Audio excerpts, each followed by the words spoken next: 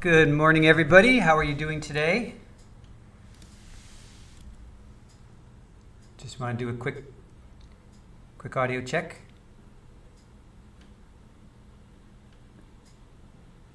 Good morning, everybody. How are you doing? All right. Seems like we're good. All right. So, welcome to Trial TV Live. I am the Squeegee of Justice. How's everybody doing today? We are going to pick up on Morgan Geyser, Slender Man stabbing case out in Wisconsin, Waukesha. So it's going to start around 9:30, but I've got a few news clips to play just to kind of get us, for those that don't know what is going on. So Geyser, now 22, is seeking conditional release from the Winnebago Mental Health Institute. She pled guilty to attempted first-degree intentional homicide for stabbing a classmate, Payton Leutner, aiming to appease the fictional character Slender Man. So let's do a quick check-in on chat. Lauren Jones, how are you? Dreama Landry, Julie, good to see you. Fala, good morning to you. Trial TV Live, good morning. Schmoopy, how are you? Love that name, Schmoopy. That's fun to say. Mandy Strong, good to see you. Who else is with us? Kerrville, always great to see you. Chilly again, I'm sure. Florida PI Sam, hey, good to see you. Lily Wayne, Psychosaurus Rex, greeting Earthlings. Nice. Selena K, Joni Ludlow, Lily Wayne. All right, cool, guys. All right, it is a chilly again, chilly. Let's see, can you actually see it? 63.9. That's why I got the fire on. It was 32 when I woke up this morning. So chilly. Equinox, good morning. All right, so we're going to start with some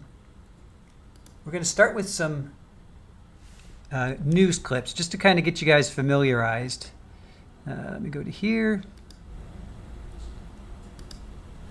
So we're going to play some news clips just to get you familiarized with what's going on. Because Aaron and I watched this way back when, but it's nice to see some news clips as well. All right, we're going to play a couple news clips.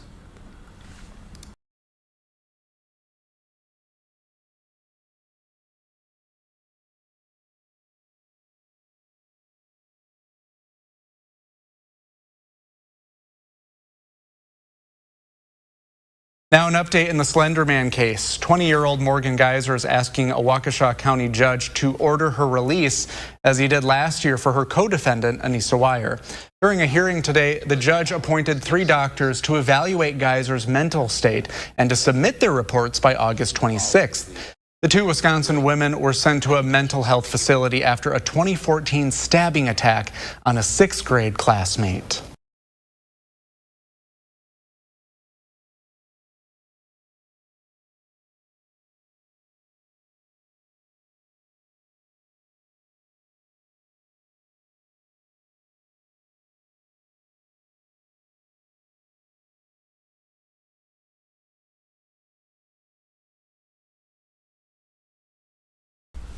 All right, so that's clip number 1. Now we're going to play another clip. I got to sort out my audio. I got a couple windows open. I'm not quite sure.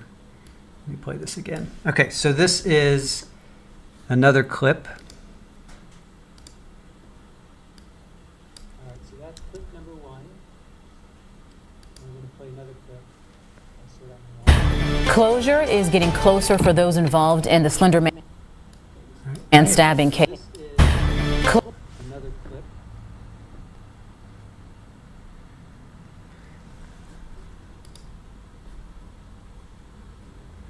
All right, I'm trying to figure out. I've got an echo going on here. Hold on, guys. I'm not quite sure. Something's going on. I'm not quite sure where I have it on. Bear with me. I got a couple windows open. I'm trying to figure out what's playing here and what's not. It's not playing there. It's not playing there. Hold on, guys. I'm not quite sure. I've got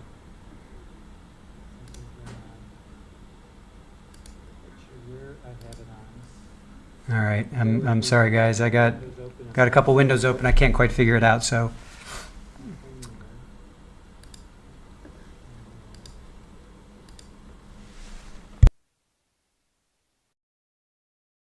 Closure is getting closer for those involved in the Slender Man stabbing case. Anissa Weier will be under state supervision for the next 25 years.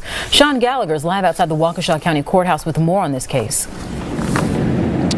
Yeah, Sean, that 25 years is a maximum commitment, but Anissa Weier could be eligible for release as soon as 2020 when she's 18 years old. However, if she were to be released then or at any point, she would be under that state supervision for the next 25 years. The doctors believe that she's no longer a risk of danger to herself or to other persons, then yes, she could be out in the community after the time that she's agreed not to ask for release. Both sides agreed Anissa Weier needs help, but they differed on the length of time she should be committed. Considering the nature and gravity of this offense, being supervised until the age 37 is not all that long, given all the facts and circumstances here. It may be a long time in some respects, but it's not a long time in terms of the fact that Payton is looking at a lifetime of scars and psychological scarring. What he's asking for, in essence, Your Honor, is for you to commit her for 2 times as long as she had been alive at the time this happened, plus a year. And Weier showed remorse for what happened, taking full responsibility. I deeply regret everything that happened that day. I know that nothing I say is going to make this right, Your Honor, and nothing I say is going to fix what I broke. But an incident with a Ouija board led to the maximum commitment for fears Weier still may suffer from delusions, something her attorney says doesn't make sense after what doctors saw in her. He saw that as a hopeful sign that she was moving towards more conventional ways of dealing with things that terrify her. And the Leutner family was not in the courtroom today, but I spoke with the family attorney right after we heard the decision. He says they are very pleased, saying Payton Leutner can now sleep a little bit better at night. Live outside of the Waukesha County Courthouse, Sean Gallagher, today's TMJ4. All right, thanks, Sean.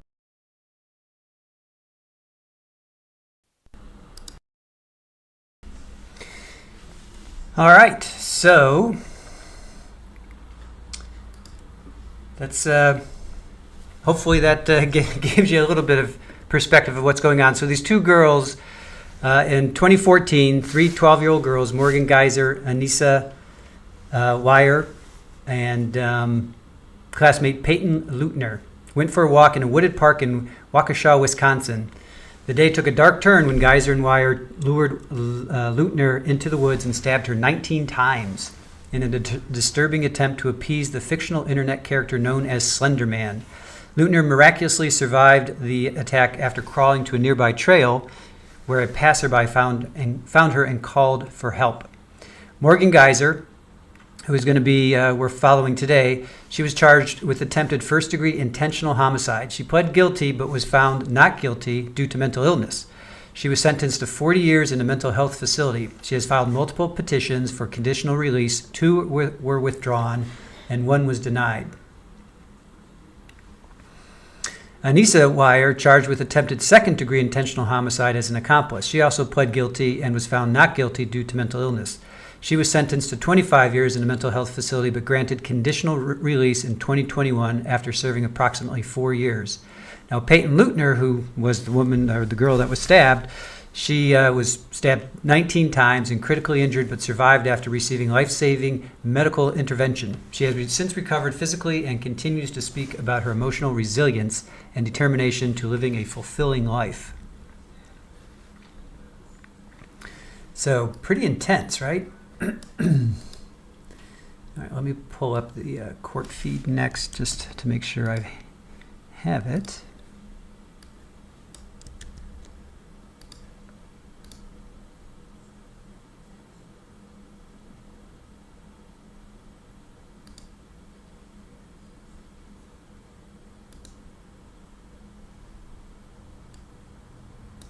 All right, so the feed is not live yet.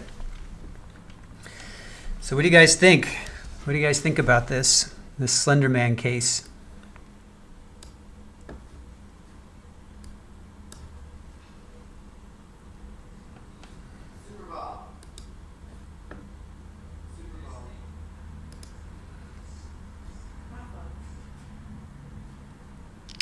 Let's see. Psychosaurus Rex says Payton is seriously one of the most resilient human beings, especially as being. It's getting cut off. Sorry. especially as being a child. Let me see if I can expand this. Nope, let's see. I know Aaron showed me how to do this, but of course I don't remember, and it's just making it larger. Her survival of this horrible crime was truly, truly incredible.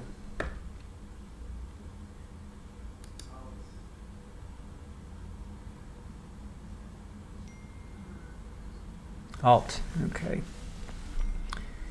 Alt key, let's see. Hellcat says, I can't believe it's been 11 years either. Brenda Meyer says, I don't know much about this case. And Shirley Roth, yes, the other girl was released. Anissa, yes. Alt, which is... Or the command. You tried. Yeah. There, that one will work. Okay. There you go. Thank you, Aaron, as always. I remember when it first happened, does not feel like it was that long ago. Oh, here, I can expand this. Is it option? There we go. Okay.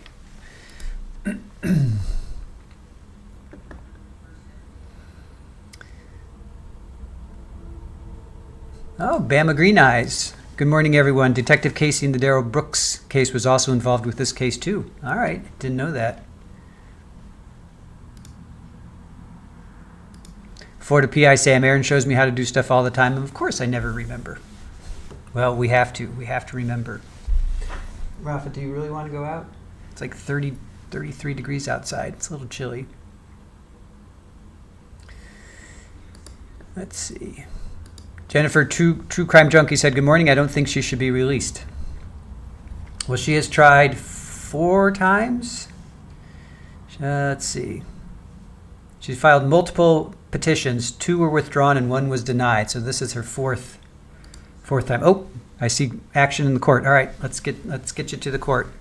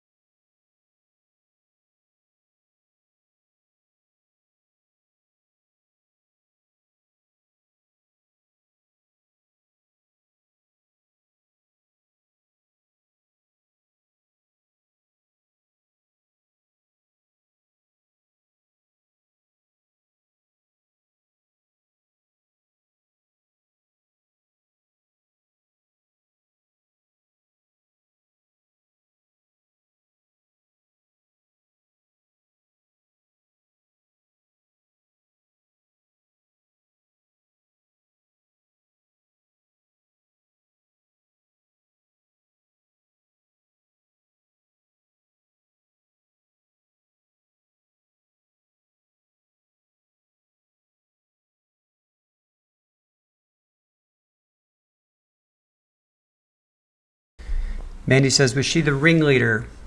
Why is the other girl out? Was she much younger? No, they were all 12. They're all the same age.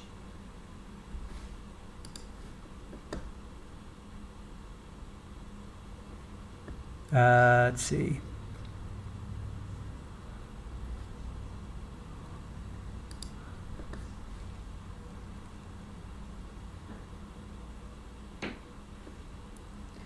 Let's see.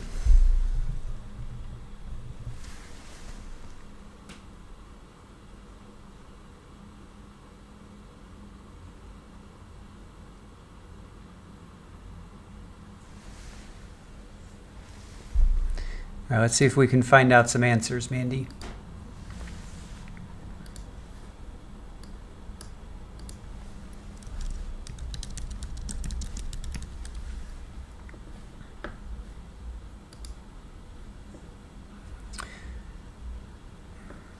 So the stabbing took place on May 31st, 2014 during a game of hide and seek in heavily wooded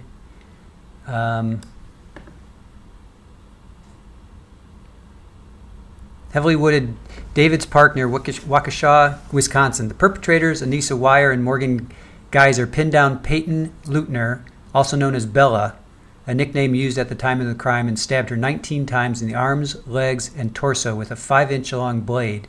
Two wounds were to major organs. One stab wound missed a major artery by less than a millimeter, and another went through her diaphragm, cutting into her liver and stomach.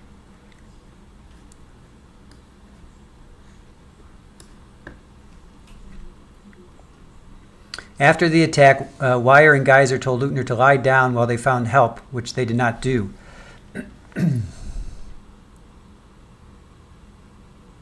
Afterwards, Leutner dragged herself to a nearby road where she was found by a cyclist who called emergency services. Surgeons operated for 6 hours to repair critical trauma to organs and tissue in her torso and abdomen.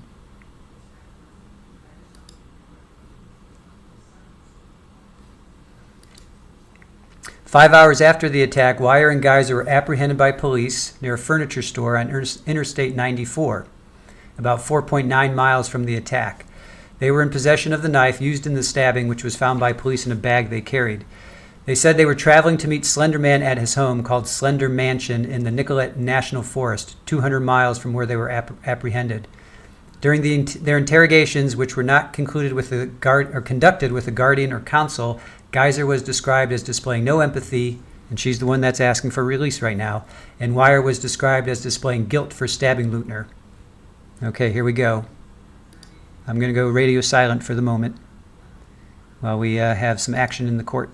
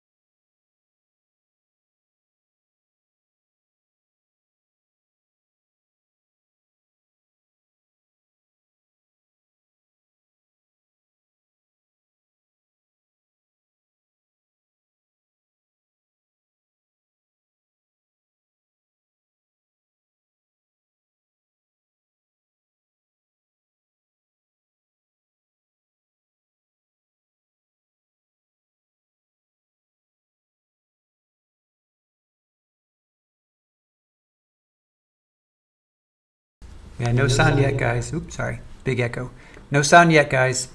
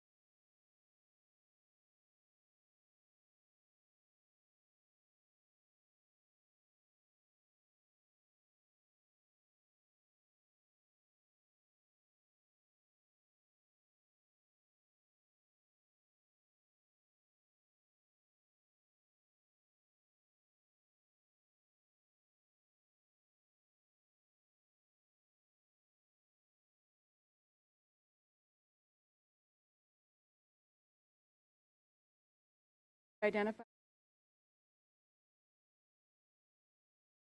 You have to unmute. You have to unmute.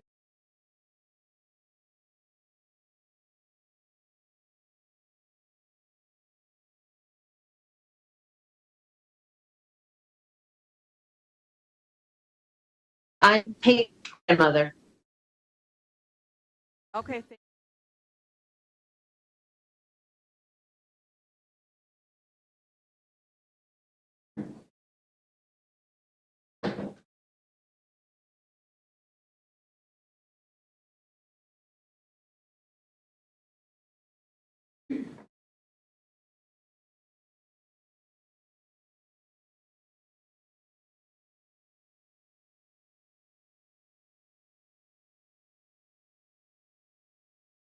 So it looks like they're going to have some people on Zoom. And Erica, happy birthday to you. And Krista, are you in the chat? I see people saying hello, but I'm not quite seeing you. But if you're there, good to see you. Thank you for joining us. I know it's been a struggle for you lately, so thank you for joining us. Appreciate it. And happy birthday to Erica. But it looks like we're going to have some people on Zoom. Oh, do I have my noise gate? Let me check. Thanks.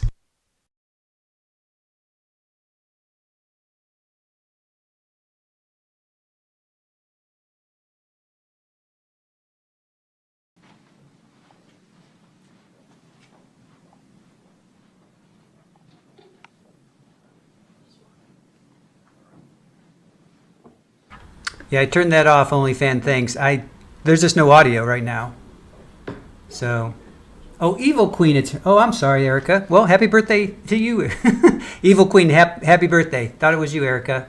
Well, happy birthday to whoever is having a birthday today. Evil Queen, if it's your birthday, happy birthday. Thank you for joining us on your birthday. Yeah, I just don't think there's any audio going on right now. But I did turn the noise gate off. Thanks, OnlyFan. Evil Queen has a birthday. Okay, happy birthday to Evil Queen. Happy birthday. We're not going to sing, but happy birthday.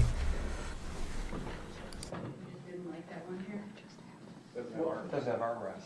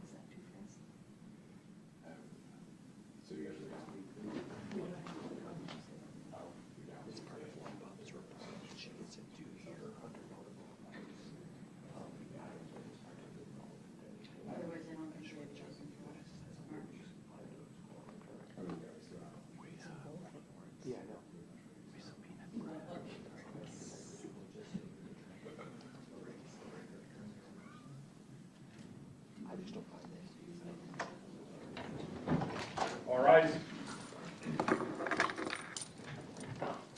Thank you. Please be seated.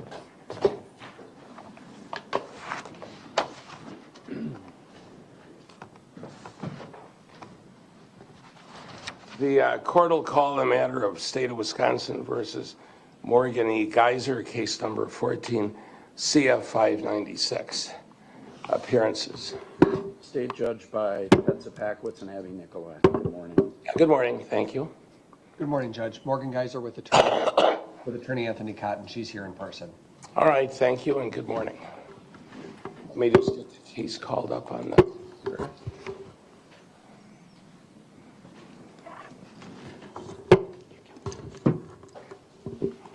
Thanks, sir.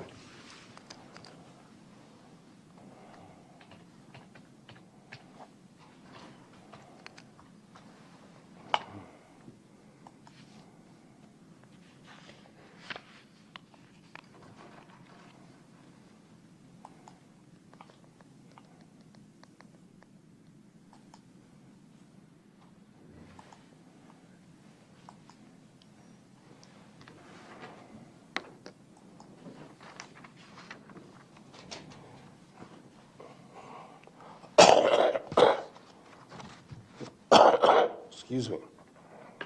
So we're here this morning on a petition that was filed for supervised release. I just want to go through a little bit of history of the case to set the matter in context. So in this matter, the index offense, or the offense for which we're in court today, happened on May 31, 2014. Ultimately, Ms. Geyser entered a guilty plea to count one of the information which charged an attempted first-degree intentional homicide as party to a crime. She was found guilty of that offense. The state struck an enhancer for use of a dangerous weapon. By agreement, various reports were accepted, and the court found Ms. Geyser not guilty by reason of mental disease or defect. The court then committed her to the Department of Health Services for preparation of reports. Reports were prepared, and then on February 1st, 2018, the court committed Ms. Geyser to the Department of Health Services for 40 years, finding that the conditional release of Ms. Geyser would pose a significant risk of bodily harm to herself or others, or of serious property damage.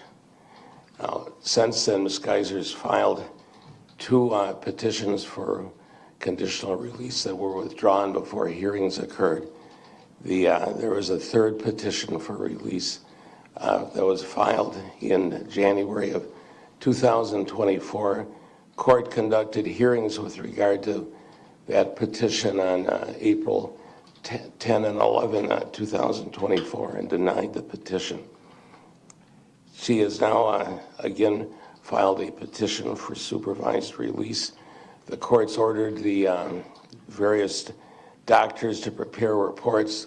Courts received reports from Dr. Brooke Lundbohm, Dr. Deborah Collins, and Dr. Kenneth Robbins. Those reports have been received and are in the file. Court also received a letter report from the Winnebago Mental Health Institute that was dated November 7, 2024. In this matter, the petition, in the hearing on the petition, is governed by section 971.17 sub 4 of the statutes. It's a hearing before the court without a jury. The burden's on the state to establish by the burden is on the state's burden in this case is approved by clear and convincing evidence that the commitment should continue because the individual is presently a danger to herself or to others. So that's the context of the case that will proceed, and the state has the burden of proceeding. Any comments with regard to that from the state? No, Judge, no comments. Any comments from Attorney Cotton? No. All right, well then I'm prepared to proceed. State's prepared to proceed? Yes. All right, victims have been notified? Yes, and some and perhaps others will at some point be joining, and they're all present by Zoom. All right, very good. We have individuals present by Zoom, I know, so we'll proceed on that basis. So with that, then I'll hear from the state.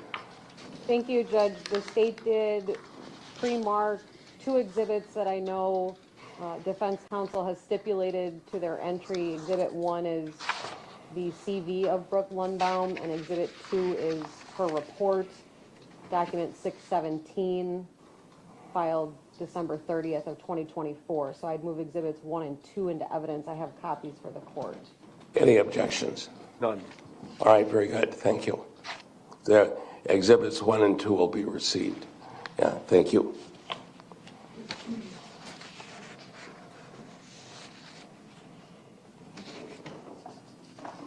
Then Dr. Lundbohm's appearing by Zoom? Correct. The state would call Dr. Lundbohm. Okay, doctor, are you there? All right.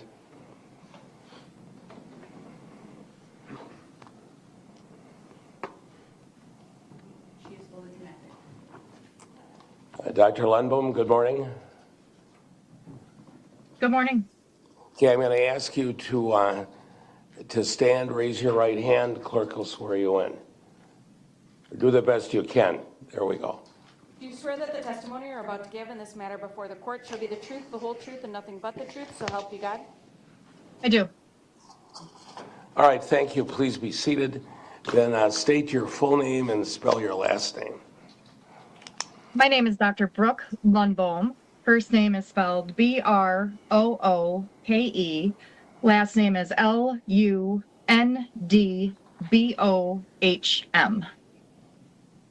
All right, very good. Thank you, doctor.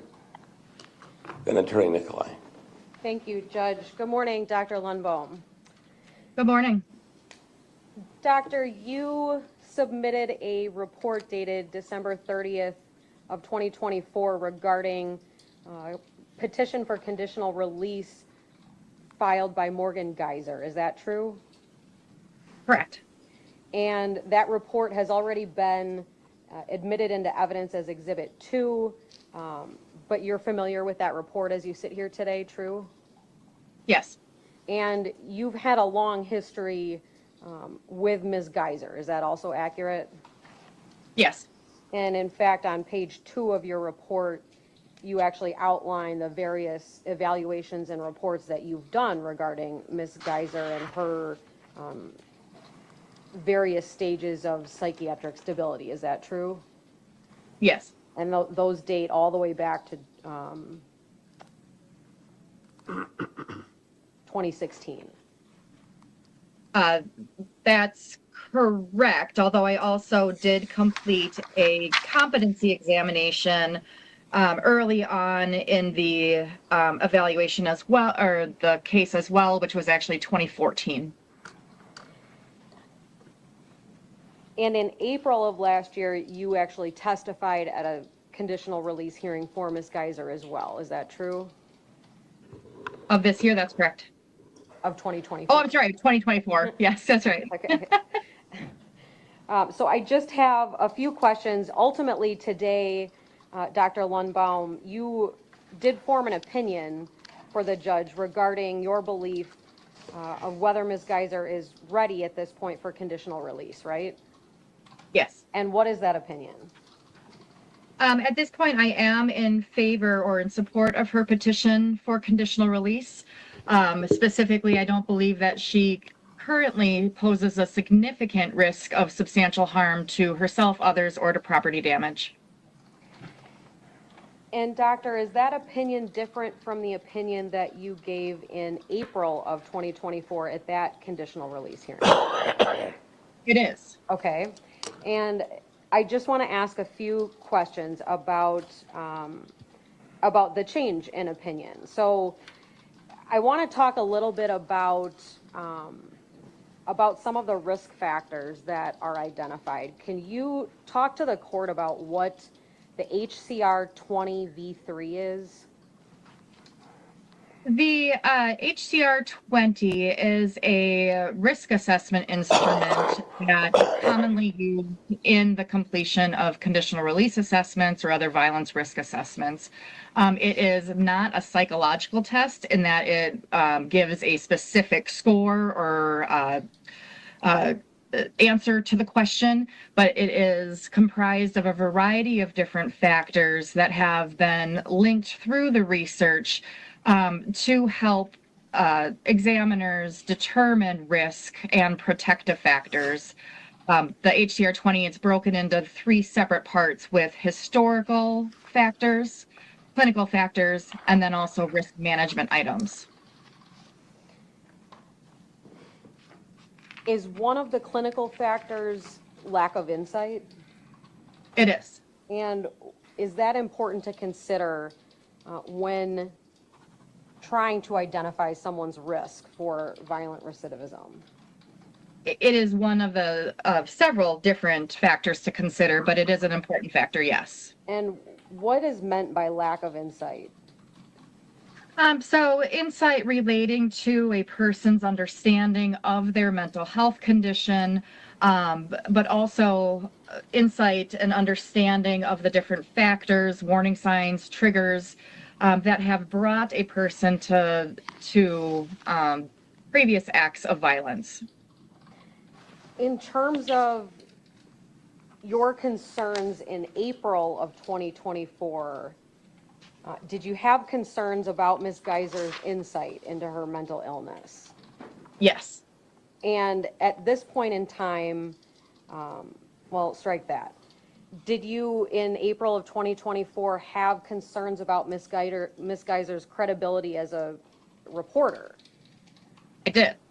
And so I want to talk about kind of that trajectory over time, if we can.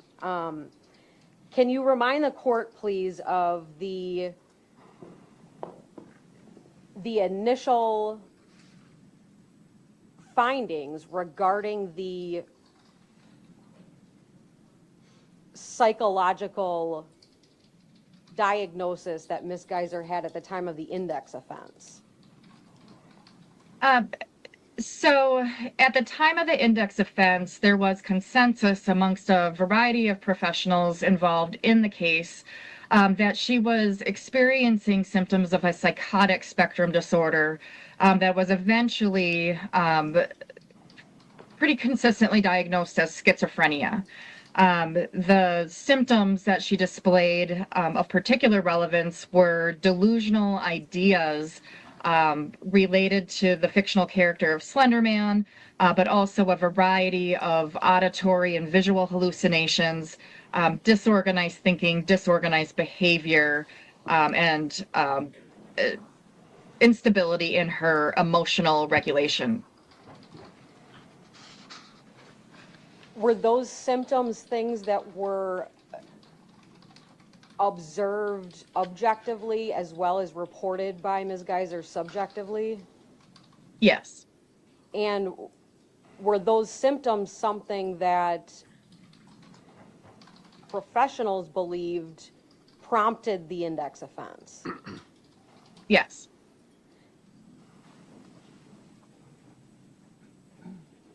Now, at some point in time, more recently, did Ms. Geyser indicate that those symptoms were made up? Yes. So as outlined in the previous report to the court, as well as in my previous testimony, there was a shift in Ms. Geyser's articulation of her experiences around the time of the index offense and afterwards. In fact, she had started to claim that she had fabricated the signs of mental illness, though that was not supported by any professional that's been involved in her case, whether as an evaluator or treatment provider. And I believe I recollect that even the last time you testified, we talked about this, and you even challenged Ms. Geyser about the fact that her claim of fabrication just wasn't consistent with the other evidence, right? Correct. And what did Ms. Geyser say about that?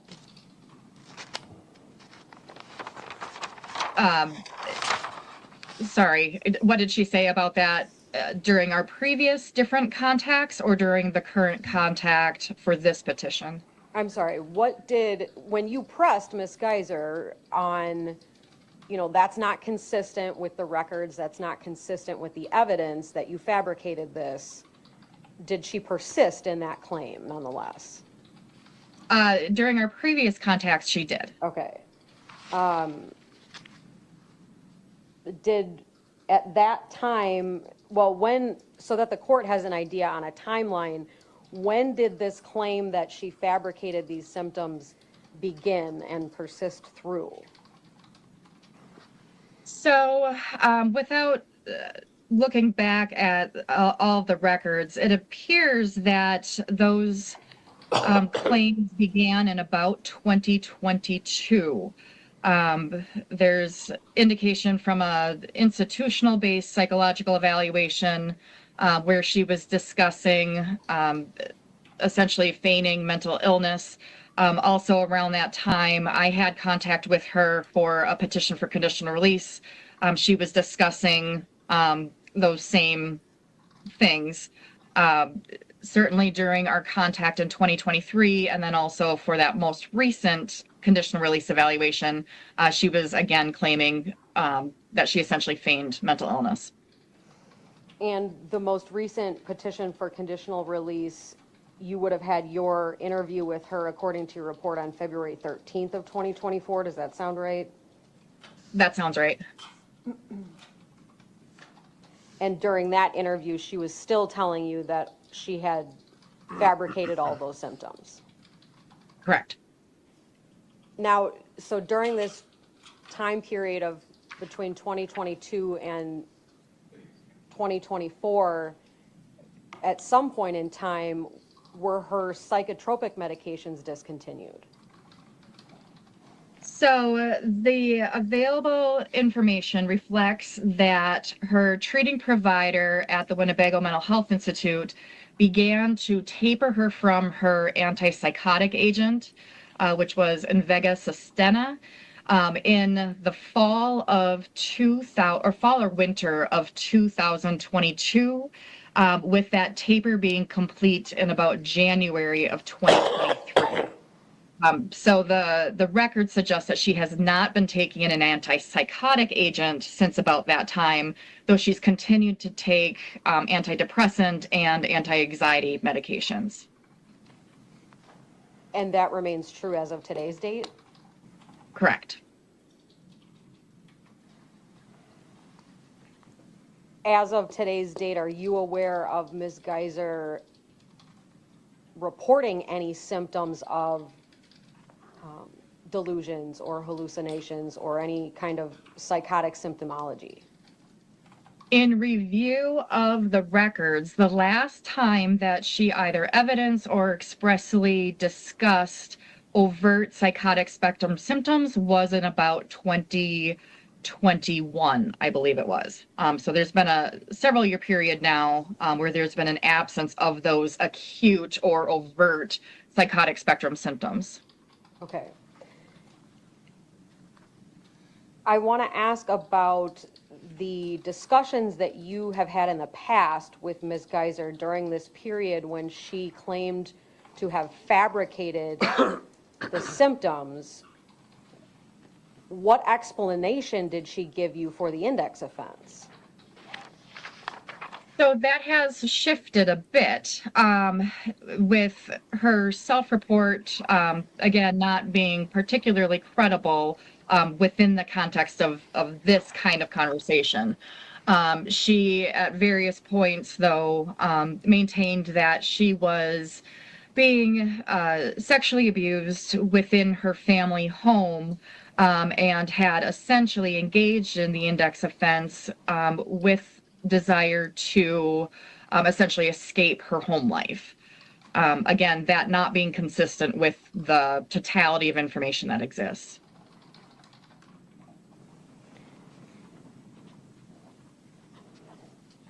In your current report, in Exhibit 2, you indicate that Ms. Geyser no longer claims that she fabricated symptoms, right? Correct. Can you tell the court when she stopped saying that, or kind of give the court some point in time when she stopped claiming that that was a volitional fabrication on her part? I don't have an exact date. What I can tell you is that in the wake of the most recent petition for conditional release, there was quite a bit of discussion, especially during individual therapy, about her mental health history, not so much focusing on diagnosis, but the actual presentation, the symptoms, the problems that she was experiencing, and how those have essentially changed as she's continued to age and mature, as she's continued to participate in treatment. With her participation in treatment, it appears that there's been a essentially her stepping back from the claim of that she fabricated mental health symptoms, but rather understanding that she did experience these particular symptoms. The etiology, not entirely clear whether it's an organic schizophrenia type disorder or the relevant to a trauma-induced psychosis or some other condition, but there's been an acceptance of, I experienced these things, they were consistent with delusions. With treatment, they have essentially abated. So if I'm hearing you correctly, that has been sometime since April of 2024 that has all occurred. Correct. Within, say, the 8 months between the time of my previous report and the current one. 8-9 months.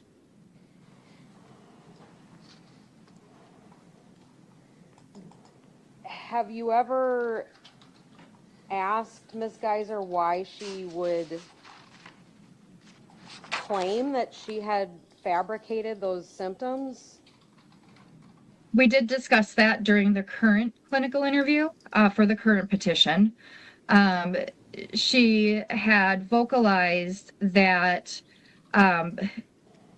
it's been difficult for her to appreciate and understand the different experiences and symptoms she's experienced over time, in part due to the young age that she was when the index offense occurred, in part due to memory not necessarily being fully formed or being impacted by the severity of her symptoms over time. Also, there's been changes simply because of development and maturity, changes in her chemical makeup as she's continued to get older. Her current understanding is that she experienced fantasy related to these different fictional characters, and within the context of her mental illness, fantasy essentially became blurred with reality, where she had a difficult time determining the difference between essentially what's fiction versus what's real.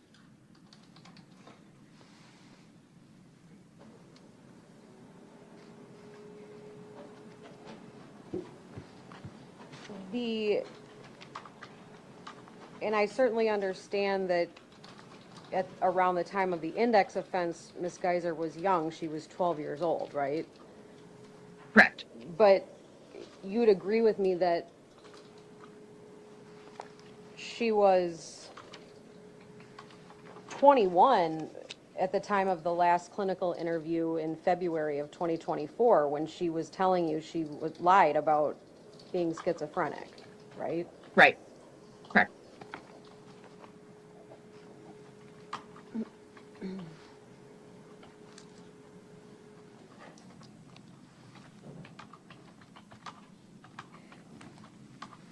Would you agree that in this case that there is a core, there's a lack of clarity regarding the motivation for the actual index offense?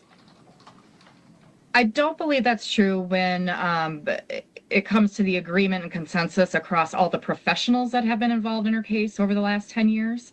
I think that consistently the professionals have agreed that there was an underlying psychotic spectrum disorder that was quite acute and impacted her reality attachment, her behavior, her ability to problem solve, and that has consistently remained the case in the way that the different professionals have viewed what happened back in May of 2014.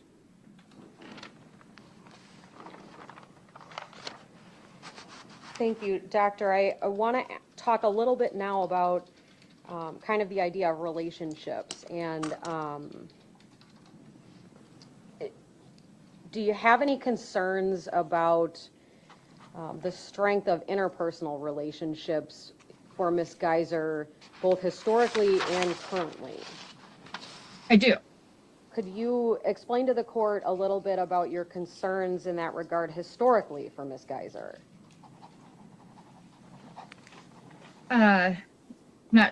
It's a pretty broad question, so I'll try to break it down a little bit here.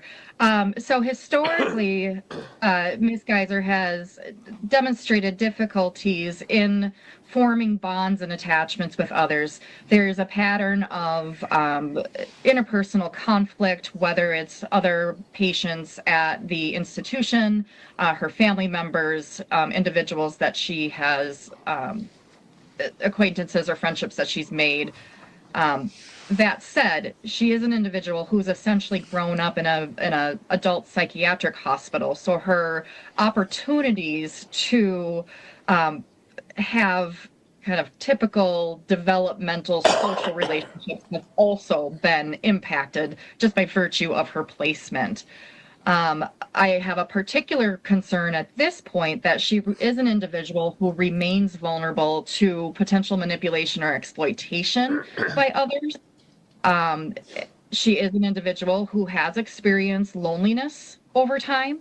And as part of that, which she recognizes, has made some poor choices with regard to her friendships or relationships with others, because she essentially wants to have connection with people, connection that she otherwise does not have the opportunity for, again, by virtue of the institutional setting. Why is personal support something that's important when you're considering a petition for conditional release?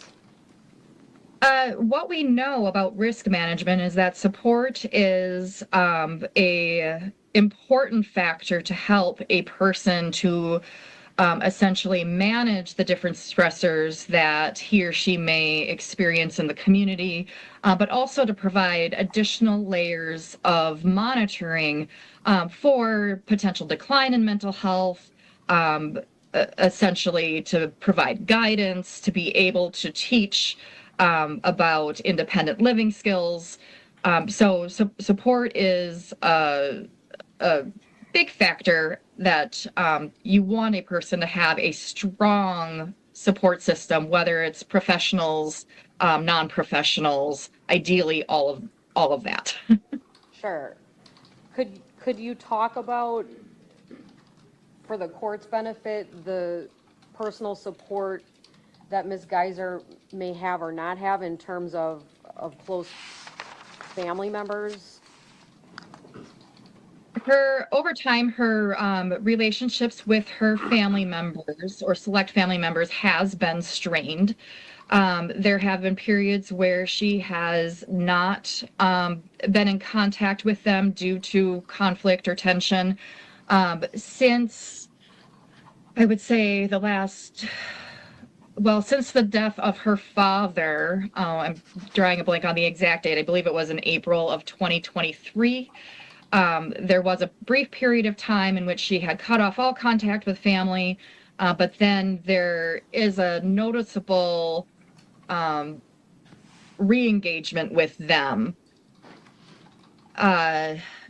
where she has made additional effort to essentially reestablish bonds with particularly her mother and maternal grandmother, as well as her brother. It's my understanding that those relationships continue to be a bit tenuous, but they have strengthened, especially within the last year, give or take.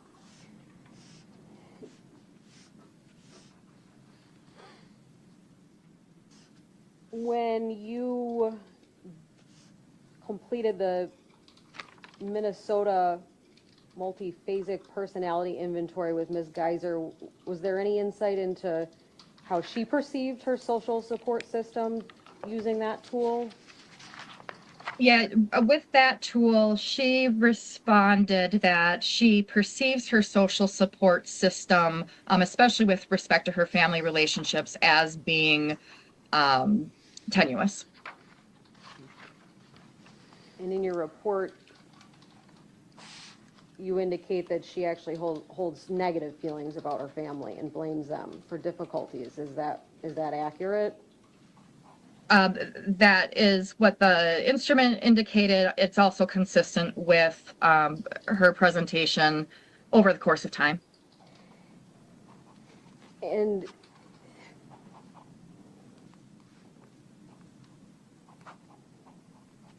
how can that impact someone's risk for violent recidivism? If that's the feelings that they hold regarding the two closest family members to them. In and of itself, fractured family relationships wouldn't necessarily augment a person's risk if there's additional levels of support that they can rely upon. In Ms.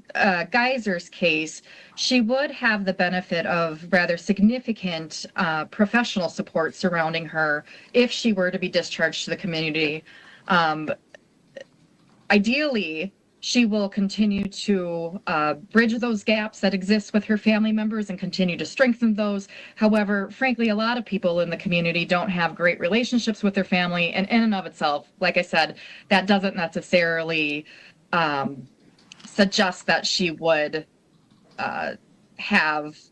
be a higher risk for violence. It's just one factor to consider, especially when we're creating a risk management plan for her discharge to the community. Sure. Thank you, Doctor. I have a couple of questions about one of the other risk management factors, the non-compliance with remediation factor. What does that mean? Can you tell the court what that factor is talking about?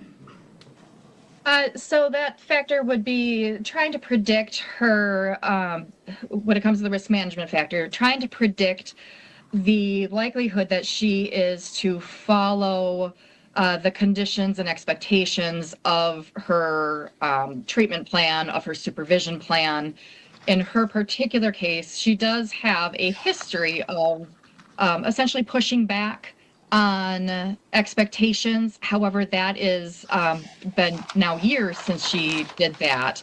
Her recent stability and rule compliance in the institution does bode well for her success within the community, especially given her more recent willingness to accept feedback and guidance from individuals who are involved in her care.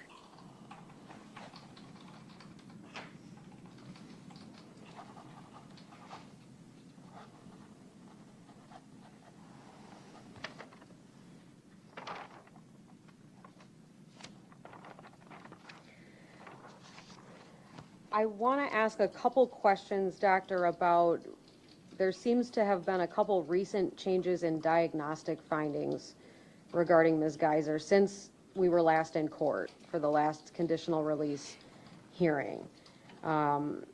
Your report indicates that there was a psychological assessment in May of 2024 with Dr. Myszak, M-Y-S-Z-A-K. Is that true? Correct. And did that psychological assessment result in a new diagnosis? That particular evaluator opined that there was support for a diagnosis of autism spectrum disorder. And is it true that that doctor suggested individual therapy with a goal that Ms. Geyser advance her understanding of that condition and its impact on her? Yes. Is it also true that there was another psychological assessment in September of last year with Dr. Hessler, H-E-S-S-L-E-R? Correct. And what was that assessment in regards to? So actually on May 31st of 2024, the 10-year anniversary of the index offense, Ms. Geyser indicated to her treatment staff that she identifies as a transgender male. And to be clear, I'm using female pronouns and her court-given name just to be consistent with the collateral records. But since that time, she has identified as a transgender male and has made efforts or begun having changes to essentially live as male. So in the treatment records, she's now identified with male pronouns and a separate name.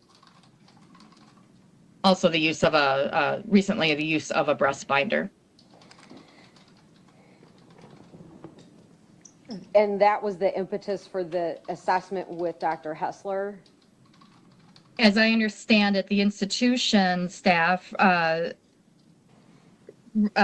referred her for that assessment, essentially to determine if there was implications of her underlying mental illness playing a role in the decisions and identity changes.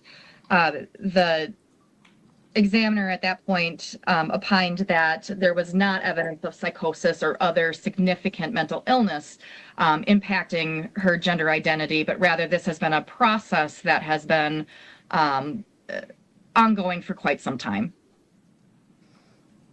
And part of that process, actually going back to November of 2023, Ms. Geyser identified as non-binary. Is that true?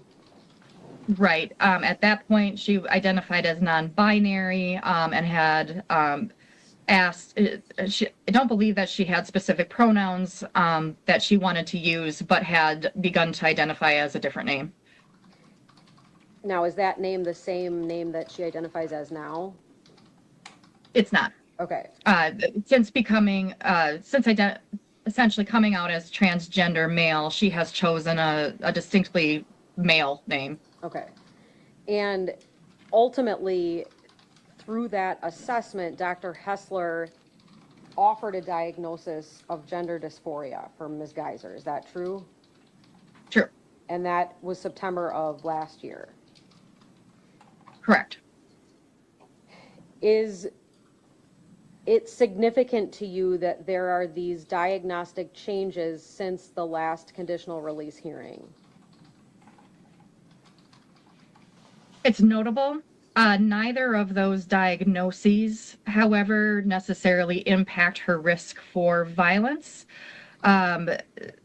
When considering the changes to those particular diagnostic changes, I think it's important to note that the impetus or the problems, the issues are not new. These are things that are documented in the record. It's essentially just a label that has been attached, and there may be disagreement across the professionals about whether or not those are appropriate diagnostic labels, but there is full agreement that the symptoms or the issues are in place and have been for quite some time.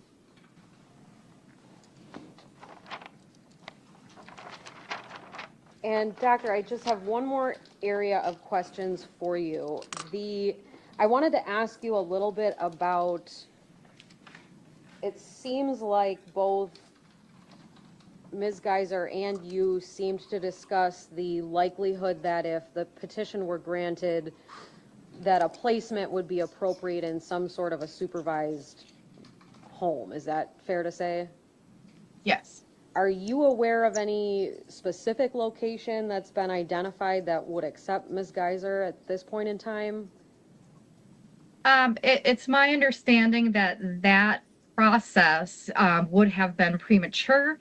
So as I understand it, if the court were to grant her petition for conditional release, there is, I believe it's 60 days that her community-based treatment team would be working with her institutional treatment team to essentially come up with a conditional release plan that would include a specific placement, residence, treatment programming for the community.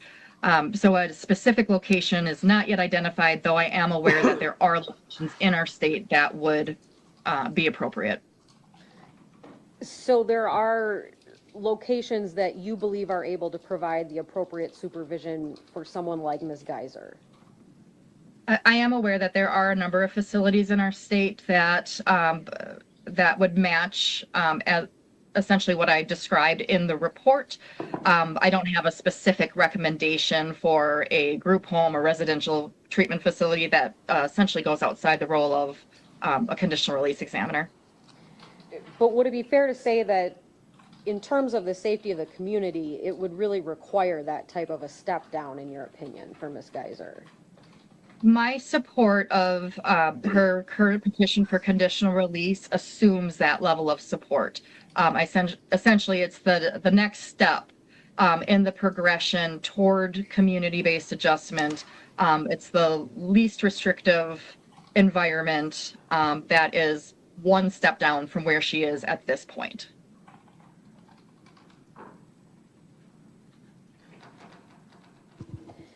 And that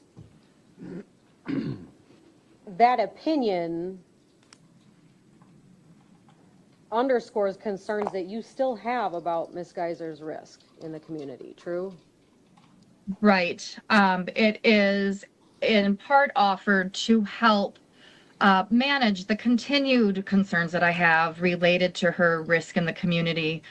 So essentially helping to provide that additional support and supervision to ensure that there is a stepwise, smooth transition as she readjusts to the stressors that come along with community placement, but also taking into account her unique needs, especially as she was just 12 years old when she came into the institution and essentially has no experience as an independent adult in our society. Thank you so much, Doctor. I don't have any other questions for you. Thank you. Then Attorney Cotton, do you have questions? Yes, thank you. Good morning, Doc. Good morning, Doctor. How are you? Good, thank you. You have a long history with Miss Geyser, don't you? I do. And when I look at your reports, or when I look at your current report, on the first page you cite the applicable legal standard that you had to consider, do you not? Yes. Why do you do that? Essentially just to orientate the reader of the report to the exact legal standard, the specific issue that the report is then going to go on and discuss. Okay, have you ever, outside of Miss Geyser, have you ever done reports like this before in your professional career? I have. Okay, you've testified in other cases? I have. You've, in some situations, recommended release and in others, the opposite? Correct. Okay, how many years have you been performing these types of evaluations? I started doing these particular kind of evaluations as a postdoctoral forensic psychology fellow in about 2008. And I have been licensed in the state of Wisconsin since 2009. While by no means the primary area of my practice, it is a regular part of my practice since that point. Got it. And would it be fair to say that what you're focusing on for purposes of this type of evaluation is whether Ms. Geyser poses a significant risk of bodily harm to herself or others? Correct. As well as serious property damage? Correct. And of course, you're familiar with the history of this case. There's no serious property damage that ever occurred, right? Right. Would you agree with me that the singular violent event in Ms. Geyser's life really was the crime for which she was adjudicated NGI? I would say interpersonal violence. The most significant and severe incident would be the index offense. There is also indication of self-injury over time, Yes. but that's been years since that has occurred. Yes, many years ago, she did have a suicide attempt in October of 2021 at the facility, right? Right. So we have now a significant length of time with no such attempts, right? Right. Now, starting with page 3 of your report, you discussed Ms. Geyser's contemporary institutional adjustment, and you indicate that she resides on what type of unit? The unit is named Choices. It's a minimum security unit. It's the same unit that she's been on for quite some time, several years. And what does that suggest, if anything? Or what does that tell us about Ms. Geyser?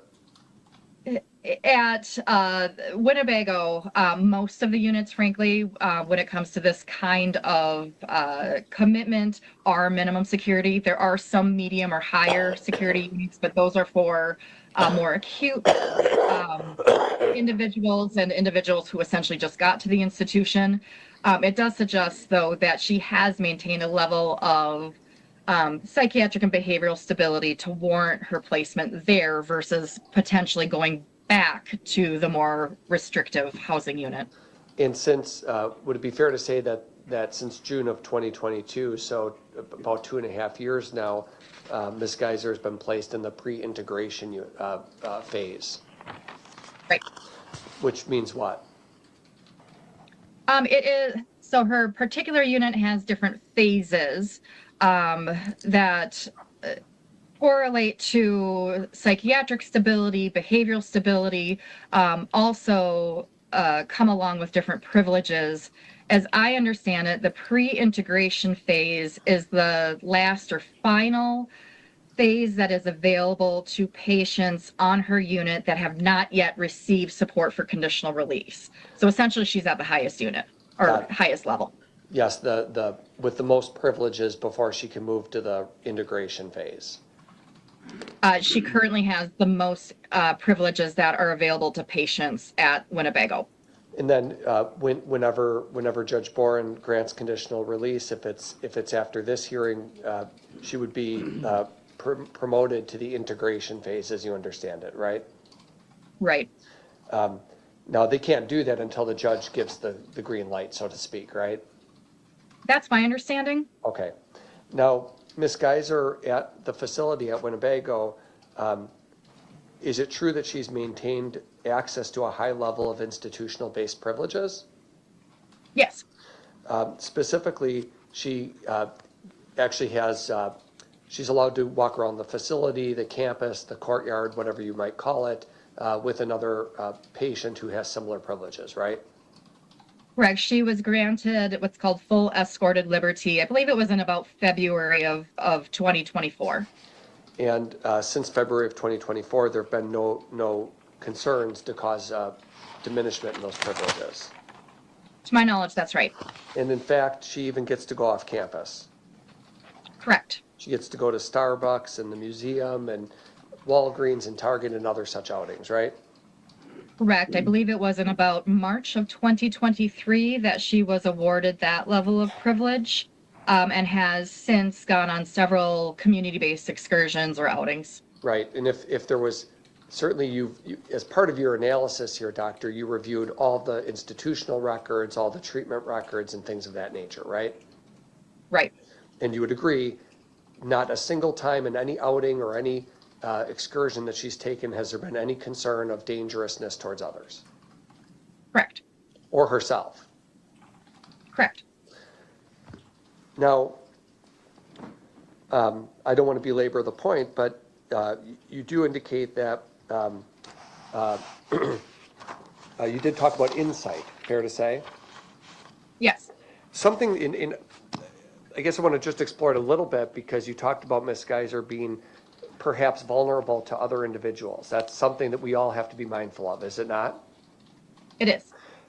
Really, that's something we have to be mindful of for any person in these shoes coming out of an institution after this length of time. We don't want someone to be taken advantage of, right? Correct. Especially someone like Ms. Geyser, who might have people out there who find it to be an interesting case or a newsworthy event, right? Correct. Sometimes you get those weirdos that latch on, right? There is a high publicity attached to this case, and as part of that, there have been a number of individuals who have reached out to her spontaneously over time, which is at no fault of her own. It is a product of a high publicity case. But would you agree with me that what's important is that Ms. Geyser recognizes, hey, if this happens, I should discuss it? Correct. She has, over the course of time, she has demonstrated improving insight into the risks that come along with communicating or establishing relationships with people who essentially have reached out simply because of watching news sources or other media things related to her case. Part of maturing as a patient and as an individual who's growing up is disclosing those things and communicating about those things in treatment with the professionals, right? I would say that, as well as accepting feedback related to the decisions that she's made. And disclosing, would you agree, also disclosing things that happen, even if it potentially creates a situation where one is concerned that this could hurt my case, so to speak, right? Right. Okay. And that happened here. In fact, Ms. Geyser did disclose when she was concerned about a lawyer who had connected with her. She self-disclosed it, said she was worried about it, and brought it up and expressed those concerns, right? She did discuss those concerns appropriately, and appropriate action was taken. I don't recall if she self-disclosed it or if it had come to light and institutional staff had essentially asked her about it. Regardless, her response to the situation was appropriate. Her concerns about the situation was appropriate. Her reluctance to potentially discuss on her own was also appropriate, given the fears that the power differential that existed, as well as concerns about how that could negatively impact her desire for conditional release. Does Ms. Geyser currently participate in regular therapy with the social workers? She does. And your report notes 100% attendance between July and September of 2024? That's with group psychotherapy, but also she has excellent attendance with her individual therapy. And have you spoken to those professionals, or did you not speak to them directly? I did not speak to them directly. I had access to the numerous progress notes related to those contacts. Now, when Ms. Geyser was evaluated by Dr. Myzak, you testified previously, just spelling Madam Court Reporter, it's M-Y-S-Z-A-K, Dr. Myzak. That was May of 2024, right? I believe so, yes. And that was the purpose of that was simply to determine whether there was any autism-related spectrum condition that could be identified, right? Right. And as I understand it, number of people might be on the spectrum in one way or the other as we gain more understanding of the condition, right? Right. May not be that there's more people with it. It may be that we just, as a society, have a better understanding of the spectral nature of the condition, right? Correct. In any event, what's important for this hearing is, was Ms. Geyser resistant in any way to that evaluation or diagnosis? Not to my knowledge. Does one having an autism spectrum disorder make them a violent person? No. There's no relationship between autism and violence that you're familiar with, right? What I would say is that the diagnostic label here is not the thing that I would focus on when examining a person's risk for violence. What I'm interested in particular is the symptoms or issues. Frankly, whether it's an autism spectrum label, schizotypal personality disorder, schizophrenia, what we know is that the symptoms or the problems that were described are consistent with what we already knew across the course of the records. Got it. So we should be less, I think what I'm hearing you say, and correct me if I'm wrong, is we should be less concerned about the labels and more concerned with evaluating how the person is functioning and doing. Right. Okay. Whether it's schizotypal disorder, schizophrenia, autism, the real issue is the person stable and are they proving it? Right. And is the person receiving appropriate treatment surrounding those particular symptoms or problems?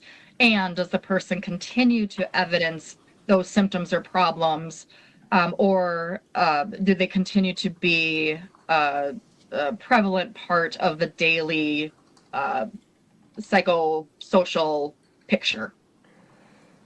I really don't want to, I think for Ms. Geyser's sake, get too deep into this, but there is some evidence, there's self-disclosure, a report by Ms. Geyser about the sexual trauma she endured as a young child. Right. From her father. Right. In other words, he was her caregiver and he was sexually abusing her, as it's been reported. As it's been reported, correct. You used the phrase trauma-induced psychosis. That is a condition, is it not? Yes. Is it just what it sounds like, that because of someone's trauma that they're enduring, they can exhibit psychotic features? Correct. When that trauma disappears, you said her father died in April of 2023, when that, and she's been removed from her father even before that for many years. Right. When that trauma disappears, would one expect to see a diminishment of symptoms sometimes? I would say that that's hard to say. Everybody's experience with mental health conditions, regardless of the nature or the label of it, is unique to that particular individual.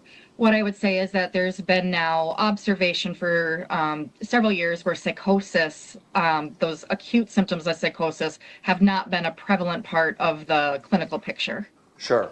And the professionals noted it back when she was an 11-year-old turning 12 and 12 turning 13. The professionals noted symptoms back then, but you testified that in 2021 was the last time there was any acute or overt psychotic symptoms by Ms. Geyser. Right. As I recall the records, in 2021, there were some ongoing issues related to her report of auditory disturbances that she specifically described as being demons, but there has been nothing of that sort for the last, whatever that's been now, 3 years. Yes, going into 4 years now. Correct. And you testified that Ms. Geyser's had considerable discussion with her individual therapy about her condition as the years have gone by, right? Right. And there's been a significant improvement in her personal insight into what she endured as a child, right? Right. Put simply, we hope that people mature. I would say that it's a combination of factors. So maturity, as well as since that suicide attempt in October 2021, there's been a noticeable shift in her engagement and in treatment. And so as she has continued to take treatment more seriously and become consistently engaged and invested in it, she's benefited as well. So has demonstrated improvement in her understanding as time has gone on, albeit not in a perfect trajectory. Is there any, I'm sorry, what hasn't been a perfect trajectory? Her insight. Okay, but as she sits here now with your clinical evaluation, you would agree that she has insight into herself and her condition? I would say that it continues to be a process for her. It is a process that will continue likely throughout the entirety of her life, but certainly throughout the last, whatever it's been, 8, 9, 10 months, there has been a noticeable improvement in her understanding of her mental health, how she discusses her mental health, diagnostic labels aside. Now, when Ms. Geyser is released, you talked about her placement in a group home. You called it a stepwise approach, right? Right. So there's a number of facilities that exist that she can reside at. That's my understanding. Okay, and we can ask people from Winnebago more questions about how they do that. I would say that Winnebago probably has an understanding, as well as the individuals who would be a part of her conditional release supervisory team, so case management especially. Okay. As part of your evaluation with Ms. Geyser, you asked her about some of her plans for the future, didn't you? Yes. Would you agree that her plans are fairly normal and rational plans for someone in her situation? Would you agree? Yes. She's heavily invested in her artwork. She's a talented artist and writer, isn't she? She is. She's also somebody who expressed an interest in maybe selling artwork someday. Correct. Or writing for a living, being an author. Correct. Professional author has been a goal of hers since she was quite young. So that's rational for somebody in her shoes to think about how they might support themselves in the future. Certainly, she'll be on supervision. Judge ordered 40 years. She'll be on supervision in some way for much of her life. But saying, I want to be an artist and I want to be a writer, for someone in her shoes is a rational goal. Yes, I would say so. Gender identity, does that relate to violence? No, not typically. And in her case, I would suggest that that's not a factor that's particularly relevant to her risk. The state talked a little bit about it. You don't think that the gender identity, non-binary, male, female, is related to risk? No, there are individuals where gender identity can be an issue and is incorporated into their larger mental illness. There's not evidence of that for Ms. Geyser. And in fact, that's why it was important to have the evaluation done by Dr. Hessler, right? Right. I'm sorry? Right, correct. Got it. So Dr. Hessler can diagnose the dysphoria, seems like that's common, that seems more prevalent now that I'm hearing than, would you agree as a doctor? So, just briefly about gender dysphoria. So not all individuals who are dealing with gender identity would experience that, but really what it is it relates to the emotional state attached to that disconnect in gender identity versus the physical body. In Ms. Geyser's case, she had described feeling discomfort, especially in her own body, looking at her body over the course of essentially her entire adolescence and now adulthood. Okay. Now, your ultimate, the ultimate question for you is whether Ms. Geyser is a suitable candidate for conditional release. That's the conclusion section of your report, right? Right. Now, it was Ms. Geyser. It's important that a person who's going to be released on conditional release have an understanding of what the plan is, right? Correct. And when you spoke with Ms. Geyser, she anticipates living in a group home. That's her expectation, right? Correct. She doesn't say, I'm going to just go into rent my own apartment and be an artist and live independently in the community. She recognizes the need for a group home.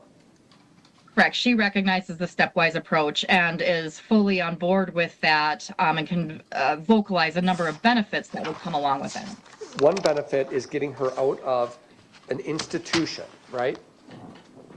Correct. Because she's maximized all the services she can get at the institution. I don't know that I would say she's maximized all the everything, but certainly she has been at a high level, and at this point she's obtained all of the privileges. The next step is logically, if using that stepwise approach, the group home placement or supportive residence in the community where she continues to receive supervision, but it's no longer in that lacked institutional ward. Right, because she'll start, she's, as you said before, for better or for worse, she's spent a lot of her formative years inside a mental health locked facility, and that's not the most conducive environment to one's independent growth. Correct. And so a group home will provide a structure, but a bit more privileges so she can gradually reintegrate into society. Correct. And the reason why you support that is because you want to make sure, it's important to make sure that there's continued monitoring and professional support for her, right? Right. I'm concerned not only about the safety of the community, but I am concerned about her safety and that she's able to appropriately cope with the demands and stressors that she's likely to face without experiencing deterioration in all of the improvements that she's made over time. Now, the relationships with her family in some respects, you noted are, for a lot of people, you said lots of people don't have great relationships with their family, right? Right. But what you noted was that Ms. Geyser would have, you said, tremendous professional support, right? It's my understanding that there is the option. Everybody's conditional release plan is different, but there is the ability to have significant professional supports around her for the lack of support that she has potentially otherwise. Clinical factors you looked at in reaching this ultimate conclusion, you talked about the HCR test, but clinical factors you looked at are whether Ms. Geyser has negative attitudes. You found none. Correct. In the past, she has displayed negative attitudes related to treatment, but that is not anything that is prevalent at this point. And active symptoms of major mental illness, you found none. Correct. In my review of the records, I had described in the previous report to the court in March of 2024 that there were still some ongoing concerns about emotional regulation and anxiety, unprovoked reactions to unknown triggers that were reminiscent of her trauma. Since that time, there's nothing in the records to suggest continued symptoms that once plagued her, like crying spells, anxiety attacks, periods of dissociation. She continues to describe some nightmares, but they don't appear to be as disruptive as they were even as recently as that last conditional release report. Okay, impulsivity you found none as well, right? Right. And unresponsiveness to treatment, you found none. This is all page 13 of your report. You found no evidence that she's unresponsive to treatment. Correct. And again, that risk management part is a prediction of what she's likely to face, but her institutional stability, her acceptance of rules, her willingness to accept feedback, that all bodes well for her compliance with conditional release. So it's a which is good. It's a predictive tool, and we're trying to predict dangerousness, right? Right. No evidence of covert manipulative behavior prediction either, right? Correct. Low self-esteem. The HCR indicates low self-esteem, but you said in your report, in terms of her presentation towards you, she was a fairly confident young woman, right? Yeah, over time, she in direct interviews, she presents as quite confident, well-spoken. She's incredibly bright, but the totality of information, including from the current psychological testing, suggests that she is an individual who harbors low self-esteem and can be especially self-critical. Yes, of herself, self-critical, of looking at herself and critiquing her own behavior.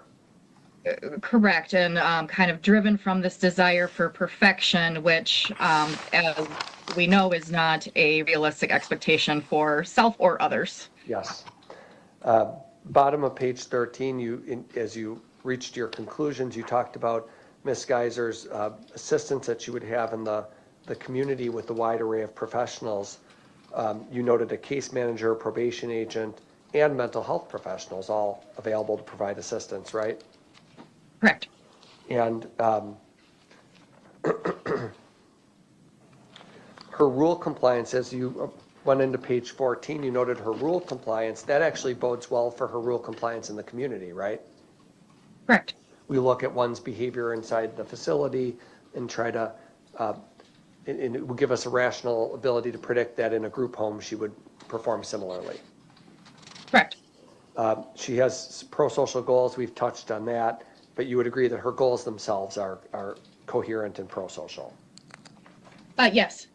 She hasn't had a lot of opportunity to foster age-appropriate relationships outside of the mental health hospital, but that's through no fault of her own, right? Right.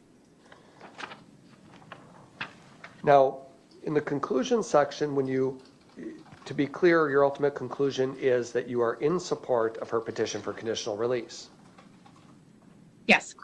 The evidence in your opinion, every doctor has their own opinion, but your opinion is that the evidence does not support a conclusion that she would pose a significant risk of bodily harm to herself or others or property damage if conditionally released, right? At this time, that's correct. And that's offered to a reasonable degree of professional certainty? Yes. You note considering the totality of the information, so with your long history with Ms. Geyser, including a competency evaluation early on in the case, you note that the totality of the information suggests a much more positive trajectory since a suicide attempt way back in October of 2021. Yes, that's right.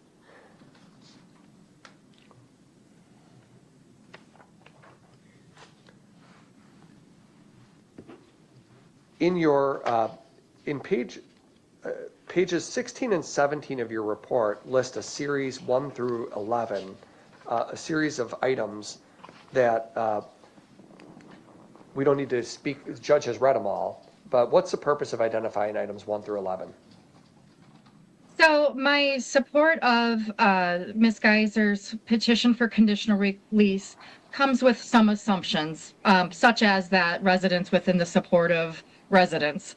I would not be in support of her petition for conditional release if it was essentially just going into the community without a variety of different support services, as well as the ability to effectively monitor her behavior, her relationships, again, with the goal of wanting the community to be safe, but also I want her to be safe and well protected. Some of the recommendations there take into account the unique circumstances that she faces because of her notoriety, the high publicity of this case, and of wanting to essentially provide some feedback to those who will be working with her to potentially help them to provide some boundaries so that, again, she's safe, the community's safe, and that she's successful. Sure. Winnebago Mental Health Hospital isn't going to just release Ms. Geyser right into the community with no plan, though, right? No, as I mentioned earlier, so as I understand it, there's 60 days that her treatment team in the institution and the conditional release supervisory team would be working together to come up with a comprehensive and specific conditional release plan.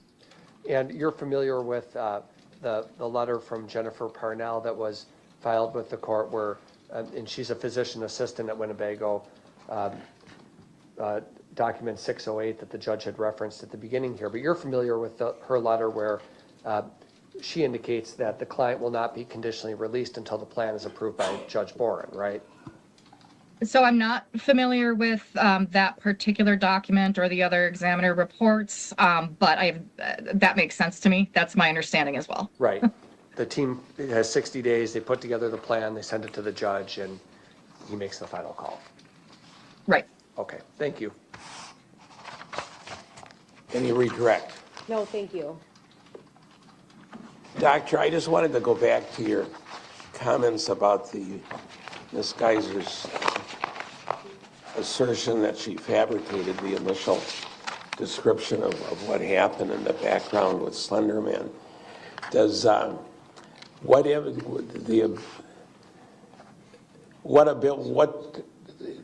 I'm looking for is an explanation as to, is there a negative connotation to someone in Ms. Geyser's position of making an assertion years after the event that she fabricated much of what was said about the initial event? Is it meant to try and create a more favorable standing from her point of view and how to proceed with perhaps a conditional release petition? What's the motivation for that?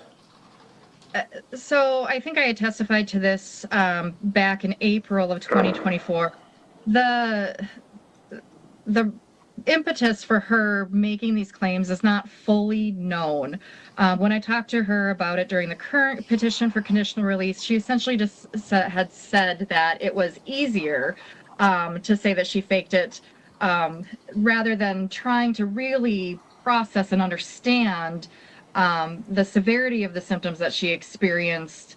And then also when putting it into the context of the changes that she's experienced in her symptoms across time. There's indication in the records that she may have inaccurately come to believe that if she did not have a diagnosis of schizophrenia, that may be favorable for her petition for conditional release.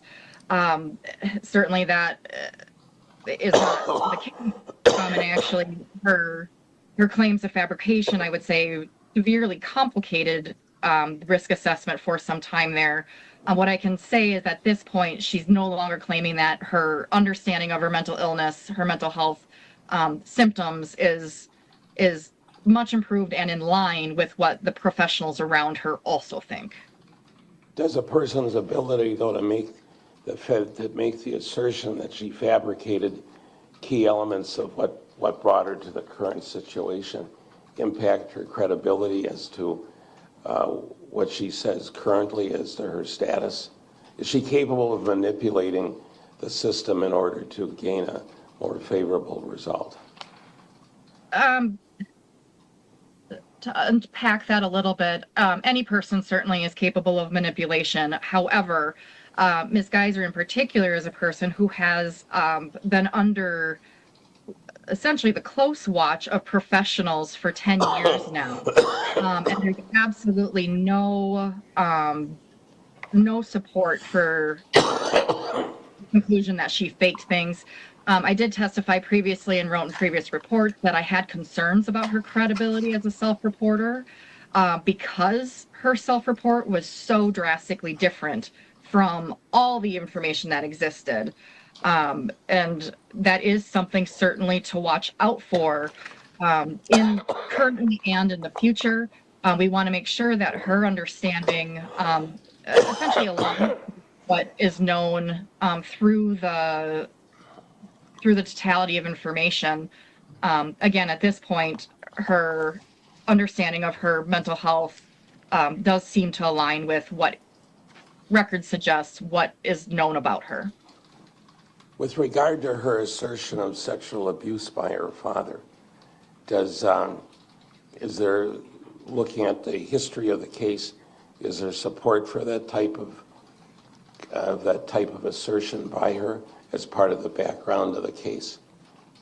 I would say that there's not support for the conclusion that somehow sexual abuse essentially caused her to do the index offense and that it was somehow related to escape her home life.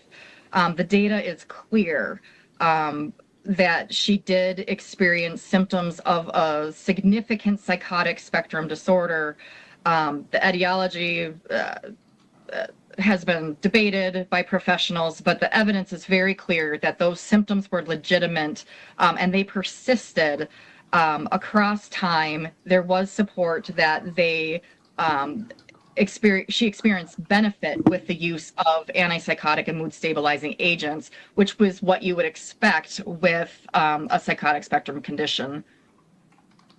With regard to her current status as somewhat being at the top of the line as far as her work within the institution, if she continues to be at that level of treatment and supervision, is there any negative impact to her and her ability to be a safe person over the continued status as being at the top of the line but being not able to go to the next level of the stepped up program? I would say that the biggest risk would be that it prohibits her continued development as a human. So the risk factor for violence, certainly she's adapted well to that level of support and structure, and I would imagine that she would continue to display that. She does risk boredom, especially since she has very colloquially been there, done that. And so you risk that there could be some regression in behavior, but from a violence standpoint, certainly her environment has been quite helpful for her. The concerns, though, has been noted, frankly, since the onset of this case, is that the institution does not have all the resources that you would want for a person to be able to continue to develop as the goal of a functional, autonomous adult.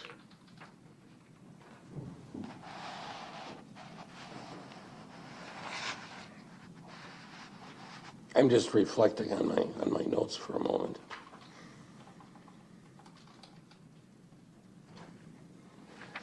In your previous discussion, in the report it's clear, but the testimony may not be clear. When Ms. Geyser has been at the top of her supervision and goes off campus, if you will, off the institution, she's always escorted. True. She is escorted when she has gone into the community. She has unescorted privileges on the Winnebago campus. So there's never been a time up to this point that she's been unescorted within the community on any of her trips to the library or to the store or anything like that? Correct, and it's my understanding that that's not an option for Winnebago patients. All right, thank you. I have no other questions. Any questions from the state based upon my questions? Just one, Judge. Doctor, should it cause the court any concern that regardless of etiology, there is this consensus by the professionals that at the time of the index offense and around that time, severe and acute psychotic symptoms persisted with Ms. Geyser, and now they're gone, and there's no psychotropic medications being used? What I would say is that is certainly something for her future treatment team to be very aware of, that she does have this history. Within the context of the institution, with the amount of treatment support around her, she has not evidenced regression to psychotic spectrum symptoms.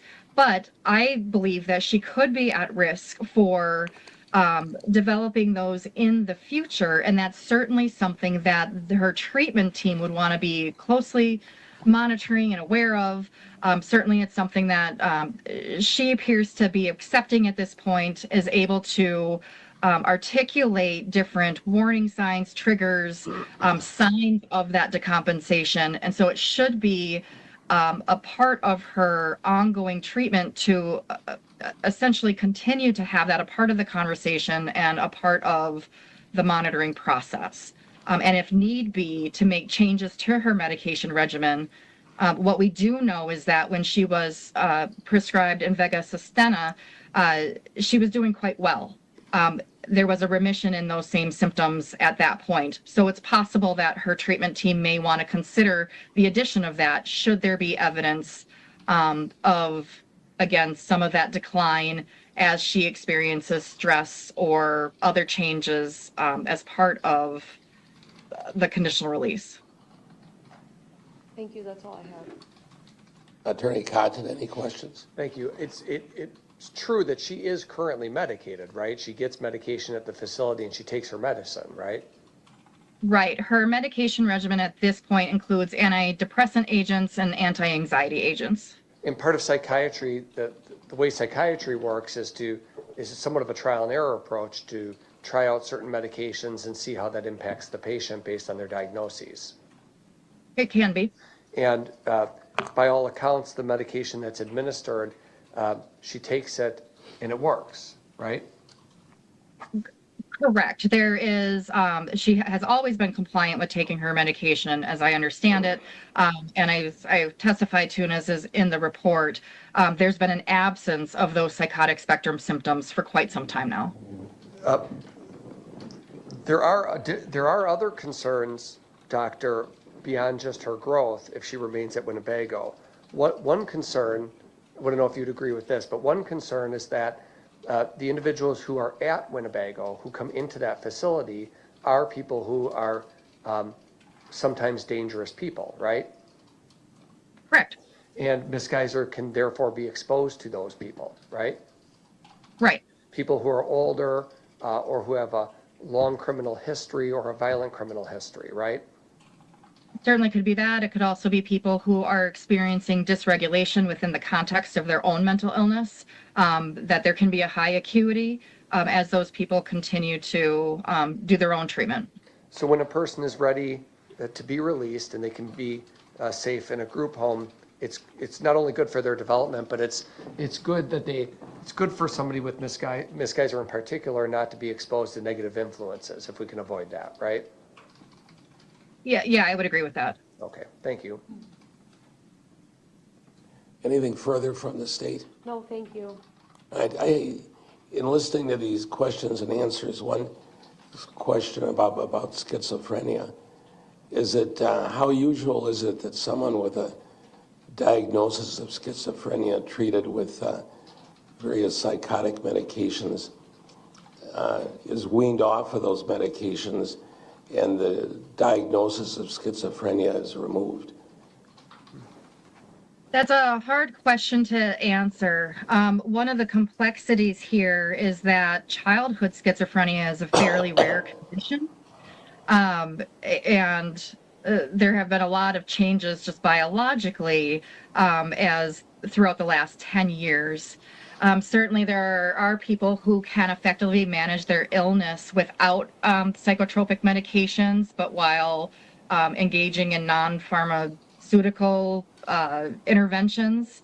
There's certainly the possibility that Ms. Geyser's been able to effectively manage her symptoms better, and they have essentially gone into remission simply because of the support and structure that she's experienced. So again, I would caution the people working with her in the future to remain sensitive to the fact that she does have this history. That said, there's nothing to say that I can't say with 100% certainty that she's going to face similar delusional ideas, auditory hallucinations, similar symptoms like she did in the past. It's certainly possible that those will continue to be absent as she continues to move forward here. The biggest thing is that she works closely with those treatment providers, and everybody is aware of her history, of the warning signs, the triggers, the signs of decompensation, and that they have a plan in place to react appropriately if that should happen. Thank you. Any further questions based upon my additional questioning from the state? No, thank you. Anything from Attorney Cotton? No. All right, well then, thank you, Doctor. Appreciate you being able to be here today. Thank you for your testimony. May I be excused? You may be excused, yes. Is the doctor under subpoena? Yes. Released from the subpoena? Yes, please. Any objections? No. All right, so thank you, doctor. You have a good day. Thank you. I think at this time it's appropriate to take a recess. Let's take a recess to 10:30.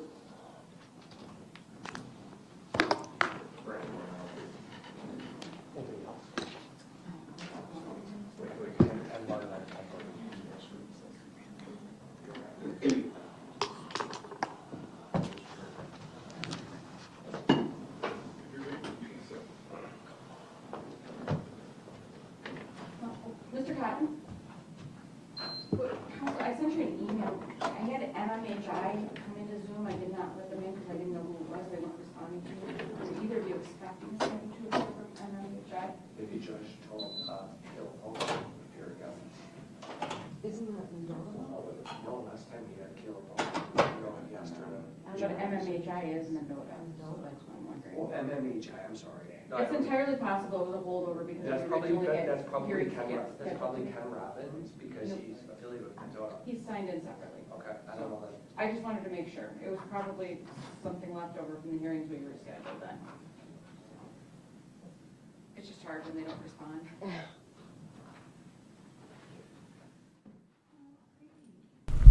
All right, chat.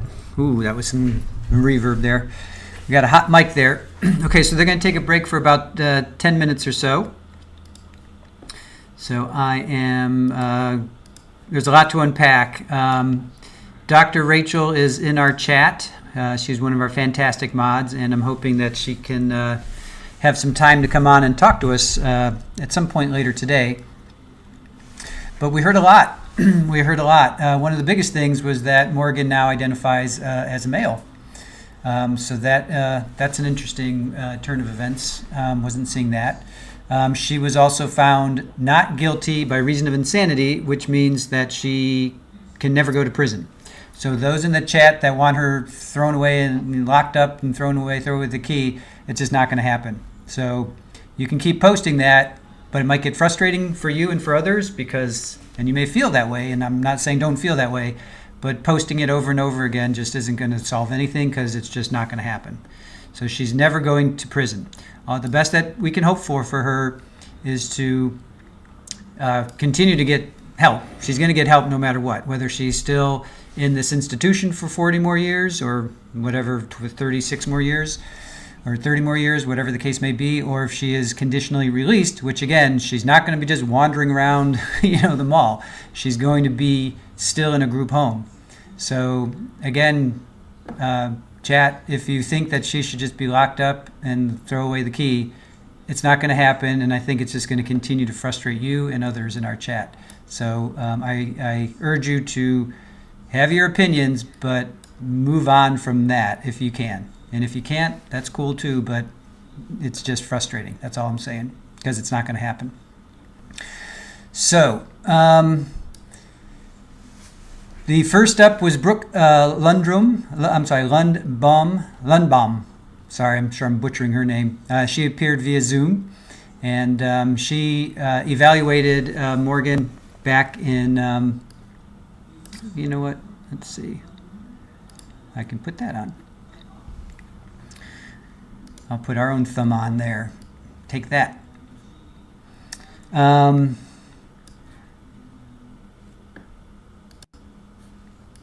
So, Dr. Brooke, because I'm butchering your last name, sorry. Dr. Brooke first evaluated Morgan back in 2014, but she has been evaluating her and talking with her and having sessions with her since 2016. She is in, her opinion is that she is in favor of a conditional release. And she explained why. She doesn't pose a significant harm to others or herself.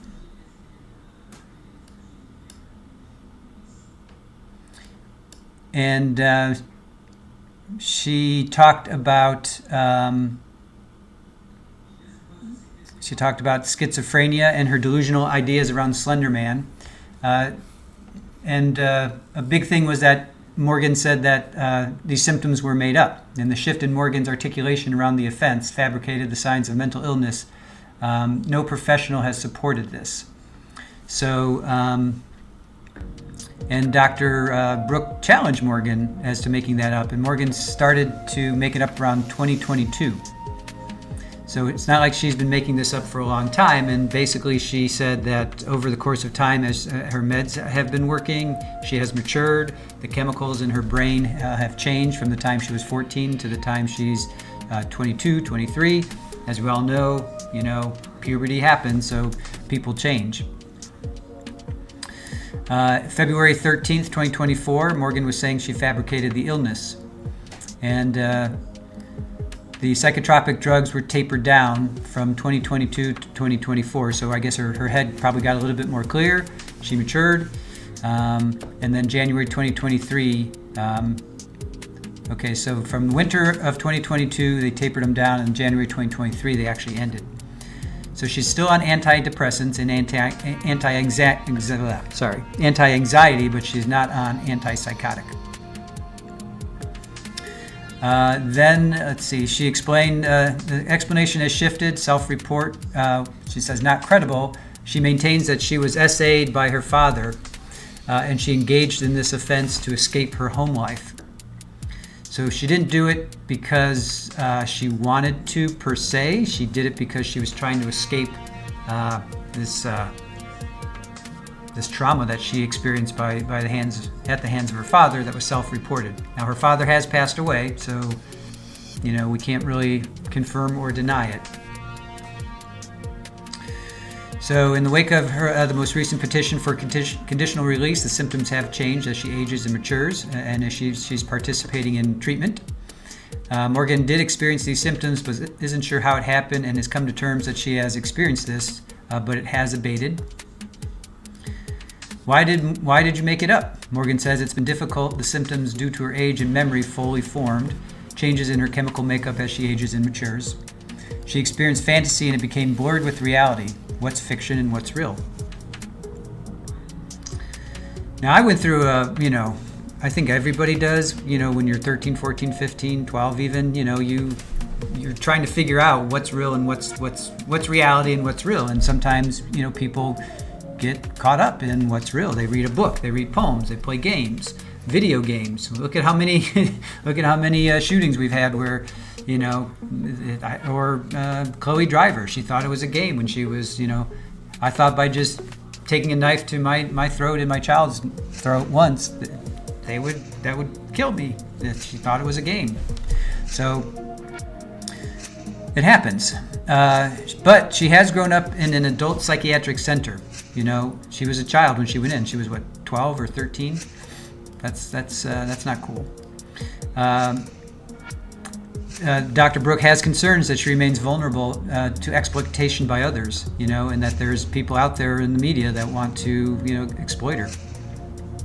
Same with Rose, what's her name? Gypsy Rose, when she got out.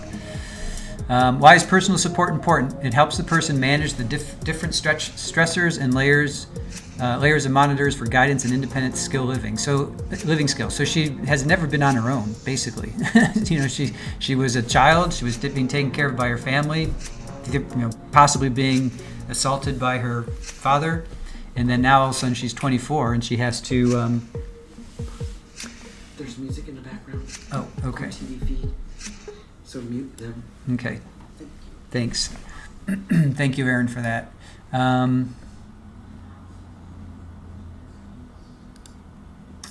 Let's see.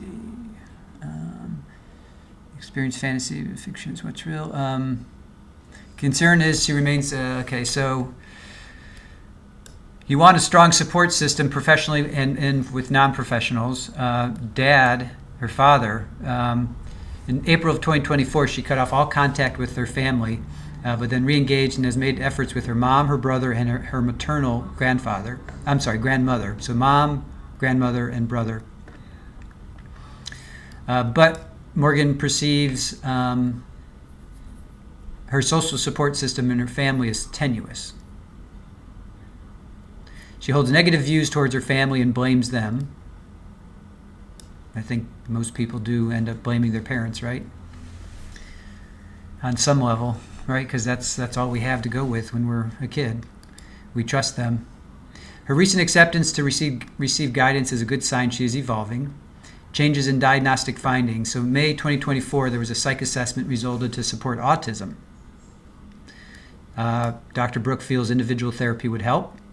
And on the 10-year anniversary, Morgan identified as a transgender male and has begun changes to her life as a male, which includes using pronouns and a breast binder. But there's no evidence that has impacted her identity crisis. Name has changed, is now distinctly male. She has a male name, which we do not know what that is. And then they talked about gender dysphoria or dystoria, which I have no idea what that is, so I'm hoping Dr. Rachel can sort that out. And that, again, she's not going to be just let loose. She's going to be sent to a group home where she will continue to get guidance, medication, support. She needs a stepped program to ensure a clean transition because she has no experience as an independent adult. So I took a poll, should Morgan be conditionally released? 7 of you said yes, 56% of you said no, and 36% of you said not sure yet. So we'll do another poll at the end. So the defense talked about, really interesting because I thought the state that was a really good case, and I thought the state's case was better than the defense case. Really, because they're going to come back in a minute or two, I don't see much to go over with the state. They didn't really add anything. No evidence that gender identity has anything to do with violence. Gender dysphoria relates to the emotional state of disconnect with identity and physical body. Morgan expressed discomfort looking at her body. That's why she wanted to become a male. Morgan anticipates living in a group home. Oh, the big thing was Morgan wants to be a published author and possibly sell her artwork, so she's an artist. And what artist out there doesn't have some little bit of mental dysfunction, if you will? I think most artists would tell you that. She accepts rules, feedback, compliance for conditional release, so she's okay with that. Then the judge asked the fabrication of the Slender Man story, explain the negative connotation and motivation to change her claims. Impetus is not fully known by her. It was easier for her to say she faked it rather than fully understand why. Understanding mental illness is much improved. Does it impact her credibility? Is she capable of manipulating the system? And Dr. Brooke said she had concerns and something to watch out for, but at this point, Morgan does understand her mental illness, and it has improved. There's no evidence that SA made her do it. It was more of an escape, and the risk factors of violence, she has adapted well to those risk factors. And I don't necessarily like the way she said this, but she said been there, done that. So I guess she's not going to do this again because she's did it already. That one was a little cringe. That was a cringe moment for me. How much weight does the victim have in this process? I asked Dr. Rachel, and she said not much, not as much as doctors. And then when she's off campus, currently Morgan is escorted. So again, she goes to Walgreens and Starbucks, but she's escorted. She's not out there by herself. And then when she's on campus, she is unescorted, and that is that's not an option for Winnebago patients. That they are always escorted when they're off campus. She takes medicine still for anti-anxiety and depression, and she says she's been compliant and it has been working. So then the judge asked, how are they weaned off of schizophrenia? How are they weaned off drugs, basically, scripts, and how is the diagnosis removed? And Dr. Brooke said that's a hard question to answer. Childhood schizophrenia is rare, and a lot of people just self-medicate, or I guess they basically just deal with it, which is interesting. Symptoms have gone into remission due to her efforts, or they grow out of it, I suppose. I don't know if you ever grow out of it. Future professionals need to be aware, and her symptoms will be there, and she needs to have a plan in place to help should anything appear that would be a problem.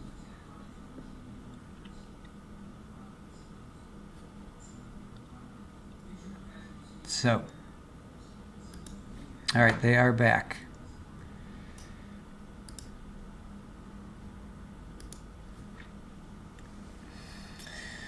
Let's see. Mandy says, children who have experienced SA, I would assume, are vulnerable to disassociate with reality, and things like this can happen. I would think so. Any kind of trauma that you experience like that would definitely make you want to compartmentalize and not want to deal with it. Jennifer says, I'm waiting to see what prosecutor expert says. Oh, Sunset. Thank you for joining us. You are new in our chat. Her situation sounds delicate. Very, very delicate. You're welcome, Pammy. Thank you for being here as always. Appreciate you.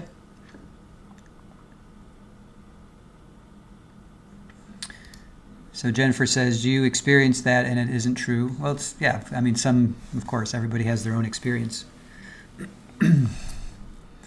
Some people disassociate, some people don't, some people deal with it, some people don't.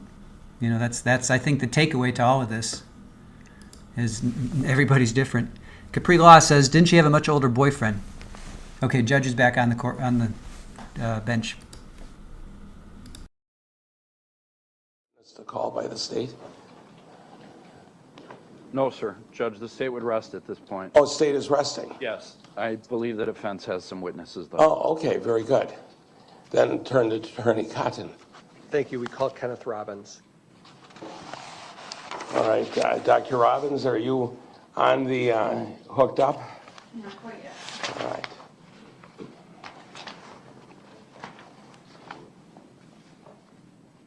Dr. Robbins, are you there? Now you're muted, so you have to unmute.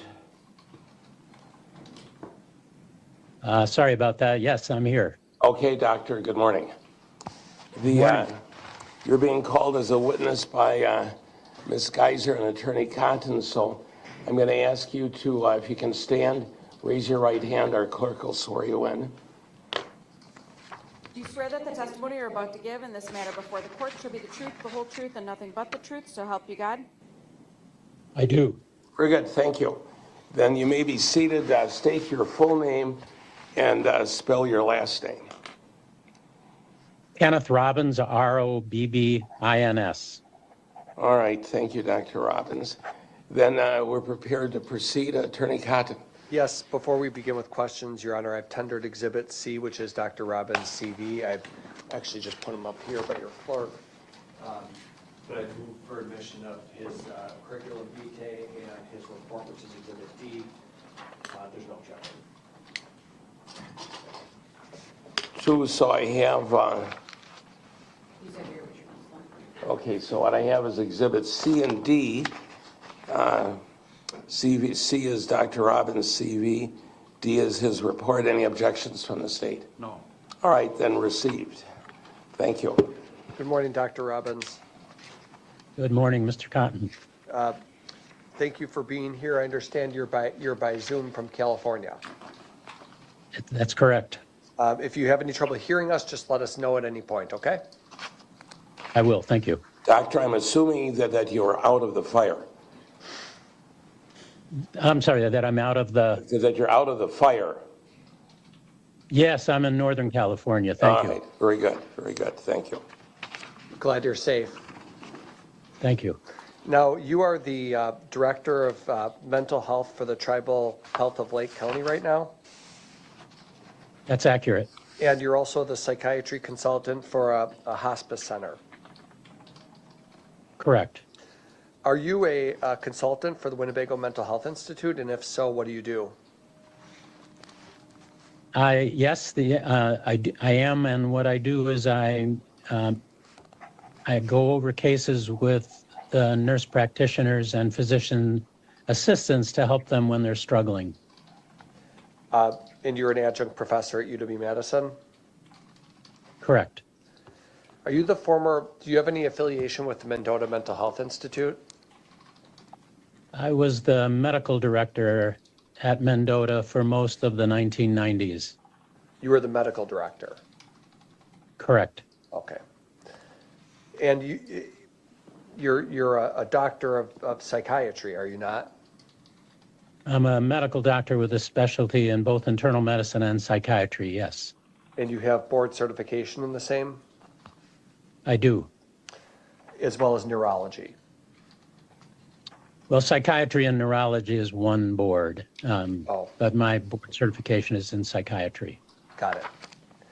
Dr. Robbins, you've had a long history with Ms. Geyser, would you agree? Yes, I would agree. Going back how far, if you can recall? Going back to shortly after the original criminal contact back in 2014. And you've been appointed by the court to conduct an evaluation in this case for conditional release. Exactly. Are you familiar with the criteria that have to be considered when determining whether a person should be released? Yes, I believe so. Okay. Specifically, whether a person is a danger to themselves or others, whether they're a risk for substantial bodily harm or property damage, right? Exactly. Now, did you keep the statutory factors in mind when you conducted your analysis in this case? Yes. And did you prepare a report? I did. Let's walk through do you have your report in front of you today, Dr. Robbins, or no? I do. Okay. If you need to refer to it, you can just let us know if you need to, but I'll just ask you some questions from that report, okay? Yeah, if you don't mind, I'd like to make one correction. And I only noticed it as I read through it here in California, but what I say in the first sentence is not accurate. It says that that I'd interviewed her on February 21st of 2024, which I did, but I didn't update it. My most recent interview was November 13th, if you don't mind me making a correction. Yes, I was going to ask you about that. You did interview her back in February, but you've also conducted a more current interview, right? Exactly.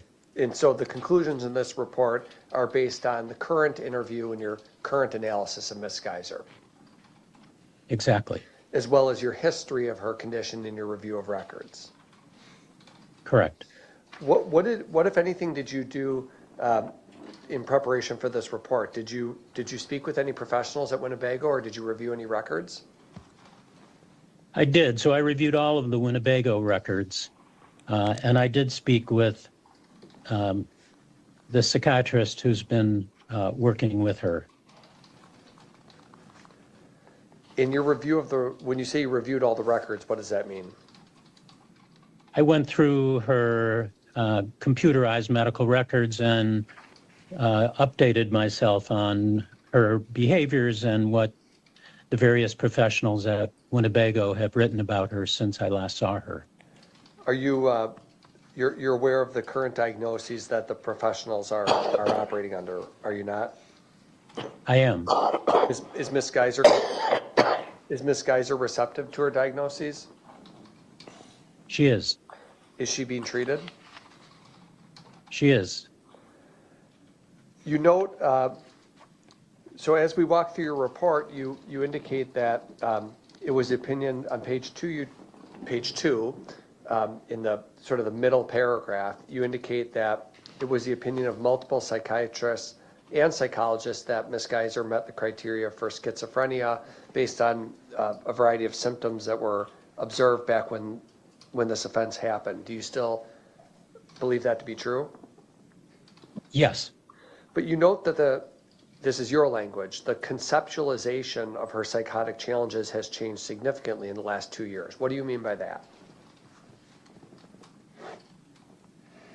So a couple of years ago, she had her third round of psychological testing, and for the first time, it didn't support that she had psychotic symptoms. And the psychiatrist who was working with her at that time, Dr. Kayla Pope, who's the medical director at Winnebago, felt both based on her interview with Ms. Geyser and based on that testing that the diagnosis needed to be reconsidered, that there was no longer support for a diagnosis of schizophrenia, and ultimately the diagnosis was changed to primarily post-traumatic stress disorder, along with social anxiety disorder, generalized anxiety disorder, and autism spectrum disorder. So the psychotic diagnosis, the diagnosis of schizophrenia was eliminated after she was weaned off of her antipsychotic medication, and there was no return of any psychotic symptoms. Does that mean that Ms. Geyser was somehow faking it back in 2014? No, I don't believe that to be true. As a 12-year-old or so? Correct. What do you believe to be true? So I'm not certain. I think, as I put in my report, I think either she was experiencing transient psychotic symptoms, which is to say psychotic symptoms that didn't persist and gradually went away, which is certainly something that's possible, or the intensity of her fantasies based on some of the trauma she had experienced were so intense that she believed them to be true. The trauma being her sexual abuse by her father. Exactly. And you note in your report that in 2023, Dr. Pope, meaning the medical director of Winnebago, identified the fact that Morgan had a breakthrough with her mother related to that, and the mother acknowledged all the red flags that existed about the abuse. Exactly. Up until that point, Morgan's belief was that her mother had not believed the things that she said, and her mother came around and began to recognize that Morgan's reporting had been accurate, and she had not believed her, and having her mother come around was really quite traumatic for her. And with her mother's support, they reopened a legal case against the father and made a report, right? Exactly. Now, what Dr. Pope recommended is that Morgan be weaned off some of the antipsychotic medication to see whether she would deteriorate. Isn't that how it was approached? That's exactly how it was approached. Is that the right way to do it as a psychiatrist? Is that the right way to approach a situation like this? Yeah, if there's a question about whether someone truly has psychosis and they're on antipsychotic medication, gradually weaning them off the antipsychotic medications and seeing how that impacts symptoms is absolutely the right way to do this. So that was done in this case, and how is it unfolded? There's been no return of what appears to be psychotic symptoms. She's done very well off antipsychotic medication. Is it important to maintain some medication regimen with Ms. Geyser, or is she still medicated though? She is still on medication really to treat her anxiety symptoms that are associated with the diagnoses I mentioned earlier. You note that Ms. Geyser's behavior has improved significantly since 2021. There was a suicide attempt way back then. Has there been any evidence of aggression or danger to herself since 2021?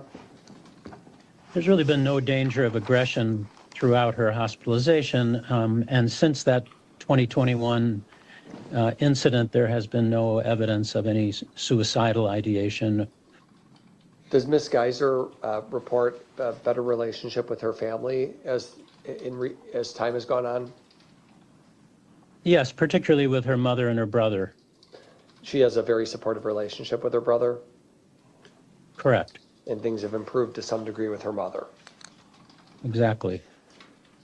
Now, Morgan, I'm sorry. Does Ms. Geyser have goals for the future that she's discussed with you?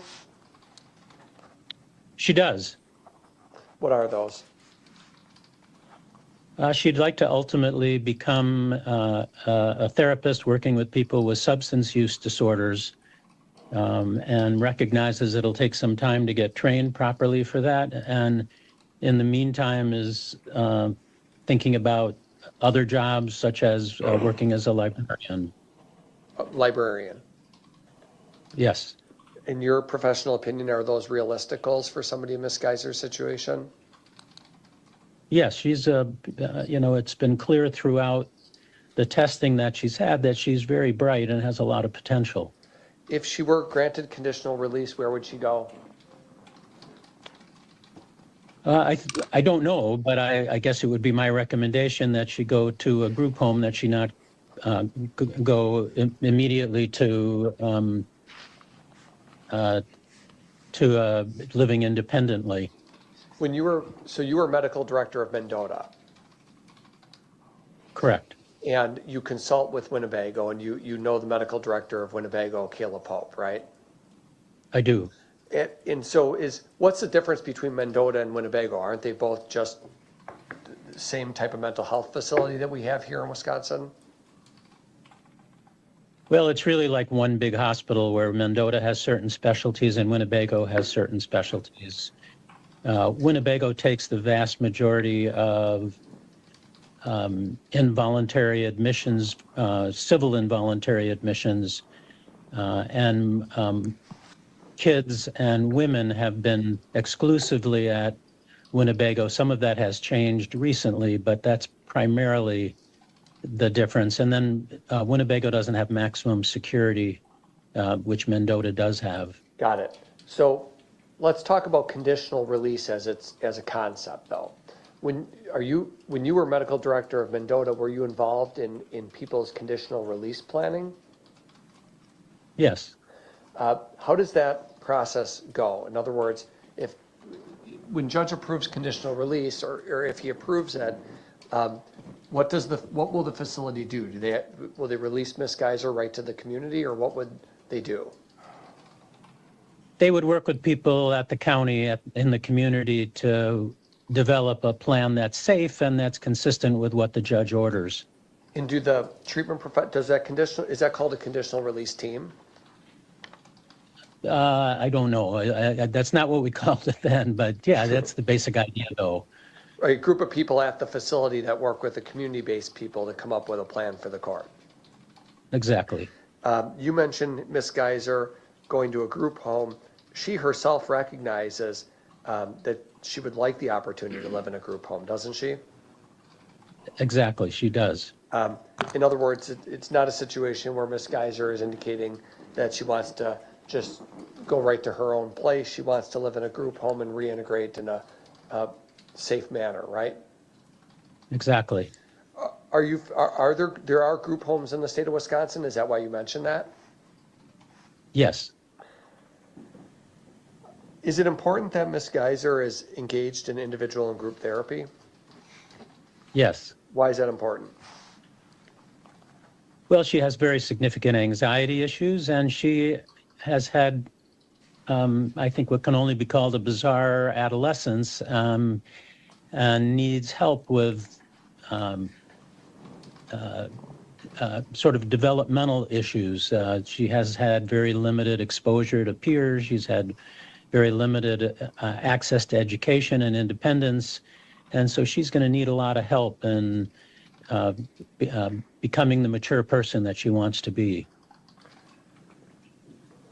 What's your ultimate conclusion in this case with respect? And I think there's very little at this point that Winnebago can do for her, and that's what they would say as well. I think it's in her interest and in everybody's interest to try to help her now become the person she can become. Well, I want to push back on that. I mean, one might say she's locked in Winnebago, nobody's being harmed, leave her there. What's the problem? What's the problem with doing it that way? It's not hurting her. Yeah, I guess there's no, first of all, there's no treatment any longer that Winnebago has to offer her that's going to be useful. So there's nothing that she has to gain by being there. Second, there's nothing to suggest that would be dangerous outside of Winnebago. There's done nothing to suggest she's dangerous at Winnebago to others. And since 2021, nothing to suggest she's dangerous to herself. And third, she's a young woman with great potential, and she's not going to realize that unless she has an opportunity to get into the world and start to have more interpersonal interactions that are appropriate with peers, that she has more education opportunities, that she has the opportunity to be independent in a more significant way. In terms of her future dangerousness as we try to predict it, is it your opinion that it would therefore make her less dangerous?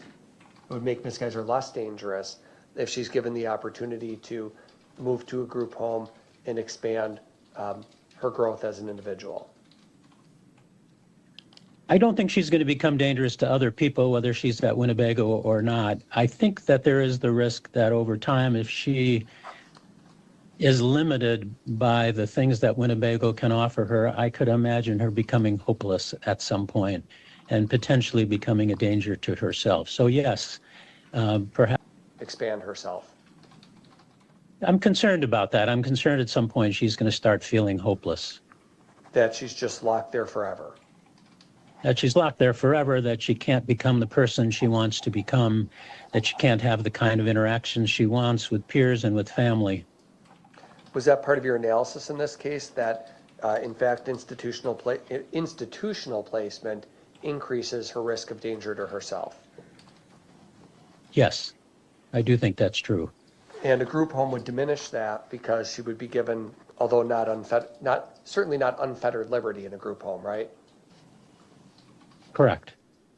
They can use GPS monitoring and any other tool they want to keep an eye on the person, right? Exactly. Okay.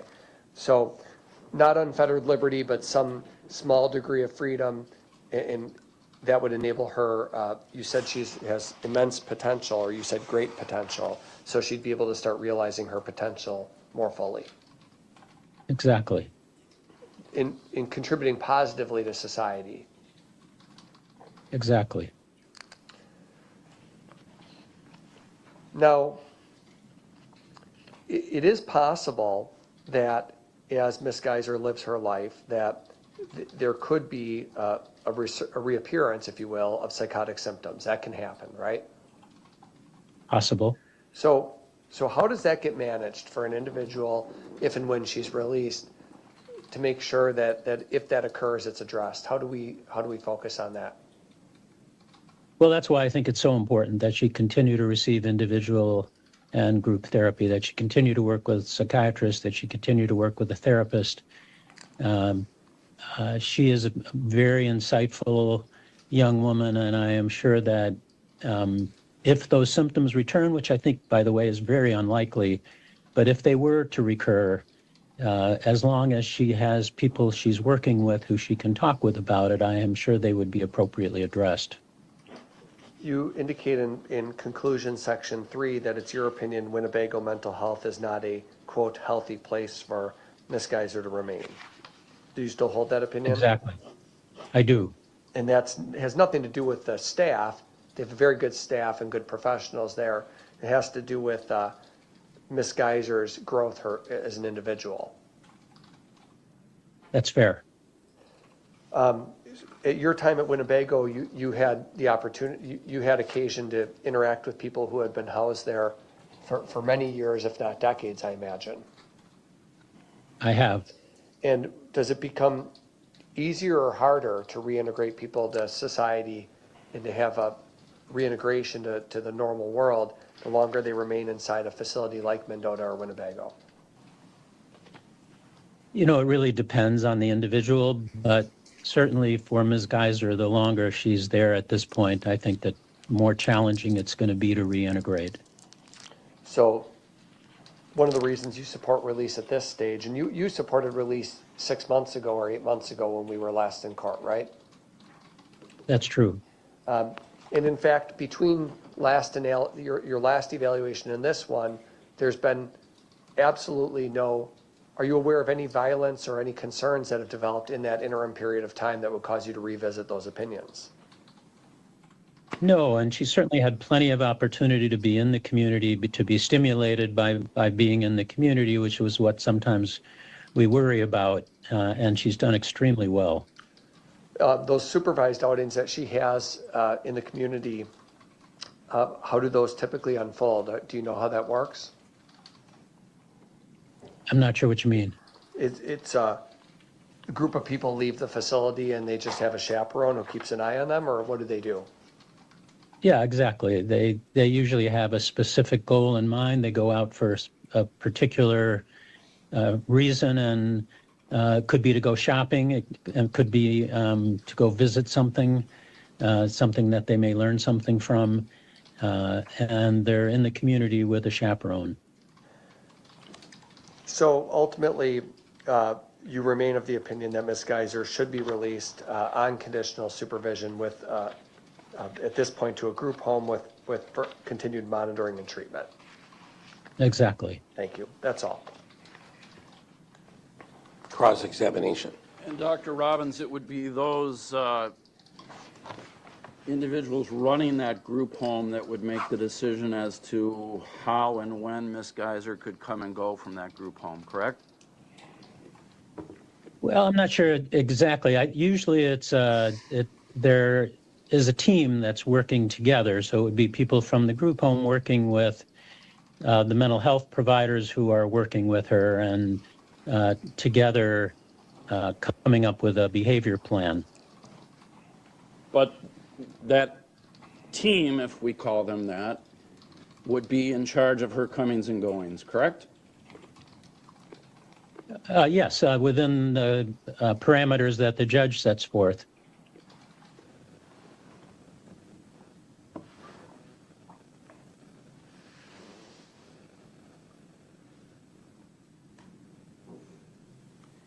And Dr. Robbins, not only did you agree with the release plan last time, you were also in favor of Ms. Geyser being reverse waived back into the juvenile system, correct? Correct. I don't have anything else, Judge. Any further direct exam? No. Okay, well, doctor, thank you for being with us today. My pleasure. Thank you. Enjoy California. Thank you. Is the doctor under subpoena? No. So thanks for being here. You have a good day and a good year. Thank you. Thank you. You too.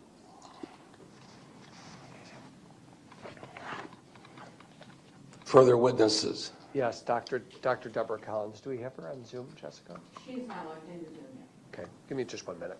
All right.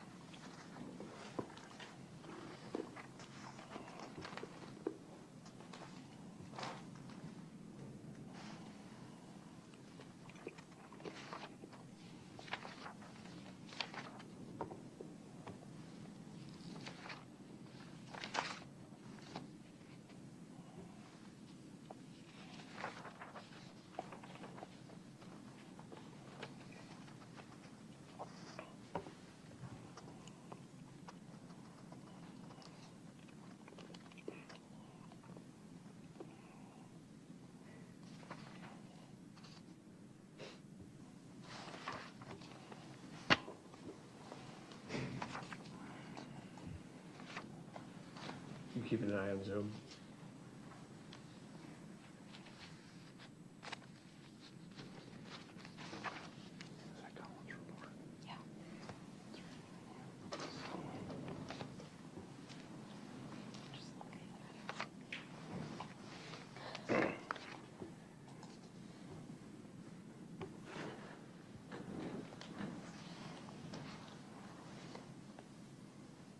We can be in recess for about 5 minutes.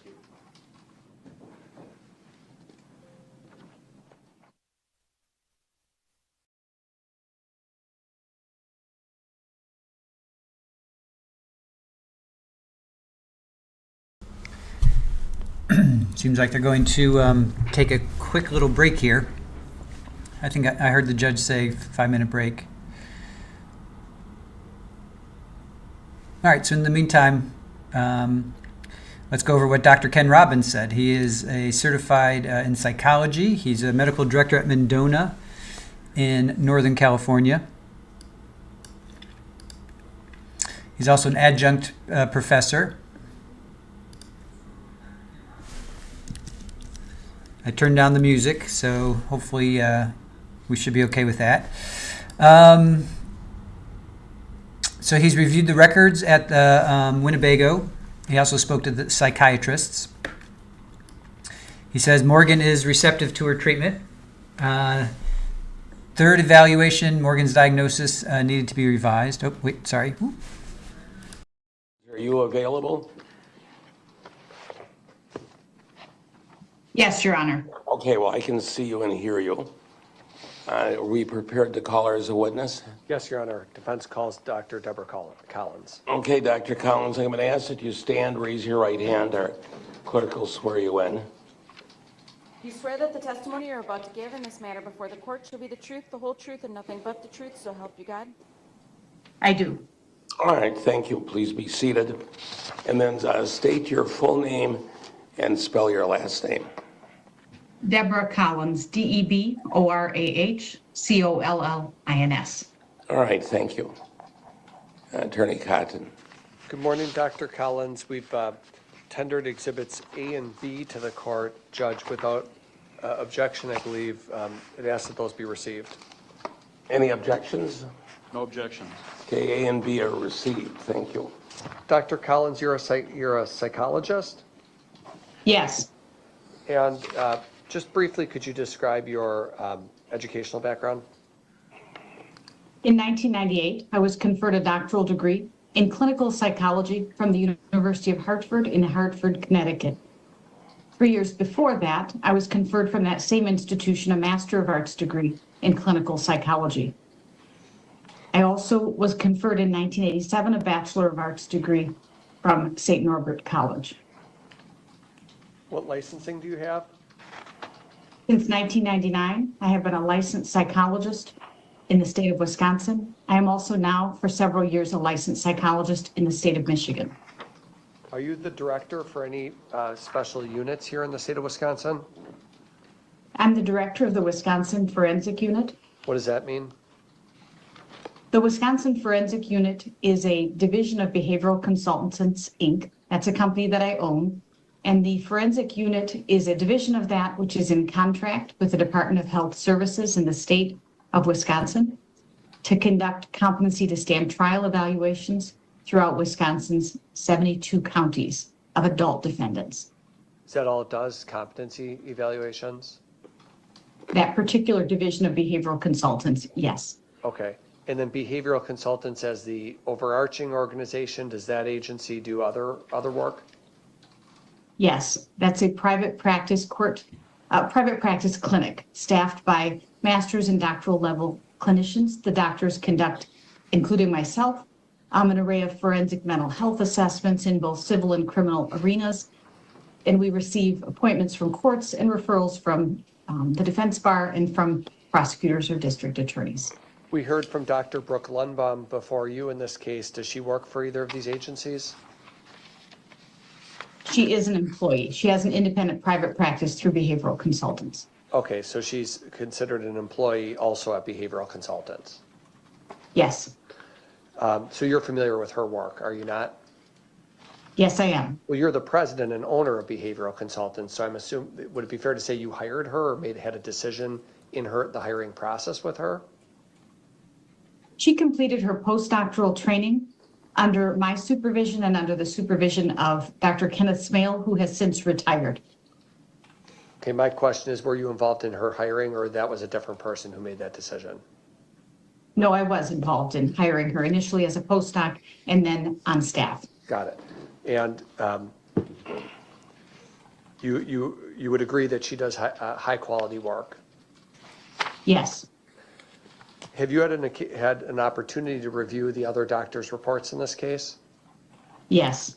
And you're aware that are there any common features, if you could speak broadly, are there any common features among all the doctor reports in this case? Yes. What is that? The bottom line common feature is that there's a unanimous support for Ms. Geyser's petition for conditional release at this juncture across the 3 doctors. When you reviewed the other reports in this case, did anything give you pause where you read another Dr. Lundbohm's report or Dr. Robbins' report and you thought they just got something glaringly wrong? No, certainly stylistically we have differences. Certainly things we would emphasize there are differences, but I saw nothing glaringly that drew my attention or drew concerns for me. Stylistically, one obvious point is that your reports tend to be incredibly long, detailed, and thorough versus other doctors who might have a more condensed form of writing. For whatever reason, that seems to be the case, that my reports are longer. And yours is 37 pages in this case. Yes. When you undertook this project, this is not the first conditional release report you've done in this case. You've done others, right? Yes. And in fact, last time we were here, you were not quite there in terms of supporting Ms. Geyser's release, right? I did not support her conditional release most recently, earlier this year. You wanted to have more, if I remember correctly, you wanted more time to pass. That was one thing you wanted, was more time to pass. More time to pass coupled with other factors that I testified and wrote about. Right, you wanted more opportunities for Ms. Geyser to go into the community, more privileges for her to be able to exercise at Winnebago, and you wanted to have continued monitoring to make sure there was no resurgence of any psychotic symptoms. Correct. I think there was also an emphasis on sort of her increased stress tolerance, so likely increased hours of employment. Yes, I remember that. So now this report that you've dated December 9th, you started by discussing the standard for the court to consider. You are familiar with what the court has to reflect on in deciding whether to grant conditional release. Yes. Specifically, whether there's clear and convincing evidence that Ms. Geyser poses a significant risk of bodily harm to herself or others, or serious property damage. That's the narrow statutory question to be answered. Yes. And it's a prediction, isn't it? We don't know with 100% certainty anything. I would say from the perspective of a mental health professional in 2025, the issue is not a prediction so much as it is a risk assessment. So appraising what would heighten risk, what would mitigate risk. So we know we can't predict the future, I guess is what I'm saying. How did you do a risk assessment in this case, doctor? I did a risk assessment by reviewing the totality of information. So all the records that were available, including with my office, with the Winnebago Mental Health Institute, the other reports that are in the record. I also use structured professional judgment tools to make sure that my review of the risk factors wasn't just from the hip, if you will, or based on my own experience, but it drew from the literature and what we know from the literature that places someone at heightened risk for violence and what also can mitigate risk. And then I certainly met in person with Ms. Geyser and conducted a 2-hour clinical interview with her to get an update from her perspective about how she's been doing. You looked at Ms. Geyser's educational history? Yes. As well as her medical history? Yes. As part of this evaluation, doctor, as part of your report, did you re-review prior competency reports and other evaluations that were done? Yes. You reviewed a competency report from June of 2014 by Dr. Lundbohm, did you not? Yes. And a competency report from earlier in June of 2014 by Dr. Robbins. Yes. You reviewed medical records from Ms. Geyser's first hospitalization at Winnebago from August to December of 2014. I would say I reviewed the summaries of those, so I've not reviewed the thousands and thousands of pages in preparation for my report today, but I had those summarized and reviewed all the old reports that have been done, including with my office. Why did you want to go back and read summaries from 10 years ago and competency reports from 10 years ago? What's the point of that? In this case, one could be biased by simply having contemporary information if someone's doing very well for the last 6 months. I wanted to see what the longitudinal course in this case and for Ms. Geyser is. What are her vulnerabilities? What are her strengths? How far has she come? And I wanted to be reminded of the totality of that, not merely the past 6 months. Another bias could just be that you could rely on your memory, and sometimes memory is faulty, so you want to go back and re-review the reports to make sure you're recalling things correctly. Certainly. So you did all of that. You also reviewed the summaries that existed from her second hospitalization at Winnebago from December of 2015 until March of 2016. Yes. In fact, there was a Chapter 51 detention that took place back then when Morgan was still a child, and you reviewed summaries of records from that. Yes. One thing that jumped out at me on page 9 of your report, doctor, was that you had reviewed an intake assessment from Jesse Andrews, who was an LCSW at Winnebago. Do you remember that? Yes. Are you aware of the fact that Miss Andrews is now she's no longer treating therapist, she's the director of Winnebago? No, I was not aware of that. Okay. You haven't talked to Miss Andrews recently, have you? No. Okay. You also reviewed records from Miss Geyser's third hospitalization at Winnebago, and again looked at the summaries of those records as well as a reverse waiver report that came through in 2015. Yes. And this is all of these reviews, even though you've done previous conditional release reports, all of the review that took place here was a de novo review, if you will, a new review of everything yourself when you were assigned this task, right? Yes, so as I indicated in my report, from a report perspective, I copy and pasted those sections from earlier reports. From a in fact perspective, I also read and reviewed the contents. I didn't merely copy and paste, for example. Got it. So when we see a lot of the same language between the two reports, it is a copy and paste, but you yourself go and re-review everything to make sure you're remembering it correctly.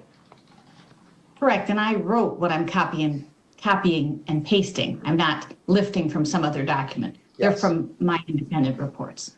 What is Ms. Geyser's current clinical presentation? You said you met with her? I did. How would you describe her presentation? I would describe her clinical presentation as, in appearance, more akin to male than female, but consistent with her recent identification as a transgender male, and that occurred following the evaluations earlier this year for conditional release. She was bright and engaged. By bright, I mean alert and engaged. She was cooperative. She maintained her emotional control, acknowledging she was a bit anxious, which isn't unexpected given the purpose, context of the evaluation. There were no signs of acute emotional distress, and there were no signs of acute psychosis. So her reality contact was in place. You know how to look for things like that because not only do you have a history with Ms. Geyser, but you have a history with hundreds or thousands of other patients, right? Yes. And with Ms. Geyser specifically, you've had times where you've met with her in the past where it's evident to you as a professional that she's exhibiting delusional symptoms. Yes. And Ms. Geyser herself said unequivocally to you, unequivocally acknowledged that she was delusional. She believed it and recognized it. Fair? Yes. And therefore she did have psychotic symptoms years ago, correct? Yes. Now, you interrupt me if you want. I think maybe we're both going to answer the same question. The etiology of that, if you will, there can be a number of reasons why those symptoms were exhibited. Would that be fair to say? Yes. Trauma could be one example. Naturally occurring psychotic condition could be another. There could be a number of reasons why one would have vivid childhood imaginations can sometimes manifest themselves as delusional. So there's a lot of reasons why we might see that as a professional. I would say that, for example, vivid childhood imagination is not the equivalent of a delusional belief, but when you're evaluating someone who is 12 years old, it can be challenging to name it properly, but you know what you see. In other words, it's still distorting the individual's reality contact, whether it is an intensely held fantasy and or has some delusional or psychotic underpinnings. And there's been many years of treatment with Ms. Geyser where she's received antipsychotic medication and then eventually that was weaned off, right? Yes. Or it was reduced, I should say. She was weaned off of that, right? Yes. Do you agree with that approach as a clinician, that to wean somebody off of these antipsychotic medications to see how they respond? I'm a psychologist, not a psychiatrist, and would leave judgments about weaning someone off medications to the domain of psychiatry. What I would say is, in practice, I have seen that occur, and especially in a hospital setting, that's preferred, so that you can closely monitor someone to see the impact of that weaning, if you will, on someone's psychiatric status. Okay. Now, when you spoke with Ms. Geyser, she discussed with you her last petition for conditional release that was brought to Judge Boren, didn't she? Yes. And she, even though, and at that time you weren't in support of release, we've already covered that, right? Right. Nor was Dr. Lundbohm. Correct. Now, Ms. Geyser made a decision to still proceed with the hearing and have the court make a decision. For what reason? What she told me is that she wanted to see what the court and what others wanted her to do, to work on, to achieve, so that she might ultimately be granted conditional release. Is that a good or bad for her future prognosis? I think it is most likely good or favorable in weighing toward her prognosis, because what it indicated is her willingness to go into quite a stressful circumstance, a court hearing that would bring her lots of attention, media attention included. And it would also show her openness and proactive effort to see what else she could do, so that presumably she intended to work on it, to obtain conditional release. And it also demonstrates how she handles defeat, doesn't it? Or rejection. Yes, in this case. Right, because it provides an opportunity as a clinician for you to evaluate her. Judge denies her petition for conditional release. She knows she can't file that petition again for another half a year at a minimum. You can look at that as a clinician and say, well, did she try to commit suicide? Did she go back behind the doors and start slamming things around and creating a disturbance? Right? It gives you a concrete event to look at, a significant negative event to look at from her perspective, and evaluate it. Correct. And I would say from Ms. Geyser's perspective, she didn't have the benefit of knowing how she would react to that hearing, but was trusting she could manage it. And managing something that's more stressful than really a lot of people in society even have to confront, because as you noted, significant media attention and publicity associated with even making the request. Yes. Based on your review of the records and your discussion with the professionals, how did she handle that rejection? Without problem and well. And she remained goal-oriented and worked on the things that the court expected her to work on.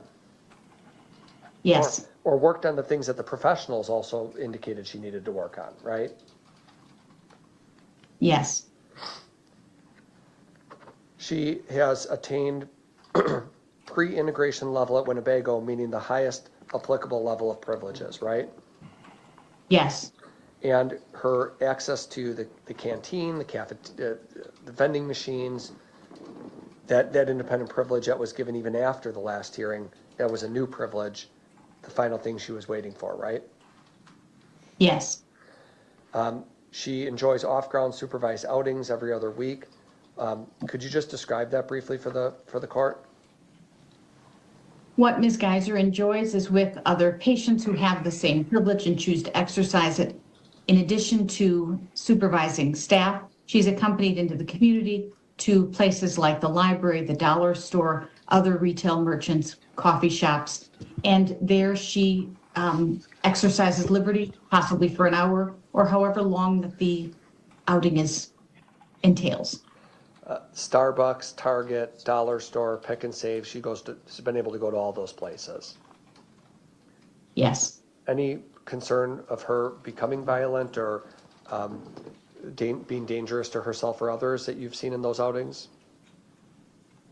I have no record of any concerns being raised by her behavior in the community when escorted. Any holds or reductions in her level of liberty privileges that you're aware of? No. Ms. Geyser's sleep has been improving, even in light of her the court denying the petition last time. Isn't that true? Yes. And we do know as we learn more and more about the human brain how important sleep is to one's well-being, right? Yes. She's also working a few hours a week. She works at 2 hours a week at the log cabin workshop.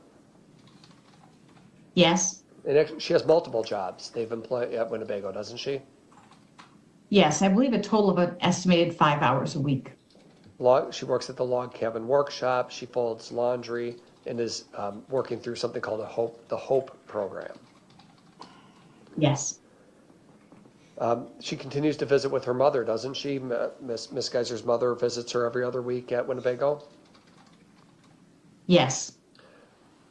Do you consider her mother and brother to be key components of her support system, and if so, why? I would say that presently, that is how Ms. Geyser identified them as key components of her support system outside of the institution. That hasn't consistently been the case, though presently for the past 6 months or so has been so.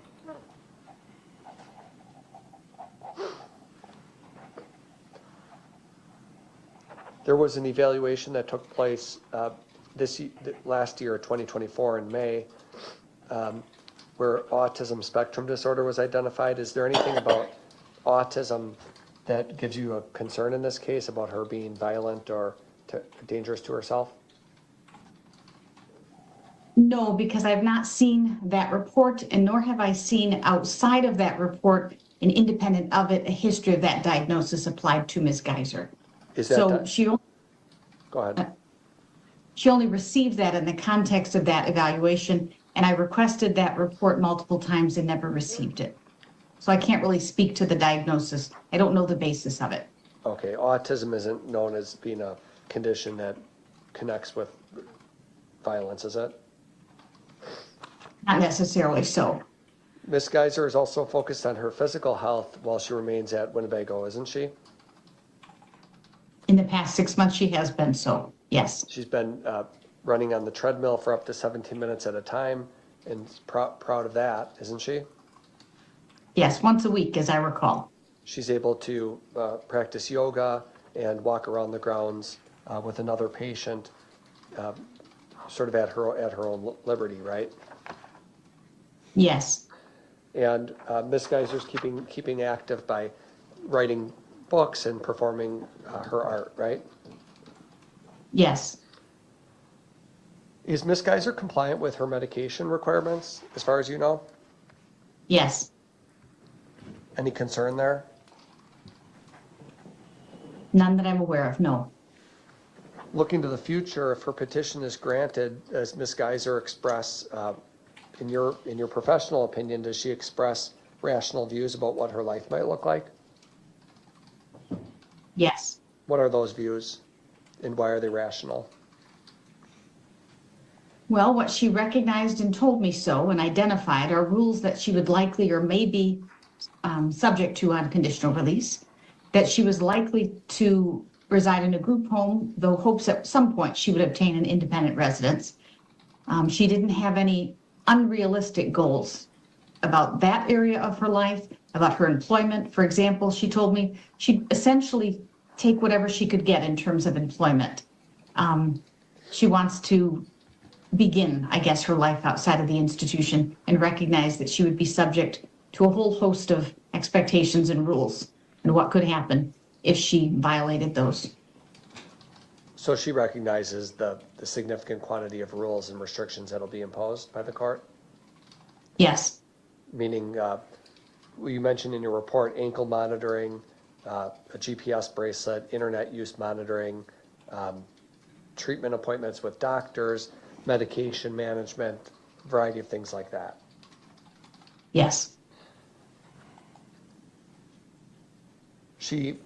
Ms. Geyser hopes to engage in volunteerism at some point in her life, maybe an animal shelter, and to maintain a purposeful life. Is that what she expressed? Yes. I noticed that you in your report, you indicated she hasn't had a recurrence of panic attacks since her last conditional release hearing. Is that why did you note that? Is that important? What she told me is that she's not had a recurrence of panic attacks. There was nothing in the record to suggest to the contrary. It's important because it talks about or speaks to her ability to cope with stressors in her current environment and vulnerability to destabilize in terms of a panic attack under stressful circumstances. And maybe this ties into what we discussed earlier, Dr. Collins, but you noted that there's been no recurrence since the last conditional release hearing. Isn't that significant because had she responded to that stressful event with panic attacks and destabilization, that certainly would give you concern about her release to a group home, right? Yes, it wouldn't be a bar to her release to a group home. It just might speak to her vulnerabilities and readiness. Right. So there's not only does she appear ready, but there's also a level of maturity and insight that she's exhibiting about how to handle stressful and negative situations. Yes. Why is her wellness recovery action plan something that you described in your report? I described it because she provided it to me. It was highly detailed, and it gave me something that she had prepared independent of merely talking to a conditional release examiner of how she had thought through her plan. Was this something you told her to put together? No. So it's her own plan. I mean, how did she come up with this, as you understand it? Did she work on it with her therapist at Winnebago?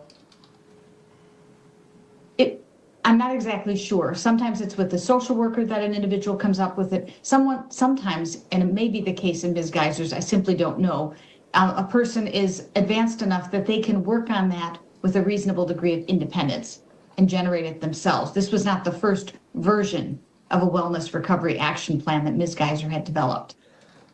I'm going to read a sentence to you and just ask you for your reaction to this. I want to make a positive impact on the world around me. I acknowledge and understand the gravity of my past actions. Nothing will undo what I did to get here. I can only try in the present and future to do better things. You quote that, I guess it's not a sentence, it's more of a paragraph, but you quote that in your report. Who wrote that? Ms. Geyser. How did that come, how did you come to get that statement? Did you ask her how she felt about the crime that she committed when she was 12?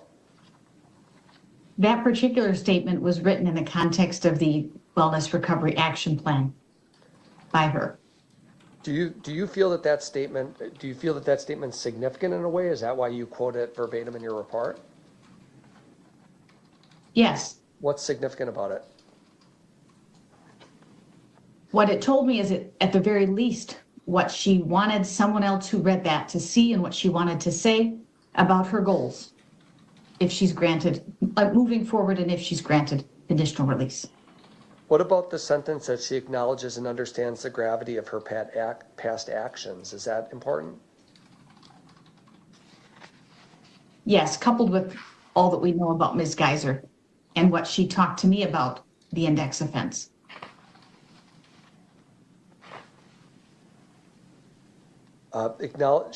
Morgan continued in that, I believe in that meeting with you to acknowledge the harm that she caused to the victim.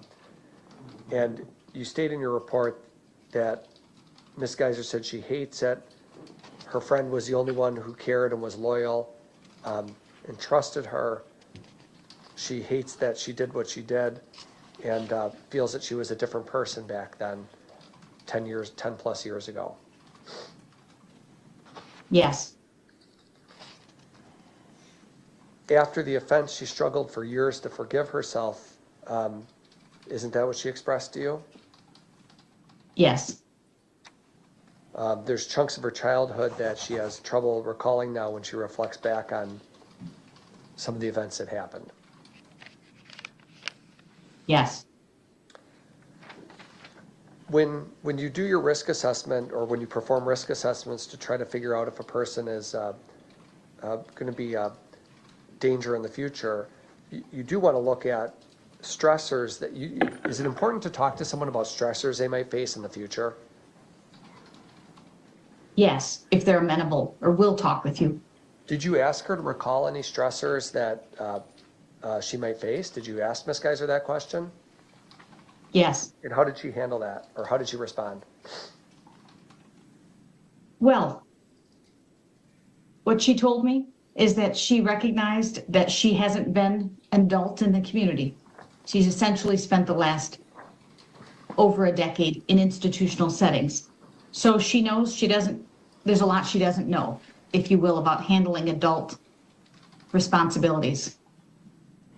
She also knew that her case is likely to garner her attention, unwanted attention in at least some or many instances. And she likened that to in the institution where, of course, as patients come into the institution, they become aware that Ms. Geyser, the Slender Man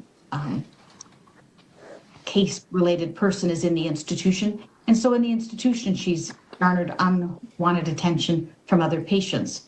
Over time, she's learned a principle for her is that she doesn't want to talk about it, at least not with those patients, and that she doesn't want her, the index offense, to be the source of her, to be the source of unwanted attention or to feed that.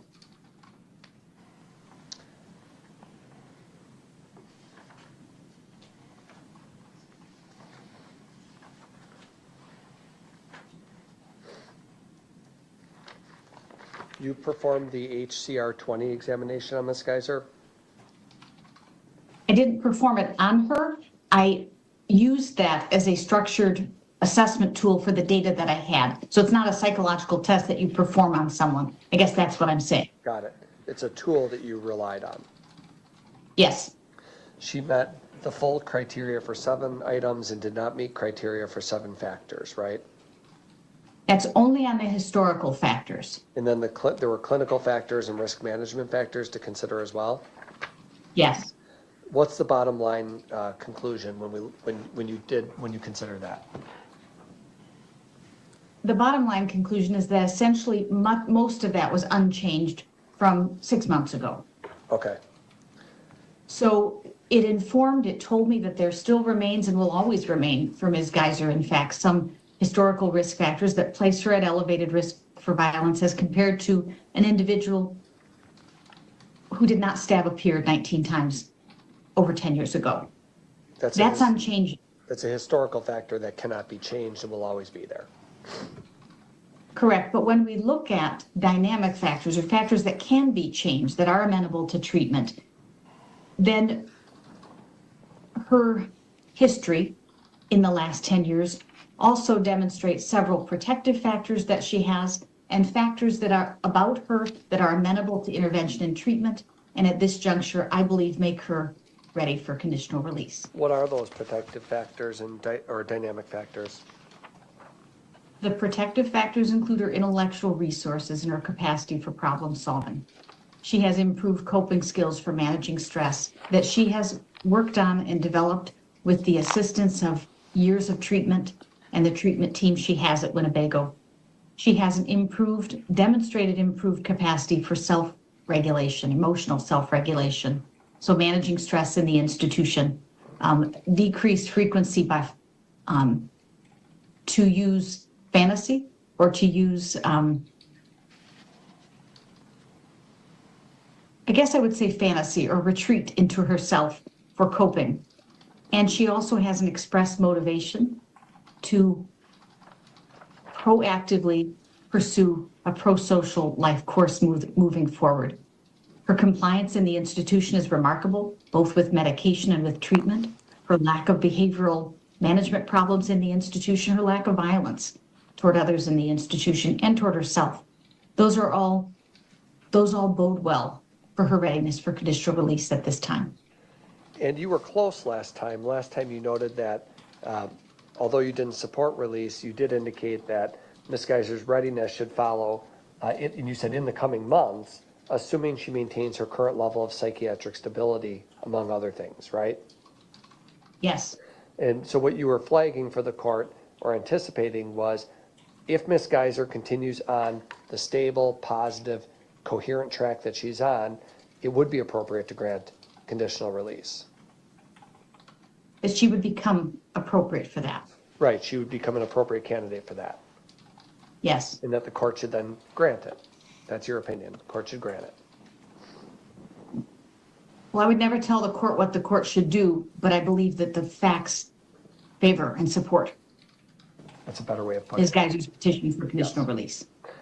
Now, your report is based on the totality of the information, and you conclude that there's not support for the conclusion that if she's conditionally released, she would pose a significant risk of harm to herself or others or serious property damage, right? Yes. You noted her continued successful engagement in the community, which we've already discussed, right? Yes. Increased employment and absence of any overt signs of psychosis. Yes.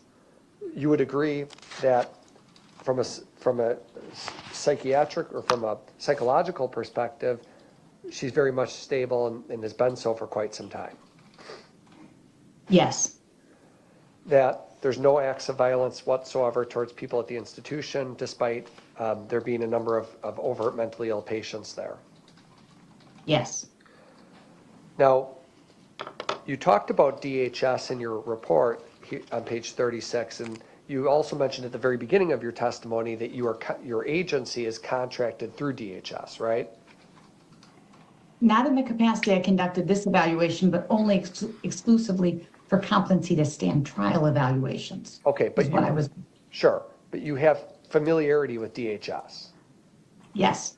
And if Judge Boren permits conditional release,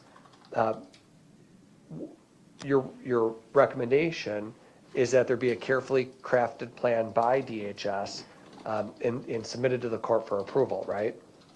Yes. And at the bottom of page 36, you list all the things that you would look to, that you would expect as part of that report. Do you have any changes to that, or does that all remain the same? That remains the same, and I would anticipate that there would be more expectations. I was merely outlining broadly some of those, but likely more. Okay. Do you have, in your professional career, have you ever worked with a team on a conditional release plan? Is that something that you've done before? No, that's not my role. Got it. How many of these types of reports do you estimate you've done in your career, meaning conditional release reports? Hundreds. Ms. Geyser has spent her adolescent years and early adulthood living in an institutional setting. What are the negatives? Yeah. What are the, certainly there's some positives because she's received institutional treatment and medication and close supervision. What are the negatives of continued placement inside an institutional setting for someone like Ms. Geyser? Certainly the ongoing exposure to pathology, to mental illness as compared to wellness. That is not a positive overall, although there may be, as with any experience, some silver lining to that. The exposure to patients who at times are violent, who test limits, who can colloquially get in your face, if you will, say negative things about you and having to cope with that. You also, it's the absence, what you don't have in an institutional setting. What you don't have is as you move through adolescence and into early adulthood, you don't have the natural demands that occur to adolescents and to early folks in early adulthood to obtain employment, your first job, for example, to have the expectations of an employer placed on you, having to get up in the morning to be or stay up late at night to maintain responsibilities of employment. The social experiences that we go through during adolescence that help us mature, the bruises, the emotional bruises that we get, or the highs and the lows of adolescence.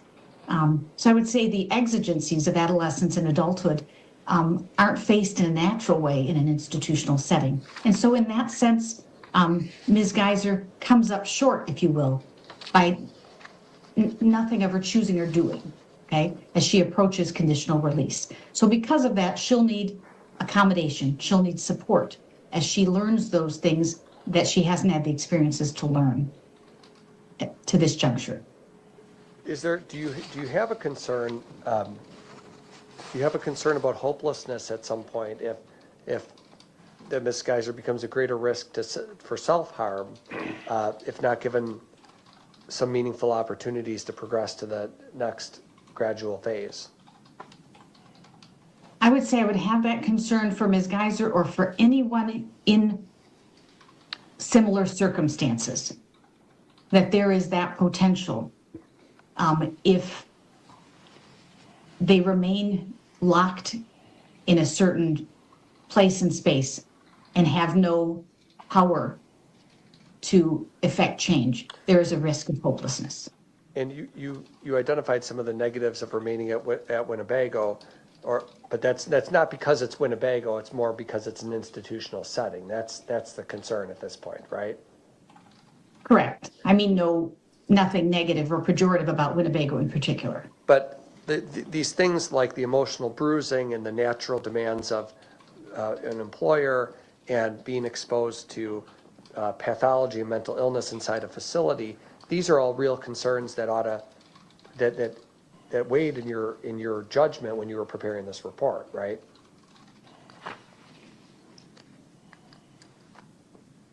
I would say I'm aware of those concerns, and if asked about them, I can name those.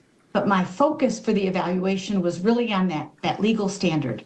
Does Ms. Geyser pose a significant risk of bodily harm to self, others, or serious property damage if conditionally released?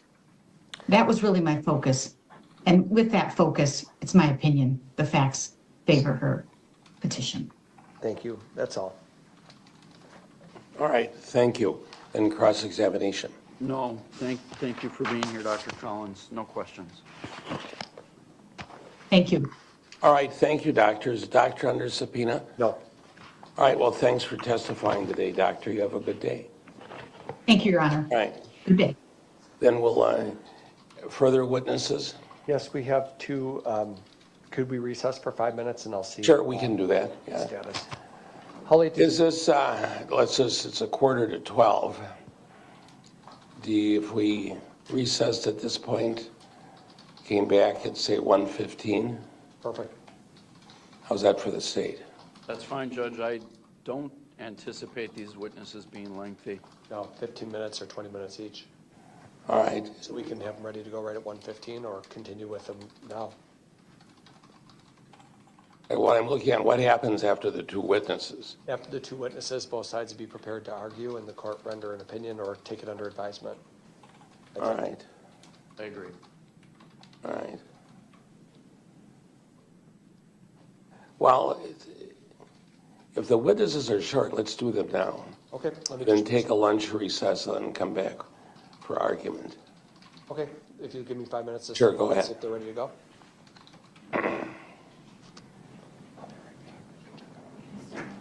Sure. Oh, okay.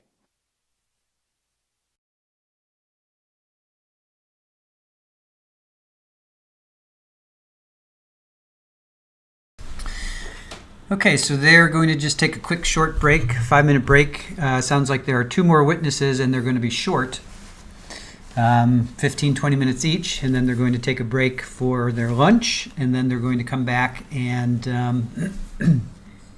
and do their arguments. So, while they do that,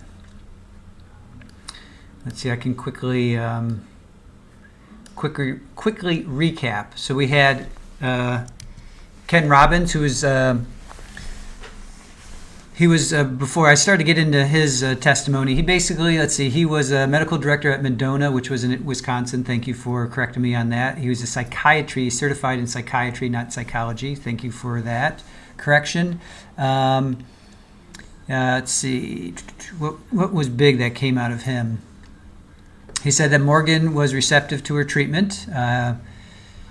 He said that she had PTSD, social anxiety.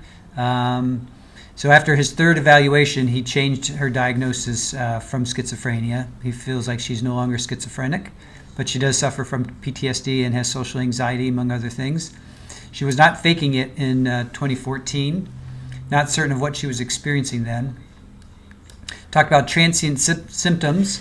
The intensity of her traumas were so intense that she believed them to be true, and that specifically was her essay by her father. Her mother acknowledged it. That was big. I think Morgan thought mom didn't believe her, but once her mom came around, that really helped her, as I would think any child. And then they reopened a legal case and they reported it against the dad. The approach was to wean off her meds and see what happens, and that's the right approach for antipsychotics. And how did it unfold? No returns to symptoms. But she still is on medication to treat her anxiety. Since her 2021 attempt to unalive herself, her sewer slide, as therapist puts it, there's been no reports or danger of regression. She has reports a better relationship with her mother and brother, especially her brother. Future goals are to become a therapist for substance abuse disorders. So I thought she wanted to be a writer and or artist, visual artist, but she wants to, or a librarian in the meantime while she gets her training, and these are realistic goals for her. Testing shows that Morgan is very bright and has potential. His recommendation, Dr. Ken Robbins' recommendation, is that she goes to a group home and not independent living. And there are kids and women at Winnebago. It's not a maximum security. And Morgan wants to live in a group home. She has limited exposure to education and needs to become a more mature person.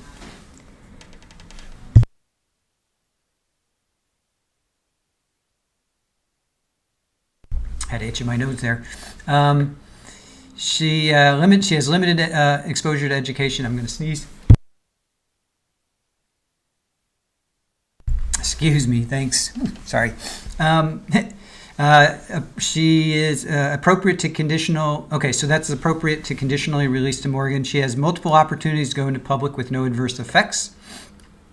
There's no more treatment at Winnebago. She's gone as far as she can go. So basically, she's gone as far as she can go. I sound like that judge.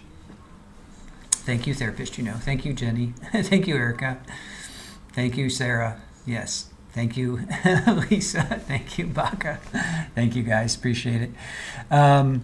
She needs to get out into the world, have more educational opportunities. Fear is she's feeling hopelessly locked with no chance of leaving.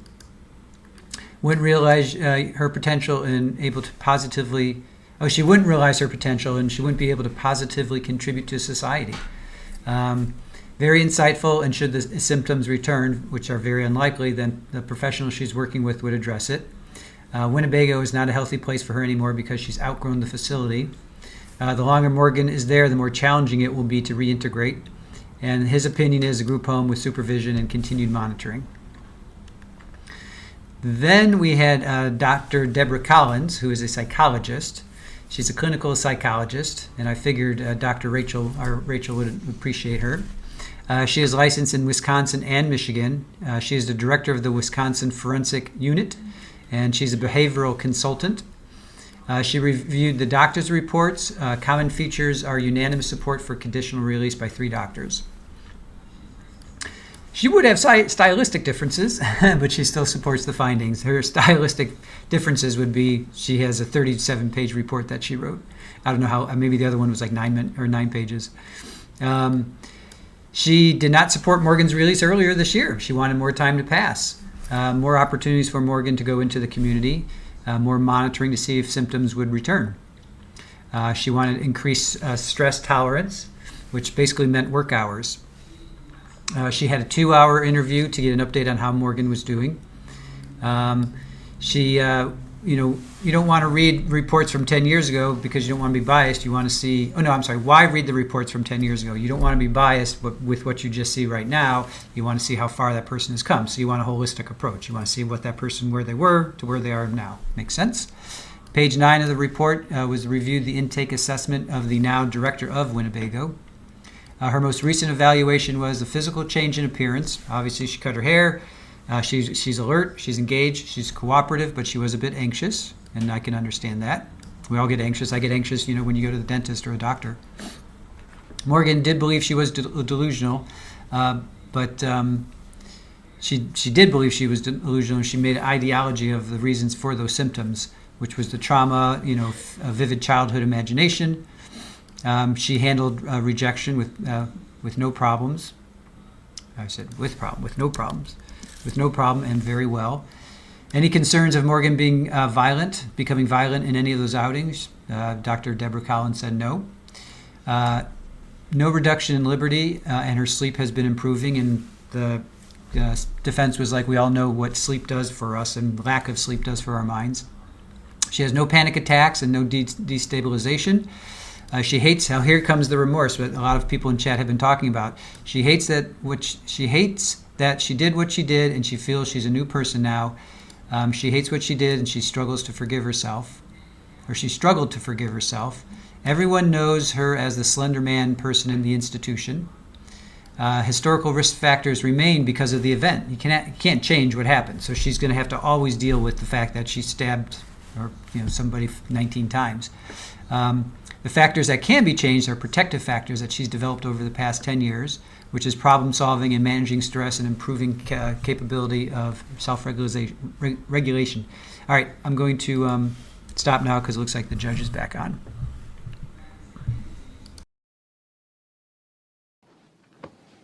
Ms. Parnell, are you there? All right.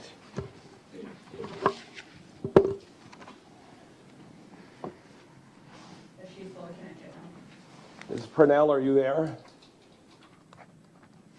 You're muted, so you have to unmute. All right, can you hear the court? Yes, I can. Can you hear me? I can now see you and hear you. Thank you. Great. So you're being called as a witness today. So I'm going to ask you to stand if you can, raise your right hand, and our clerk will swear you in. Do you swear that the testimony you're about to give in this matter before the court should be the truth, the whole truth, and nothing but the truth, so help you God? I do. All right, thank you. You may be seated. Then state your full name and spell your last name. My first name is Jennifer. My last name is Parnell, Parnell. All right, thank you, Ms. Parnell. And then Attorney Cotton. Yes, 1 minute, please.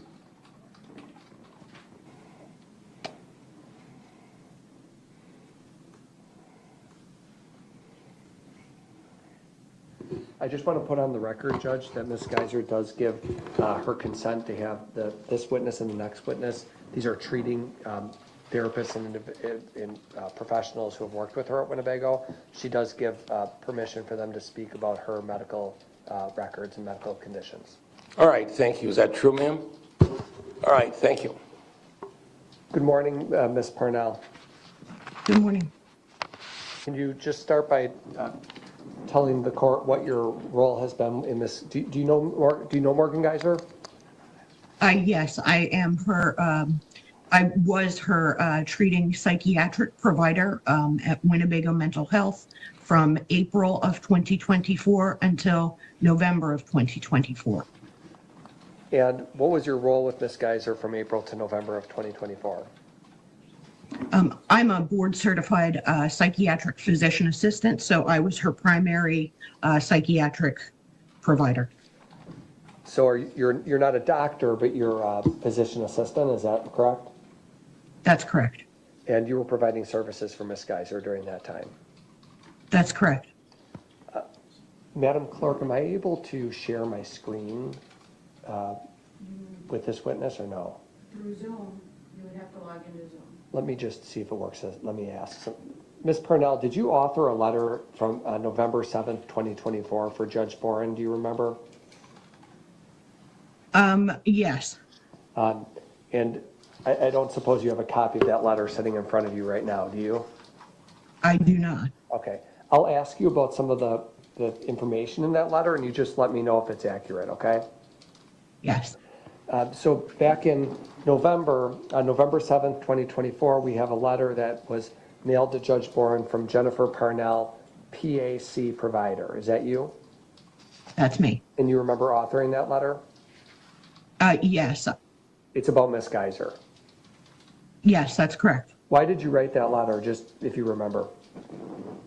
Those letters are when a patient petitions for conditional release. It is standard practice that we give diagnoses, medications, kind of where they're at in their phases, how they've been doing in the institution. Each time that they petition for conditional release, we send that to the court. It's not to offer an opinion, but it's more of a factual letter. You're not here, right? You're not in a position to offer an opinion. You're just a fact witness to talk about Ms. Geyser specifically, right? That's correct.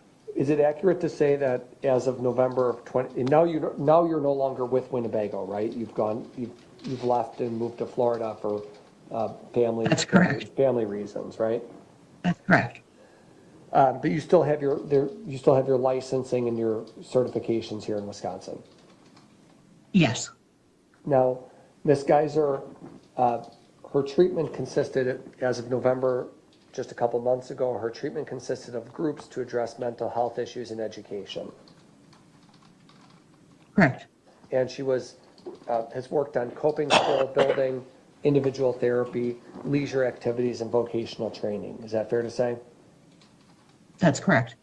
You described her attendance and participation in treatment and work groups as 100% group attendance rate? Yes. Is that something you witnessed, or are you just describing what others have witnessed? It's been told to me by her people that facilitate the groups. They keep a running tab of that because it can affect those phases. And Morgan has been described as a cooperative participant in treatment groups. Correct. She's the pre-integration phase. It sounds like there's 4 separate categories that a person can be placed in. That's correct. There's orientation, engagement, maintenance, and pre-integration, which is the highest phase. She has full liberty and supervised off and on ground privileges. She has full courtyard liberty. She has supervised on and off grounds. She has full escorted liberty, different things like microwave use, VIP room, order out privileges. She has the highest level of privileges that you can earn at Winnebago. There was she's demonstrated an adherence to hospital rules and had no security holds for a number of years. Is that fair to say? That's correct.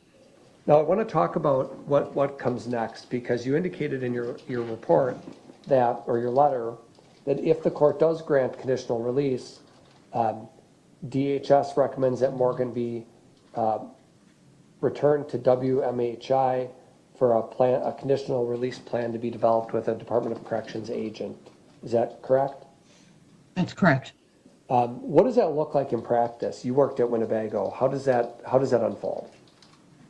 So what happens is, and we can't do it until the patient has been granted conditional release, because we don't want to do a bunch of planning and using the resources, and then have the patient get denied. So once that they have been granted conditional release, there is a whole team of DHS workers, people in the community, as well as whoever the treating provider is, which would be, at that time, would have been myself, her social workers, just everybody that's kind of involved in her care, her therapist. And we all meet, on an initial basis, and then usually at a weekly basis to establish a plan of care. Where will she go on discharge? What we do then is we talk about, in Morgan's case, it would be, placing her in a supervised group home, setting her up with therapists, setting her up with outpatient psychiatrists. At that point, she's introduced to her case manager in the community, who will be the one, doing supervision. There's a very lengthy process. And you said that process of finding the group home and determining the specifics does not begin until the court approves conditional release. That's correct. And once the court does, then the team works with the DHS and Department of Corrections to put a more finer point on all the details. That's correct. And then submitting that plan back to the court for His Honor's approval. Correct. And you know that because you've been employed at Winnebago and experienced that firsthand, right? I've been part of those teams in the past. Those are all my questions. Cross-examination. No, thank you, Judge. All right, is Ms. Parnell under subpoena? No, Your Honor. Okay, well, Ms. Parnell, thanks for being here today. Well, thank you very much. And enjoy Florida. Thank you. Have a good day. Yeah, have a good day as well. Further witnesses? Yes, Lisa Portman. Do we have her on yet, Jessica?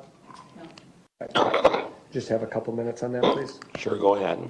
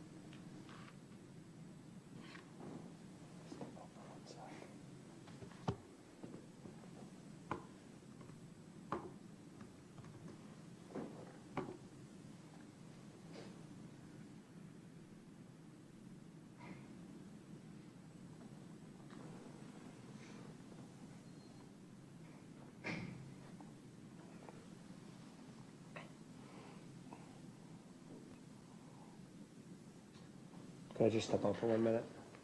Go ahead, we'll be in recess. Go ahead.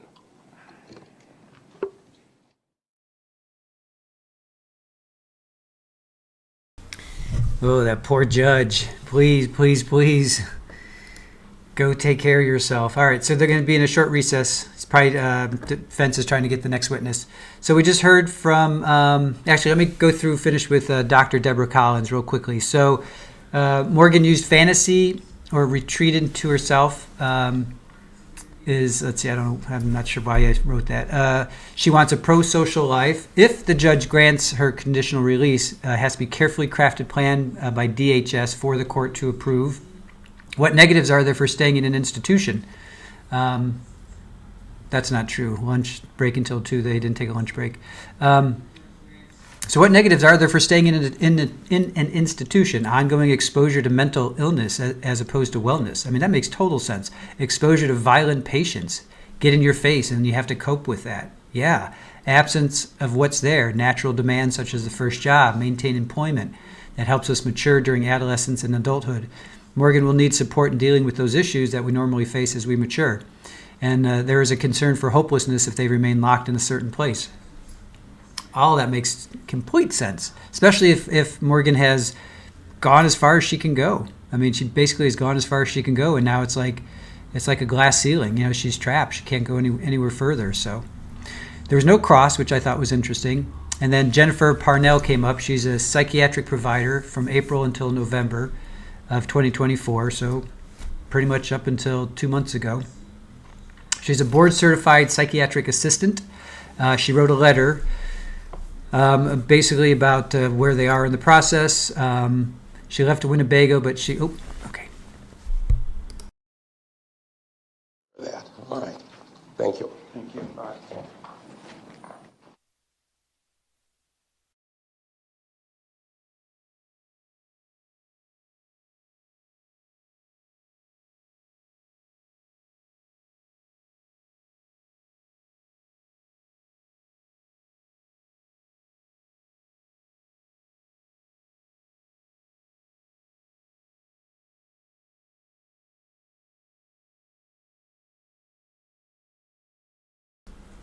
Or I'm not quite sure what just happened. I don't know if they are. I guess they're still waiting for the witness. Okay. So Jennifer Parnell left Winnebago, but still is licensed and certified in Wisconsin. Let's see. Morgan had individual therapy and work groups, and she had 100% attendance. She was cooperative in her participation. There was a high level of privileges that she had the highest level of privileges that you can achieve, at Winnebago. Once conditional release is granted, a team of DHS, social workers, therapists meet weekly to establish a plan of care as to where Morgan will go, which is basically a supervised group home, and the care she will receive. Now they're saying a lunch break until 2. Nope. All right, so I guess they might possibly be taking their lunch break now, but we will stay here, obviously. All right, so that catches us up. Next up was going to be Lisa Portman, but I guess they have some issues. I think that's going to be the last witness.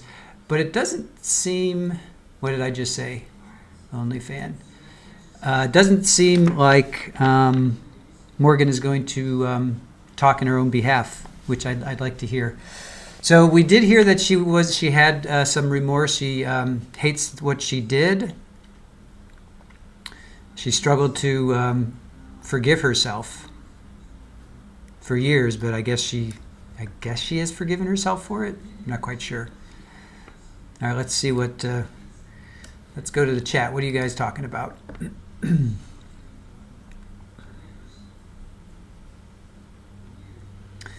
Is anybody saying anything clever that I can pull up? Let's see.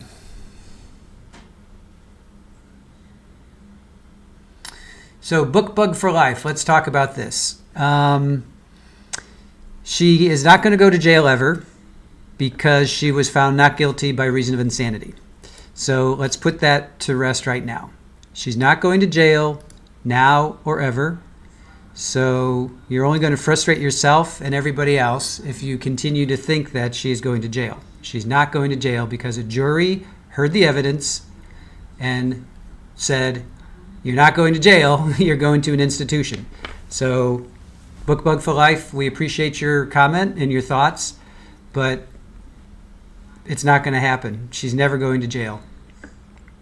So the best that we can hope for her, she is in an institution for 10 years. She's quote unquote done her time, and she's reached the limit.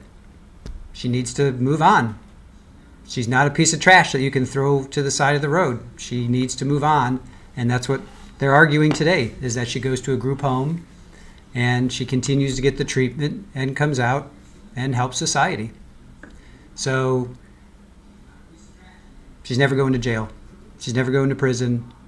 So let's just put that to bed.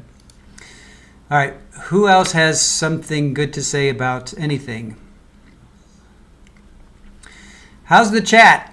You guys giving me anything good? Or are you just yelling at each other? And don't yell at each other, because if you start to continue to yell at each other, we're going to kick you out. Just plain and simple. I'm kind of getting tired of looking and seeing people yelling at each other. So just stop it. I understand you have emotions for this, but I'm kind of reaching the point of I'm going to start to block people, okay? So if you want to stay here, cool. We appreciate it, but don't yell at each other. All right? Kind of getting tired of looking at the chat and people saying disparaging things about each other. All right? I'm a pretty cool, mellow guy, but I'm kind of tired of looking at the chat. We have made our chat really open and receptive, and we welcome each other's opinions. But when you start yelling at each other, there's zero tolerance, okay? So just stop it.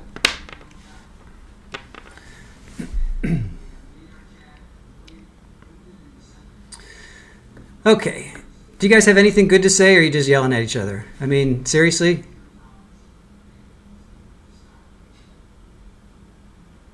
Yeah, Pammy. I mean, enough. Right?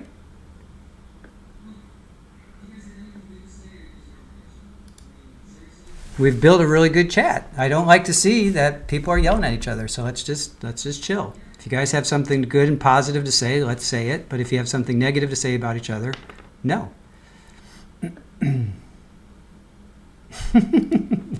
I go to lunch, you guys make Squeegee bring out the dad voice. Don't make me stop this bus. And yes, Jenny, we are all family here, and we have difference of opinions. I get it. I'm not saying that, you don't, I appreciate that you have a difference of opinion, but when you start yelling at each other, that's when it stops. Okay? Agree to disagree. All right, can we say anything to move the conversation forward? Is there anything that we can say to move the conversation forward, guys?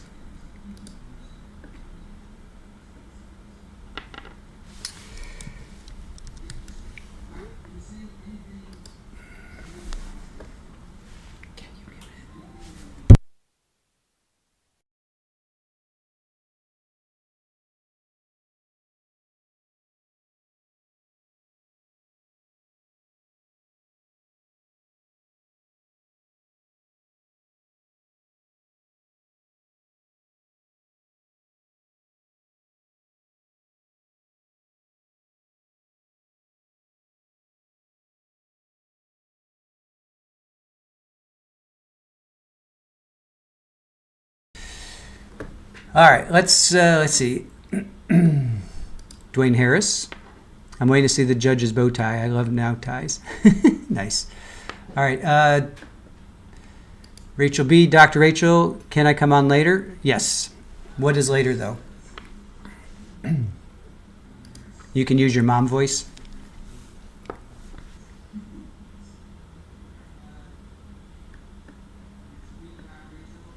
All right, so now this is legitimate. Let's look at this. I'm mostly lurking, but my only red flag is the wildly different career goals she told the different doctors. Okay, we can look at that. We can definitely look at that. So she said she wanted to be an artist. She wanted to be a published author. She wants to work in substance abuse. But in the meantime, she wants to be a librarian. So. Are those wildly different? Being an artist and a publisher, being a published author, those aren't really that different in my opinion because it's both creative. Working as a librarian, obviously you're around books, so not too far off. The only difference, I guess, the only thing that I can see so far would be the working as a therapist. So it's not like she went from, I want to be a construction worker to a cook to a race car driver. So she's different. I'm not quite sure I would say wildly different, but she definitely has different career goals. So it seems like she wants to help people. So we'll see where she goes with that.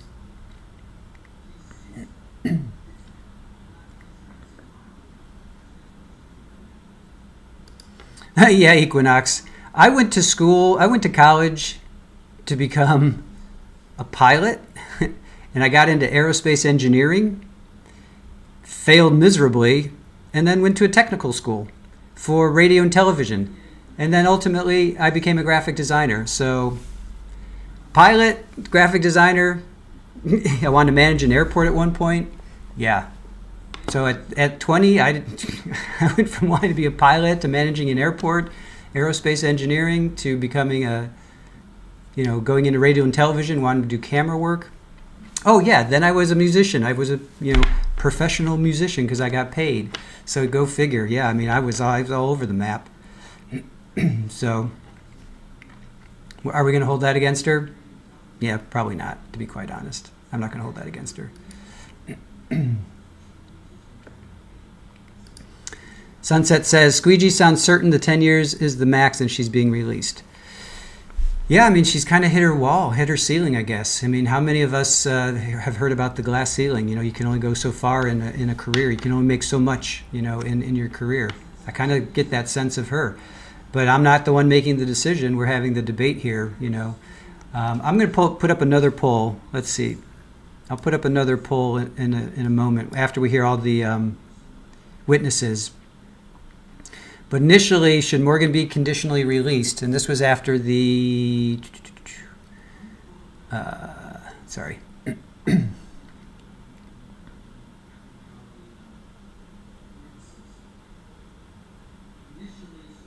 So initially, should Morgan be conditionally released? 7% of you said yes. 56% of you said no, and 36% of you said not sure yet. I was the 36%. I was not sure yet either. So I will put up another poll after we hear from the final witness.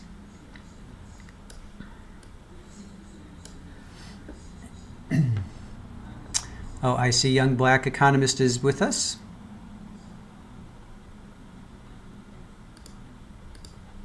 Jenny says, I was accepted to a college to be a child psychologist, but you got married for the first time. On your third and last now. So what career changes did you go through, Jenny?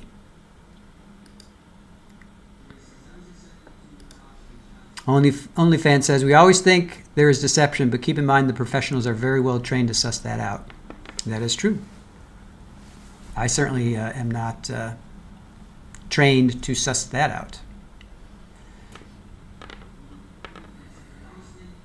Allie B., this is a legitimate question. Does her felony get expunged because she was not guilty reason of insanity? I didn't think about that. Does her felony get expunged? Why would her felony get expunged? I can't answer that, but I would think no. I think that's always going to be on her record. But I do not know. Let's see. Are we calling somebody out, Fala? All right. Let me see. I'm sorry. Let me see here. Jennifer says, I asked a question. If he's not seeing it, I don't want to get in trouble for repeating myself. Okay, Jennifer, I did not see that, so go ahead and post it now, and I will.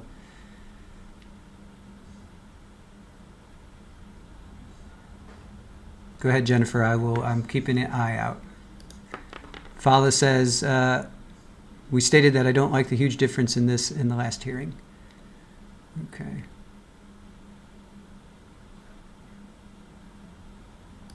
Mass Dad, she won't have a record. She was not acquitted. She was found guilty by reason of insanity. She was not acquitted.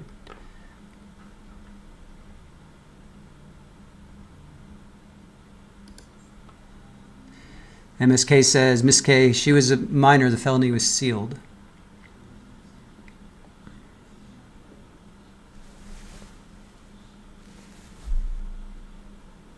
All right, Jennifer, I'm still waiting for your... Oh, she pled guilty? No trial. Oh, sorry. Aaron says she pled guilty and there was no trial. Not guilty by reason of insanity. Yes.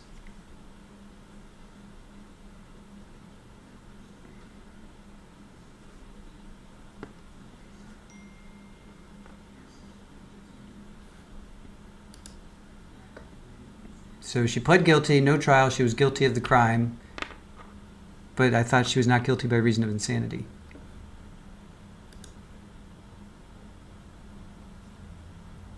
Okay, here, Jennifer, is this it? Okay.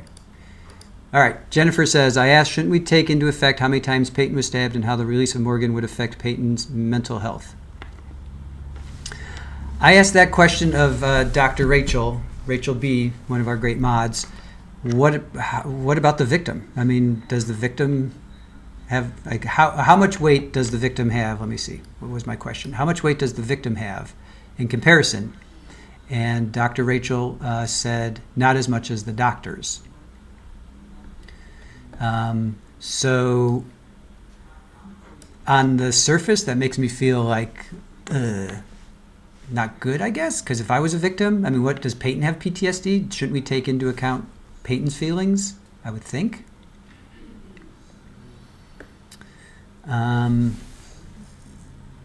But I guess the doctors have more weight than the actual victim. Somehow that doesn't quite seem right in my mind, but I guess if the victim has it, I don't know. I struggle with that one. I'm going to have to see what happens.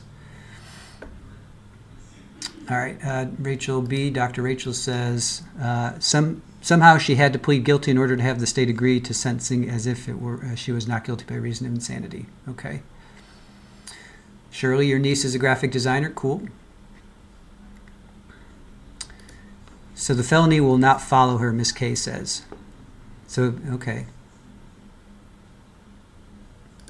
Capri Law says, I was in favor of her conditional release last hearing. I know I stand mostly alone, but after hearing that there is nothing more they could do for her, I think a group home would be the next step.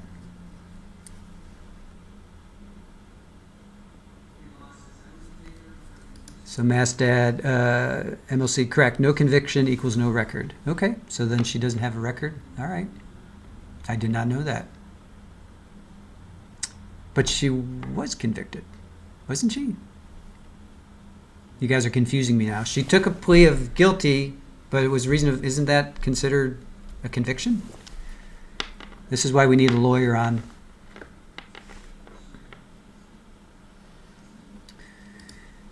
Curville, poor girl sleeping with half pair of scissors under her pillow, but the doctor's opinion matters more.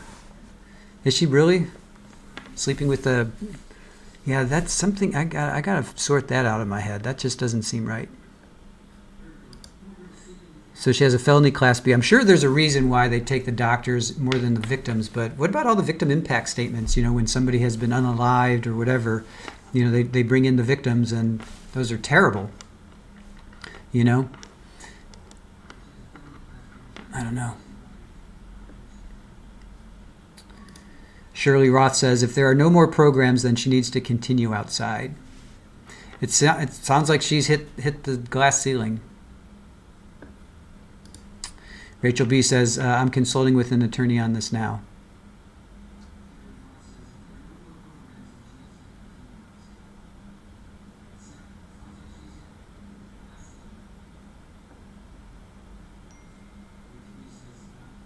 Yes, Rachel is talking to... Thank you, Aaron. Yeah. Okay. Jennifer, thank you for the question. I thought I heard the first doctor say she hasn't completed all of the requirements and there's still more that she can do.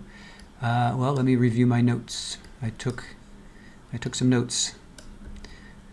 The first doctor, let's see. Hasn't completed all, let's see. So that was Dr. Let me see here. I don't recall that.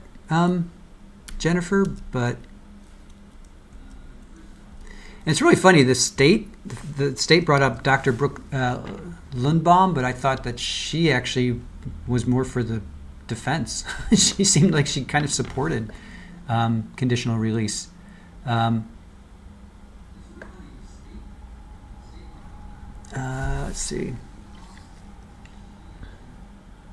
There were 3 doctors that have said that she should get conditional release.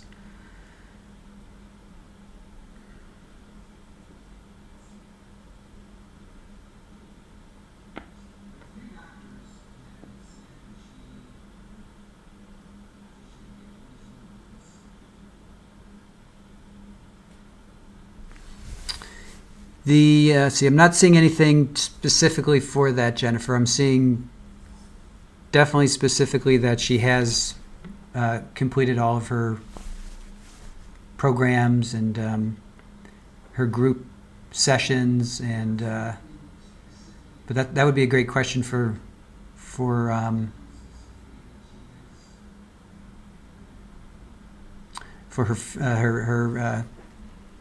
her psychiatric provider. Well, maybe Lisa Portman, who comes in next, maybe we'll hear about that. I can't confirm or deny that, Jennifer. I'm not seeing that specifically. I'm seeing more that she has completed. I'm not seeing that she has not. So, okay.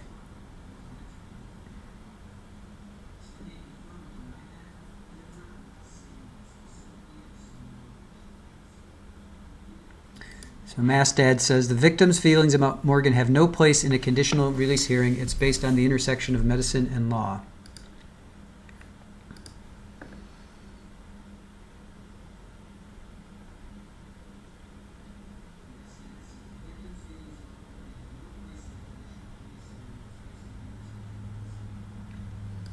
So Fala says, if there's nothing more that can be done, then she should be sitting there serving her time. Just because you hit a ceiling doesn't mean you should move on. Well, as we heard from, let's talk about that for a moment. Dr. Deborah Collins, who's a psychologist, clinical psychologist, she says there are problems with that very thought. So,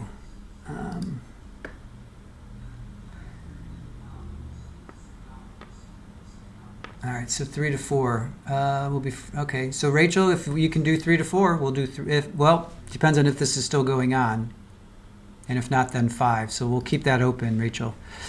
All right. So Fala, just because you're let's see, just because there's nothing can be done, then you should just be serving your time. So you basically just want her to rot.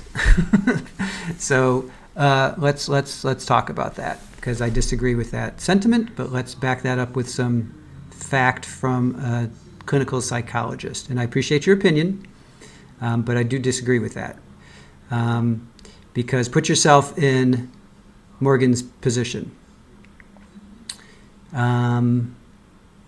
Exposure to violent patients. So if you feel like you have 100% attendance rating, you're off of these meds, you're being evaluated daily, weekly, you're moving in the right direction, and then all of a sudden you're just in a place where people, just imagine like you're in a place, one flew over the cuckoo's nest, and everybody else is exhibiting seriously psychotic episodes and you're not. How would you feel about that? Would you want to move on, or would you want to just be stuck there serving your time? So I would say, and I pose that question to you, Fala, and again, I appreciate your comment, but I would pose that question to you. Where would you want to serve your time if that was you? Would you want to have a chance to move on to a group home where you could continue to improve and eventually maybe make a difference in life and society? Or would you want to be stuck in a place where people are getting in your face, having psychotic episodes, throwing things, yelling at you, God knows what goes on, with no chance of ever leaving? Is that something that you would want for yourself, or would you want to have that opportunity to move on? So I pose that to you, Fala, and let me know what you think.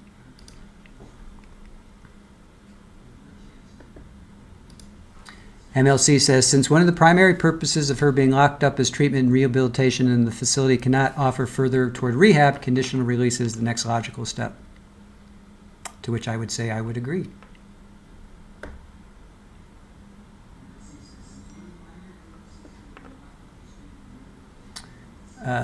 Where is Allie and why is she saying that?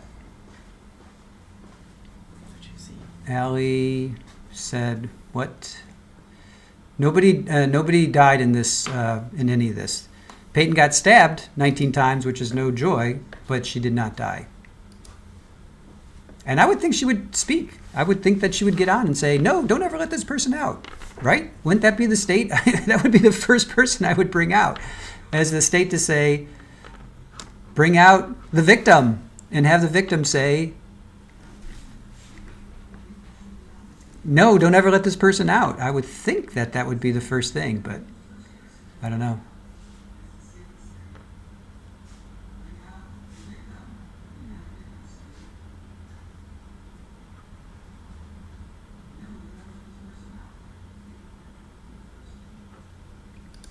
So this is interesting. Let's talk about this, Jennifer. I respect that, but looks like they would take the victim's opinion into effect. I mean, there's a chance if she is released, she goes and tries to finish Payton off. We don't know. Yeah, that's pure speculation. We do not know that. I would think Payton would have a restraining order. That would probably be the first thing I would do, too. If Payton is so concerned, and rightfully so, get a restraining order, take some martial arts, carry a gun. I mean, there are things that you can do to calm yourself, make yourself feel better, empower yourself, do some things to make yourself feel better so that you don't have to live in fear, because Payton is living in fear, and that's terrible for her. I feel horrible for her. She should not be living in fear. All that being said, we don't know where Payton is living. We don't know, well, is she still in Wisconsin? We don't know where. I would get a restraining order personally, and I would, I would do some things to make myself feel more empowered. I hope she's in therapy. I hope she's sorting this out and not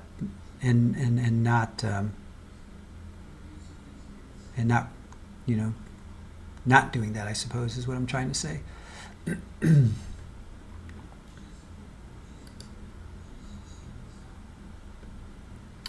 Okay, let me see, Fala. I also added that I can't forget that she stabbed someone 19 times. I didn't say she should rot. Okay.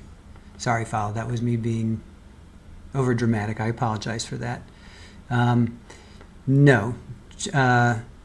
She cannot forget that she did that. And she is going to continue to get treatment. But I just put yourself in her position, I guess, ultimately. And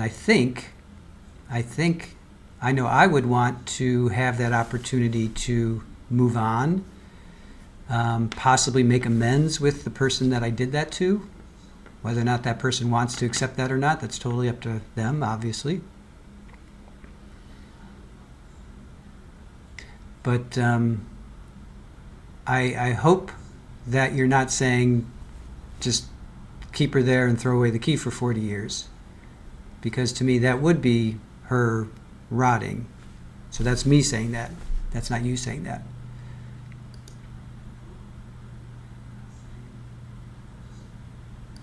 For PI Sam says it's a difficult question. However, in this case, the victim lived, and it sounds as though she's been doing the work to rehabilitate herself. I wish my young clients had somewhere other than prison.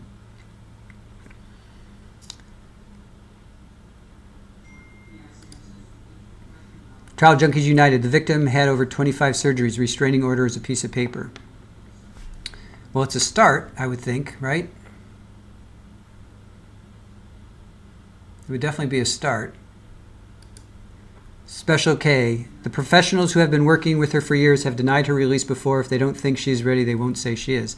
That is absolutely true. And actually, the last expert we heard from, Dr. Deborah Collins, the last time, I think it was in April, she asked for a release, and she said no, she wasn't ready. She wanted to see more time.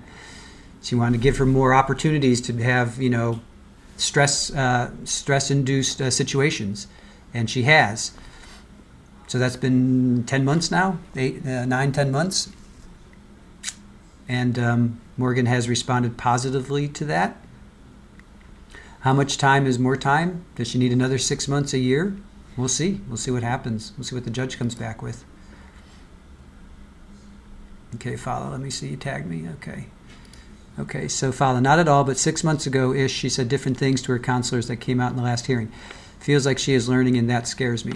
That's true, and that's legitimate. That is legitimate. I think it was in April was her last. So, yeah, it seems like it was only a couple months ago, and it is, but was it 6 months ago? 6 months ago would have been June. I think it was April. But yeah, no, Fala, I agree. I would have concerns for sure if I was Payton. Absolutely. I would have legitimate concerns. But I guess I would try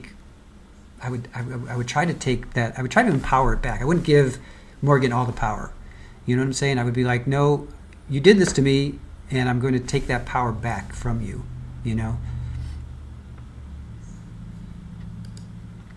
Baca says, well, the victim could have very well been rotting in the ground for 20 years. That is true. She very well could have. She survived. She was lucky, but she didn't die. She didn't die. So, do we give people the opportunity to, to change, or do we literally just throw the key away and let them rot? It's a valid question. I think a lot of us want to see her rehabilitated, and a lot of us want to see her just sit and rot. So that's the issue right now. That's the struggle that we're going through. Thank God I don't have to make that decision. Let the judge make that decision. But well, let's revisit. I'll put up the poll again towards the end. But initially, where's that initial poll that I took? Should Morgan be conditionally released? So 7% of you said yes. I'll be interested to see. I'm going to put up a poll after they come back and they go into arguments. I'll put up a poll before the judge decides, if he decides. I'm not sure if he will or not. 7% of you thought yes, she should be. 56% thought no, and 36% not sure yet. I have a feeling that 36% not sure yet is going to change, but we'll get there.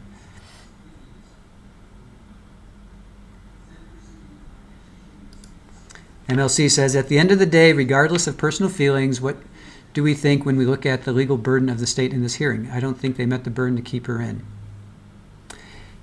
Yeah, and I got to agree with you on that one, MLC, because the first and, let's see.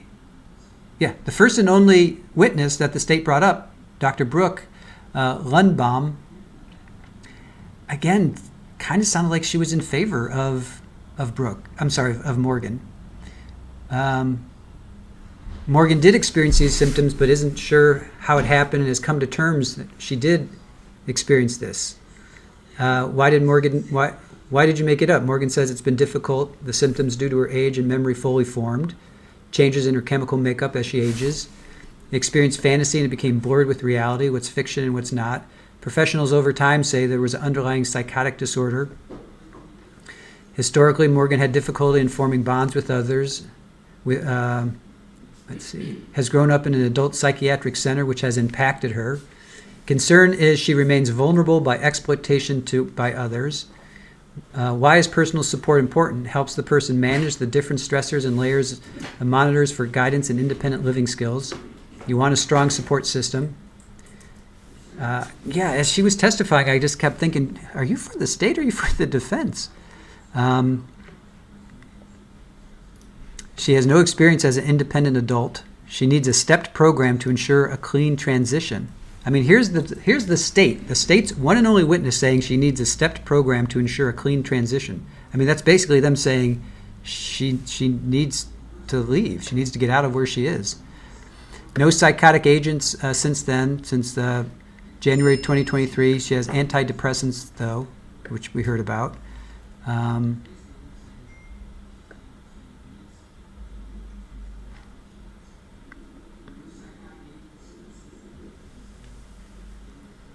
Why did you change? Oh, so they were asked, why did you change your opinion? Didn't pose a significant harm. So opinion, I am in favor of her conditional release. So literally the state's first and only witness said, my opinion, I am in favor of her conditional release. So I don't know how you can argue against that when the state's one and only witness is saying, give her conditional release. right. And yes, Lily Wayne, the important word is conditional. It's conditional. She's not just going to be walking the streets free. She is still going to be in a group home. She's still going to be monitored.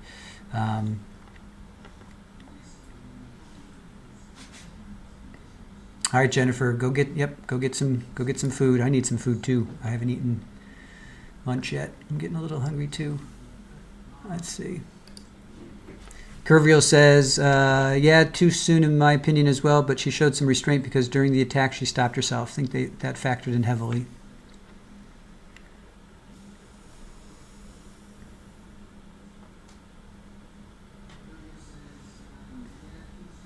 Young Black Economist says, prosecutor's job isn't to keep her institutionalized, it's technically to seek justice. That is true.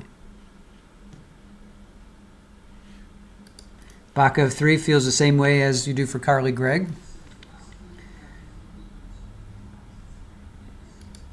Trial Junkies United. I think they shouldn't be able to reapply in the same year. She needs time. Well, the calendar year, because it was last year. So technically it is the next year. Technically it's the next year. Objection.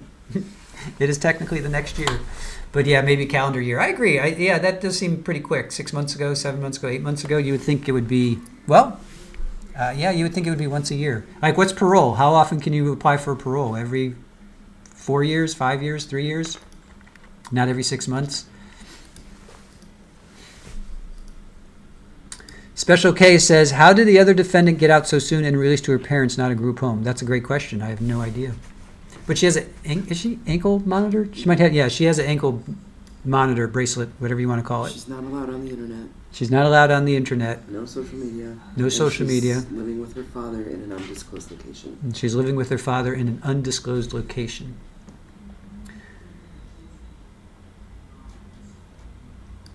Therapist, says, what if we only took into account what the law says? No emotions, no vibes, no assumptions. That's the challenge, because we are not lawyers and we're nothing but emotions. We haven't been trained to keep emotions out. But yeah, it's hard. It's hard, therapists, to look at these without emotion. Oh, Fala, let's see. Fala says, little personal, not going to share details. My best friend was by his brother, and his brother is feigning insanity to get out of jail. Oh, I'm sorry, Fala, that stinks. Yeah, I mean, there's ones that it's like people like Amber Heard who fake, if you will, assaults, and they just ruin it for everybody. That actually they ruin it for true survivors, So, but I think this. Okay, Fala, I would think that the experts and the professionals would be able to, because we've talked about that with therapists, and Dr. Rachel. When you're given a test, you can't just fake your way through it. You have. It's designed to not fake your way through it. Like, what color is the sky? Purple. Or do you hear voices in your head? I think, and I can't speak to it, but Dr. Rachel will be able to. That these tests are designed to make sure that you are not, you're not faking it. So I would hope, for your brother's sake, your best friend, and that family gets some justice, because you can't fake your way through it.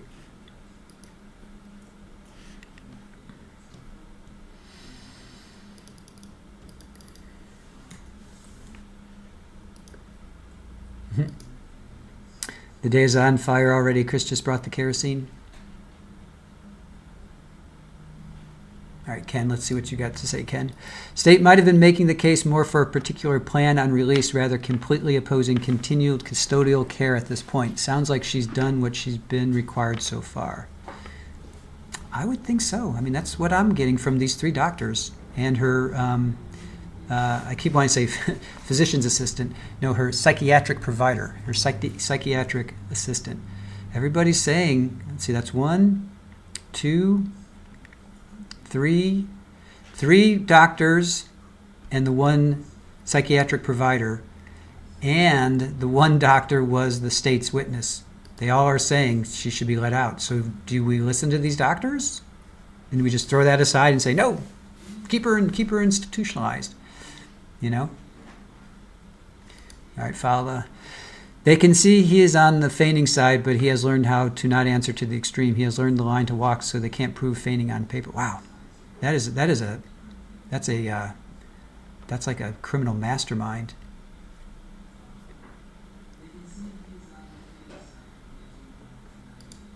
Jenny says, the first therapist I went to, I was struggling with major postpartum depression. The first 2 questions were, do you hear voices, and do you feel like you have bugs crawling on your skin?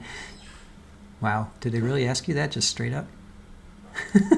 Never went back to him. Probably a good choice. Again, it's like a mini law school class in here right now. Yeah, this is awesome, you guys. I love it.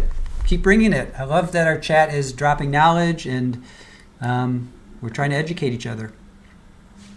And we might have a lawyer soon. Erin's got a close friend that she asked for, and he has expressed interest in joining us, whether in live or in chat or whatever. So fingers crossed, chat. We're actually going to get a civil lawyer from Florida to help us break down some of these questions, because we have questions. We have questions. Bap says, can't see them keeping her based on what's been presented today. I don't know how you go against the state. The state's, I'm going to harp on this, the state's one and only witness said she should be released. How do you go against that? That's why I thought, is that for the state or is that for the defense? How do you go against the state's witness saying she should be released?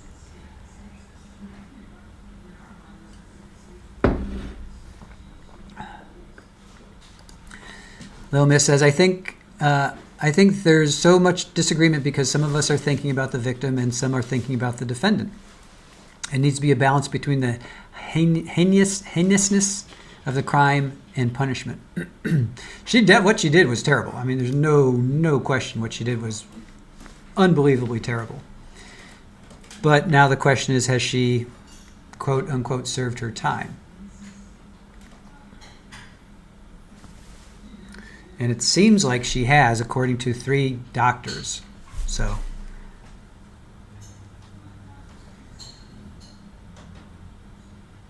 Widespread Panic says, is he a defense attorney or prosecution?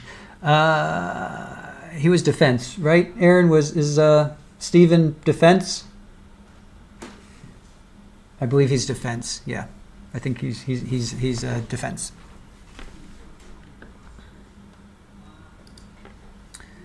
MLC says, we would need to do that balancing if this were a parole hearing, but in this case, the law requires a focus on the defendant. That's true. Rachel B., it's only about rehab. Therapist, sociopath and psychopath would both carve your face off and wear it in a mask, but a sociopath has the manners to only wear it in private. That's funny.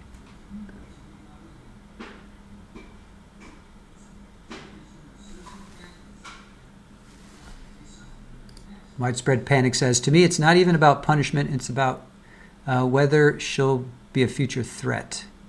That is true. That is true. Yes, that is absolutely true. That is true. Will she be yeah, no, you're right. And they brought that up many, many times. Was she accept the rules? She anticipates living in a group home. On her outings, was she a threat? How did she act in her outings? That is absolutely true. She has had multiple opportunities to go into public with no adverse effects. There's no suggestion that Morgan would be dangerous to others on the outside or inside. She's not self-harming herself. There's no suggestion that she'd be dangerous. Yep. So, no, you're absolutely right about that, Widespread Panic. Thank you for that.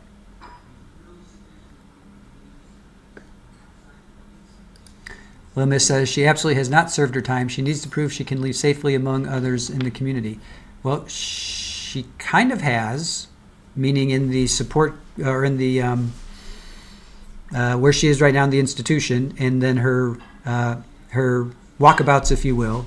She has proven that she is not acting out or going crazy when she goes outside. So she kind of has proved that she can live safely among the community, but now the next step is to, put her in a group home and see if she can continue to do that. So let's see, Fala tagged me, let's see here. Okay, real question. So yes, that place can be bad for her, but she will also have to learn to stay away from bad influences. Yep, and hold herself accountable and make the right choices. 100%. 100% agree. 100% agree. So she has to prove that. That's the next step of proving that. She has proven to the doctors that she is no longer self-harming herself. She's going to Starbucks and the library. She's interacting with people, and she's coming back and not having, thoughts of, doing harm to others, or property. That was another thing. She's not harming property. So far, at least in the last year, she has shown that she can participate in society. Does she need another year? Maybe. Maybe she needs another 6 months to a year, Would that be such a bad thing? Maybe not. Maybe she does need another year to prove that she can, over the course of time, be integrated into society. So maybe, who knows, maybe she does need more time. We don't know that.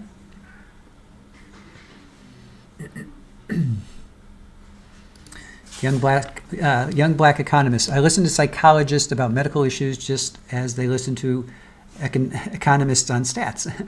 Psychologist at UPenn gave me first peer-reviewed paper because they needed work they couldn't do and gave me that part. So is that a good thing or a bad thing? Tell me if that's a good thing or a bad thing. Baka of 3. I feel she has not had enough time off of her psych drugs either. Yeah, fair point. Fair point, little miss. She's gone into public, yes, but that access to public increases and supervision decreases. Will it stay the same? I don't think so. I think she's still going to be heavily monitored when she goes out. If she goes to a group home, I can't imagine she's just going to be allowed to go get a cup of coffee on her own. I'm pretty sure she's going to be monitored. Pretty sure.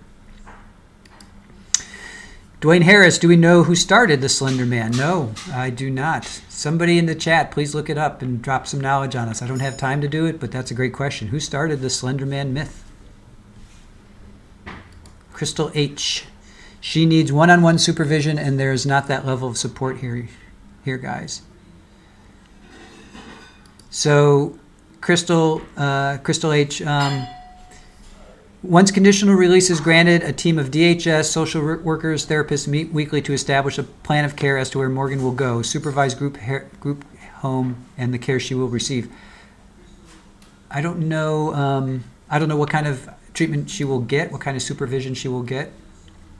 I'm not sure. I drive Uber around just for extra money, and someone left an OnlyFans beanie in the car. That's really funny, Allie.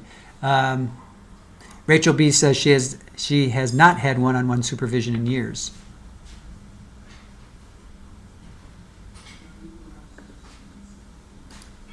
Crystal H said, I am a mental health community nurse here in the state of Wisconsin. Oh, very, very good. Hey, Brooklyn Pisola, how are you? Good to see you in our chat. Thanks for being a part of it. Oh, wait. Dang it. Julie.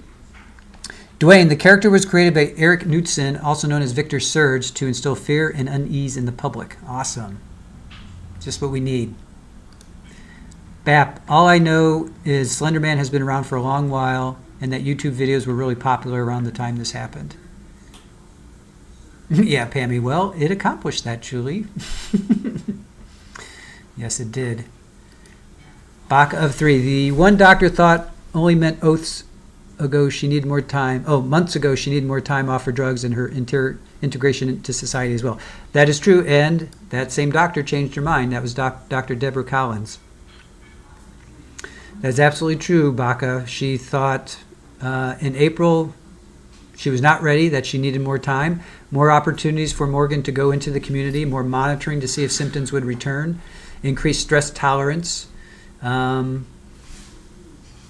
She did not support Morgan's release earlier in the year, wanted more time to pass. Then her most recent evaluation, she saw the physical change in appearance. Morgan was alert, engaged, cooperative, a bit anxious, which can be totally understood. Her sleep has been improving. Doesn't have panic attacks. So at what point in time do you allow that person to, now that they've proven themselves, at what point in time do you say, okay, you've proven yourself? That's the question.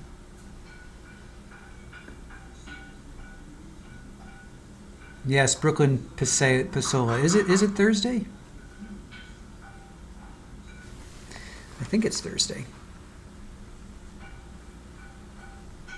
Trial Junkies United. I think that is part of the problem. No one has discussed what she will actually be getting in the group home. Yeah, they are overworked with all the mental health issues. Yeah, I would like to know. I would like to know that.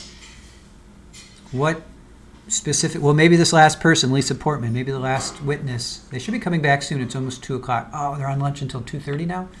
Okay, we got another half hour. Maybe this last person will talk about what she will receive. Maybe they're from a group home or from DHS or somewhere.